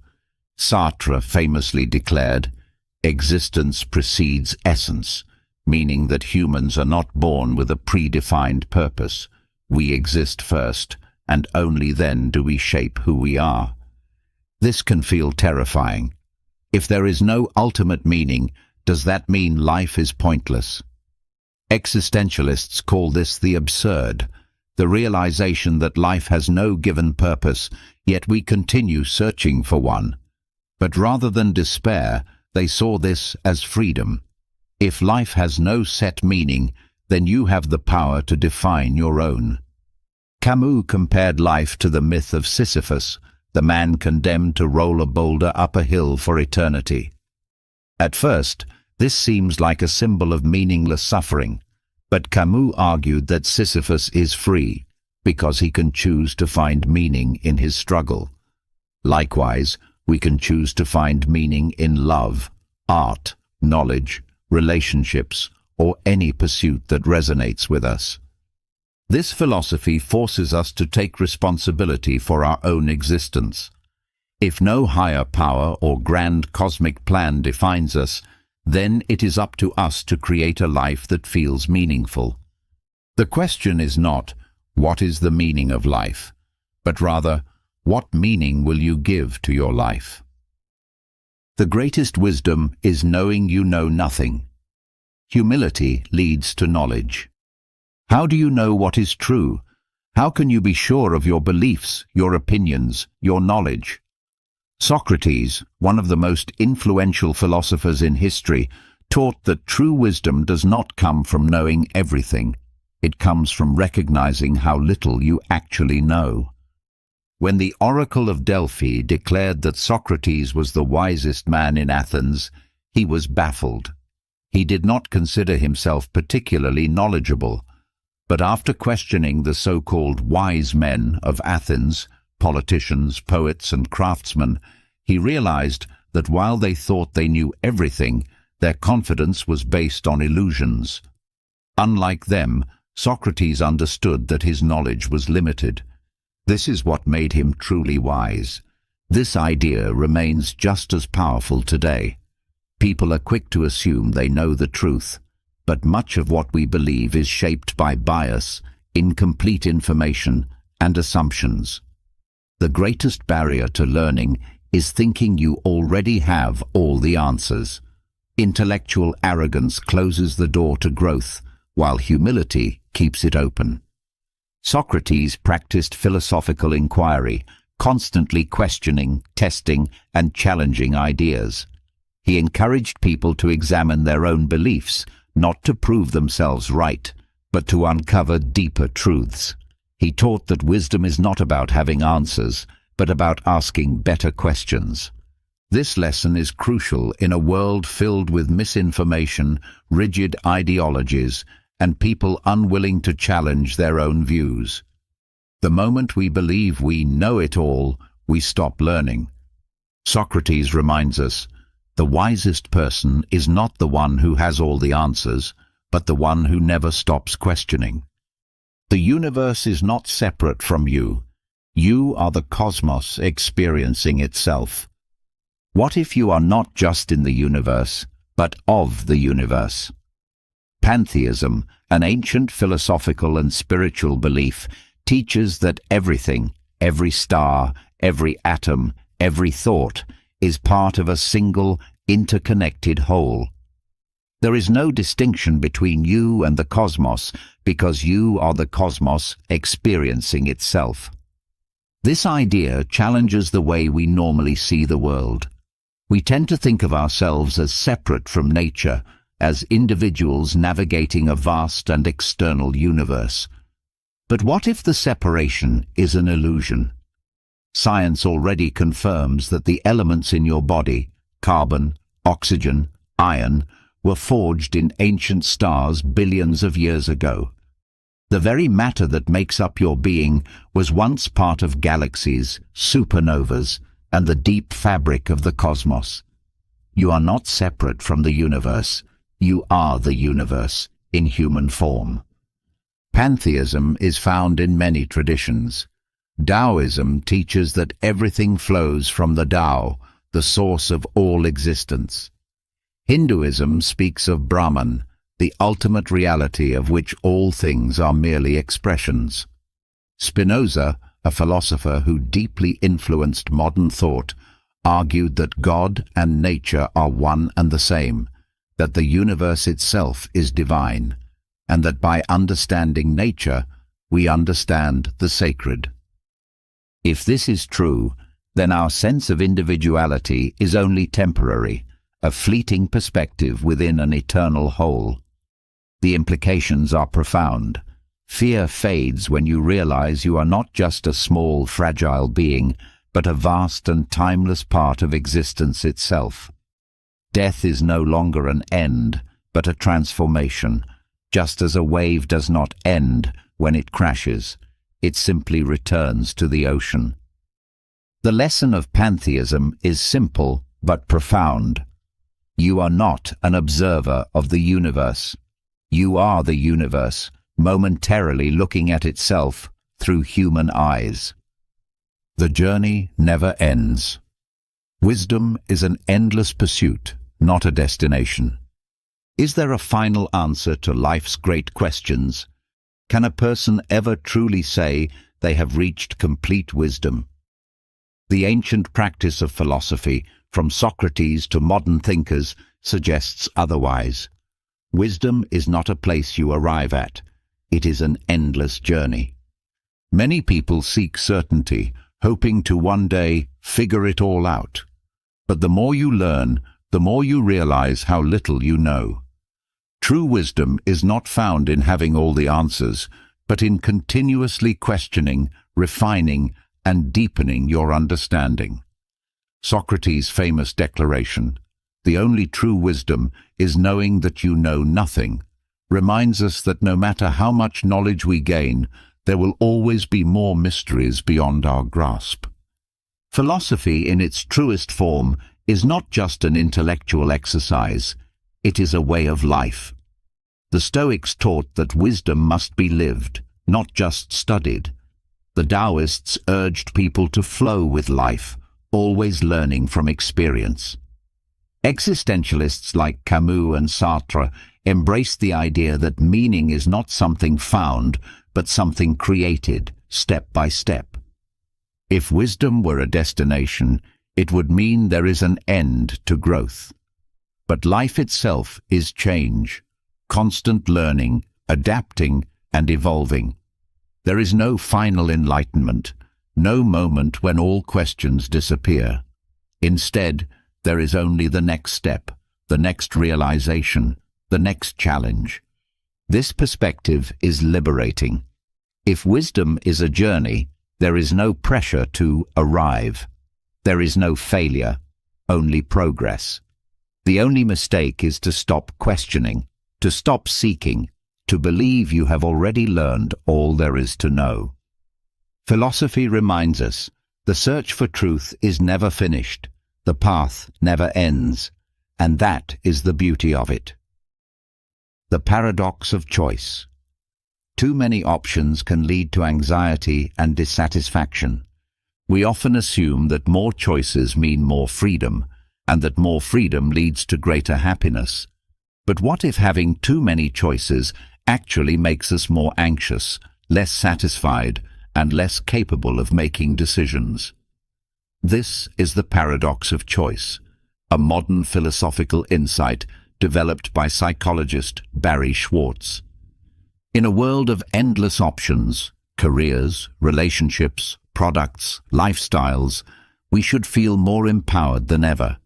Yet studies show that too many choices overwhelm us. Faced with hundreds of possibilities, we experience decision paralysis, afraid of making the wrong choice. And even when we do choose, we often feel unsatisfied, constantly wondering if we could have chosen better. Schwartz explains that modern society promotes the illusion that the perfect choice exists, whether it's the ideal job, partner, or way of life. This creates unrealistic expectations. When reality does not match the imagined best possible outcome, dissatisfaction follows. More choices do not guarantee more happiness. They often create more doubt, regret, and stress. Minimalism and Stoic philosophy offer a counter-approach. Reduce unnecessary choices. Instead of seeking the perfect option, seek the one that is good enough. Accepting imperfection, setting boundaries, and simplifying decisions can lead to greater peace of mind. The paradox of choice reminds us, happiness is not found in having infinite options. It is found in being at peace with the choices we make. Suffering is optional. Pain is inevitable, but suffering comes from resistance. Life is full of pain, illness, loss, disappointment, aging. These things are unavoidable. But Buddhism teaches that while pain is inevitable, suffering is optional. The difference? Pain is what happens. Suffering is how we respond. When we resist pain, when we wish it were not happening, when we dwell on it, when we fight against reality, we create suffering. The mind clings to expectations. This shouldn't be happening. Life should be different. This resistance magnifies pain, turning it into prolonged suffering. Imagine a person stuck in traffic. The traffic itself is the pain. It is unavoidable. But frustration, anger, stress, those come from resistance. Accepting the moment rather than fighting it allows peace even in discomfort. The same applies to all of life's struggles. Buddhist teachings emphasize mindfulness and acceptance. Instead of denying pain, observe it. Instead of running from discomfort, sit with it. When suffering arises, ask, am I resisting reality?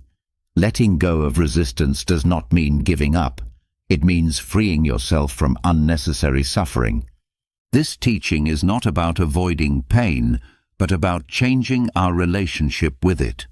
When we stop resisting, pain loses its grip. Hardships remain, but they no longer control us. The mind finds peace not by eliminating struggle, but by allowing it to exist without unnecessary suffering. The lesson is clear. Pain is a fact of life. Suffering is a choice. You do not see the world as it is, but as you are. Perception is shaped by personal experiences and biases. Do you see reality objectively, or do you see a version of it shaped by your own mind? Immanuel Kant, along with modern psychology and Eastern philosophy, argued that we do not see the world as it truly is, but as our minds interpret it. Every person filters reality through their own experiences, emotions, beliefs, and biases. The same event can be seen in completely different ways by different people. A rainy day might feel peaceful to one person and depressing to another, not because the rain itself is different, but because their perception of it is. Two people watching the same political speech can walk away with opposite conclusions, not because the words changed, but because their minds interpreted them differently. Kant called this the difference between the noumenal world, reality as it actually is, and the phenomenal world, reality as we experience it. We can never access pure reality because everything we perceive is shaped by our senses, thoughts, and cognitive structures. Modern neuroscience confirms this. Our brains filter out vast amounts of information, filling in gaps based on past experiences. What we see is not reality. It is our version of reality. Eastern wisdom, particularly in Buddhism, teaches the same idea. The mind creates its own suffering by attaching to interpretations rather than seeing things as they truly are. If perception is shaped by the mind, then changing the mind can change our experience of life. This insight is powerful. If our view of the world is shaped by our inner state, then by changing ourselves, we change the world we experience. Awareness of this truth allows us to question our assumptions, challenge our biases, and ultimately see more clearly. Reality is not fixed. It is a mirror of the mind that observes it. The myth of Sisyphus. Even a meaningless life can be lived with dignity and joy. If life has no inherent meaning, should we despair? Albert Camus, a philosopher of absurdism, argued that even in a meaningless universe, life can be lived with dignity, strength, and even joy. He explored this idea through the myth of Sisyphus. In Greek mythology, Sisyphus was condemned by the gods to roll a massive boulder up a hill, only to have it roll back down every time he reached the top. This was his eternal punishment, endless, pointless labor. But Camus saw something profound in this image. Sisyphus is us. We all push our own boulders, working jobs, dealing with struggles, facing the inevitability of death, only to start over again, day after day.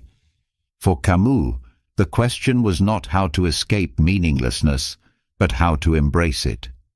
If life has no preordained purpose, then we are free to create our own meaning. Sisyphus, despite his absurd fate, can still find joy. He can take control of his situation by accepting it fully, choosing to face his struggle without despair. This idea transforms how we see life. We often search for some grand external purpose, believing that without it, life is empty. But Camus teaches that life does not need external meaning to be lived fully. Meaning is not something found. It is something made, moment by moment, in the act of living itself. The lesson of Sisyphus is a challenge to us all. Even if life is absurd, even if the universe is indifferent, we can still choose to live with passion, defiance, and joy. And in that choice, we become free. The observer changes the observed. Consciousness influences reality. Does reality exist independently of you, or does your observation change it? Quantum mechanics suggests something astonishing. The act of observing affects what is observed. This idea, rooted in the Heisenberg uncertainty principle and the famous double-slit experiment, challenges the very nature of reality itself. In quantum physics, particles exist in a state of superposition, meaning they occupy multiple possibilities at once. but the moment they are measured or observed, they collapse into a single, definite state. This means that before observation, reality is uncertain. It exists in a cloud of probabilities. But when we look, we force the universe to take a specific form. This raises profound questions. If particles behave differently when observed, what does that mean for reality as a whole? Is consciousness somehow woven into the fabric of existence? Do we create reality just by experiencing it? Some interpretations of quantum mechanics suggest that consciousness plays a fundamental role in shaping the universe, blurring the line between observer and observed. Eastern philosophy, particularly in Buddhism and Taoism, has long echoed this idea, stating that the way we perceive the world alters the world. Our thoughts, beliefs, and attention do not just passively reflect reality, they shape it. Whether in physics or philosophy, the message is clear. You are not separate from reality. Your very presence changes it. This means that your perception, your focus, and your awareness are not trivial. They are part of the fundamental dance of existence itself. A soul is not given but built. You become who you are through choices, not birth. Are we born with a fixed essence, or do we create ourselves through the choices we make? Jean-Paul Sartre, one of the leading existentialist philosophers, argued that a soul, or rather a person's identity, is not something given at birth.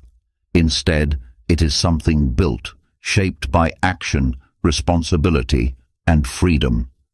Sartre's famous phrase, "Existence precedes essence," means that humans are not born with a predefined purpose, nature, or destiny. Unlike objects, such as a chair, which is designed with a purpose before it exists, humans come into the world without a set identity. We are, at first, nothing but raw potential. It is only through the choices we make that we become who we are. This idea is both empowering and terrifying. It means there is no external force, no fate, no divine plan, no innate essence determining your life. You alone are responsible for creating yourself. Every decision you make, every action you take, builds the person you become. A coward is not born a coward. They become one by choosing fear over courage. A hero is not born a hero. They shape themselves through choices that require strength and integrity. This philosophy rejects the idea of predestination or fixed identity. No one is permanently defined by their past. You are not who you were. You are who you choose to be right now. The existential challenge is to take radical responsibility for your own becoming. Sartre's message is clear. You are not given a soul, you must forge one. And in every moment, you are shaping the person you will become. The question is, who are you choosing to be? Knowledge is power. Understanding gives control over destiny. What separates the powerful from the powerless?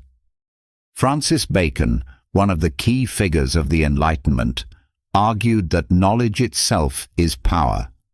Those who understand the world, its science, politics, and human nature, are the ones who can shape their own destiny rather than being controlled by circumstances. Bacon's insight is simple but profound. The more you know, the more control you have. In ancient times, those who understood the stars could navigate oceans, those who understood medicine could heal, and those who understood strategy could win battles. Today, knowledge remains the most valuable tool. Those who understand technology, finance, and human psychology hold immense influence over the world. Ignorance, on the other hand, leads to vulnerability. A person who does not understand their rights can be easily exploited. A society that does not understand science can be misled. A population that does not understand history can be manipulated into repeating its mistakes. This is why education has long been feared by tyrants, and informed people are harder to control.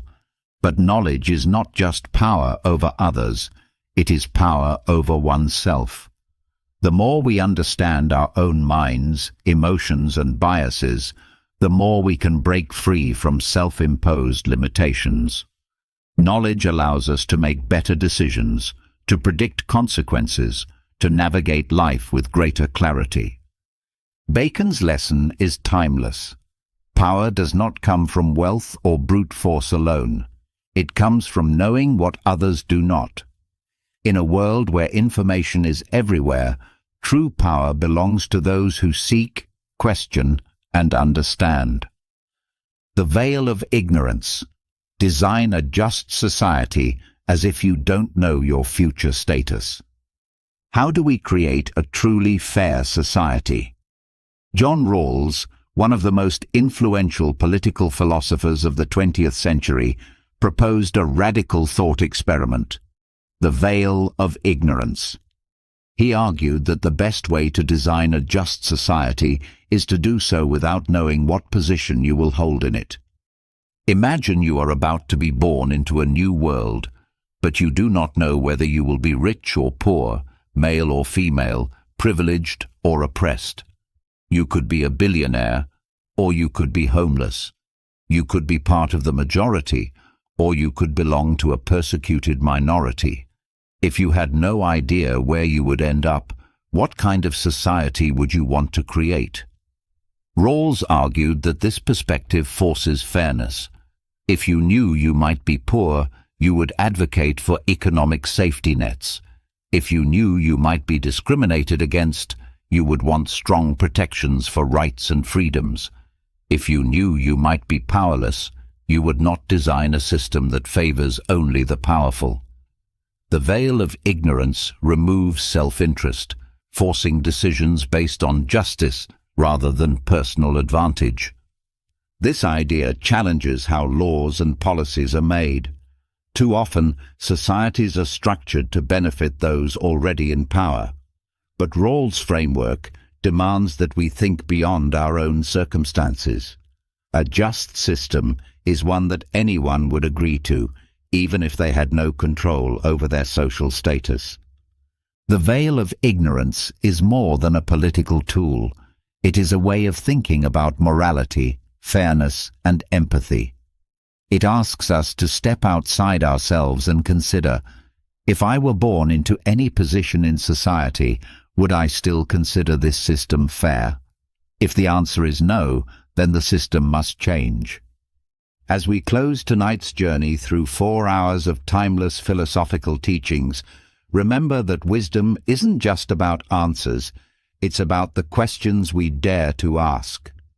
From the illusion of free will to the paradox of time, we've explored the depths of human existence, perception, and meaning.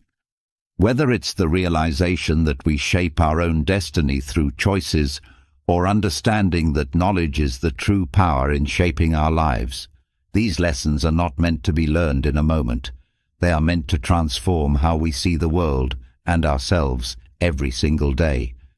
As you drift into sleep, carry these thoughts with you. Let them stir your mind, awaken your curiosity, and guide you toward a deeper understanding of the life you are creating. I'd love to hear your thoughts. How have these philosophical ideas changed your view of the world? Leave a comment below and share your reflections or questions. Your insights might just inspire others to embark on their own journey of self-discovery. And don't forget to subscribe to the channel for more thought-provoking content. Join the conversation and keep seeking the wisdom that can transform your life. Sweet dreams, and may your quest for truth continue.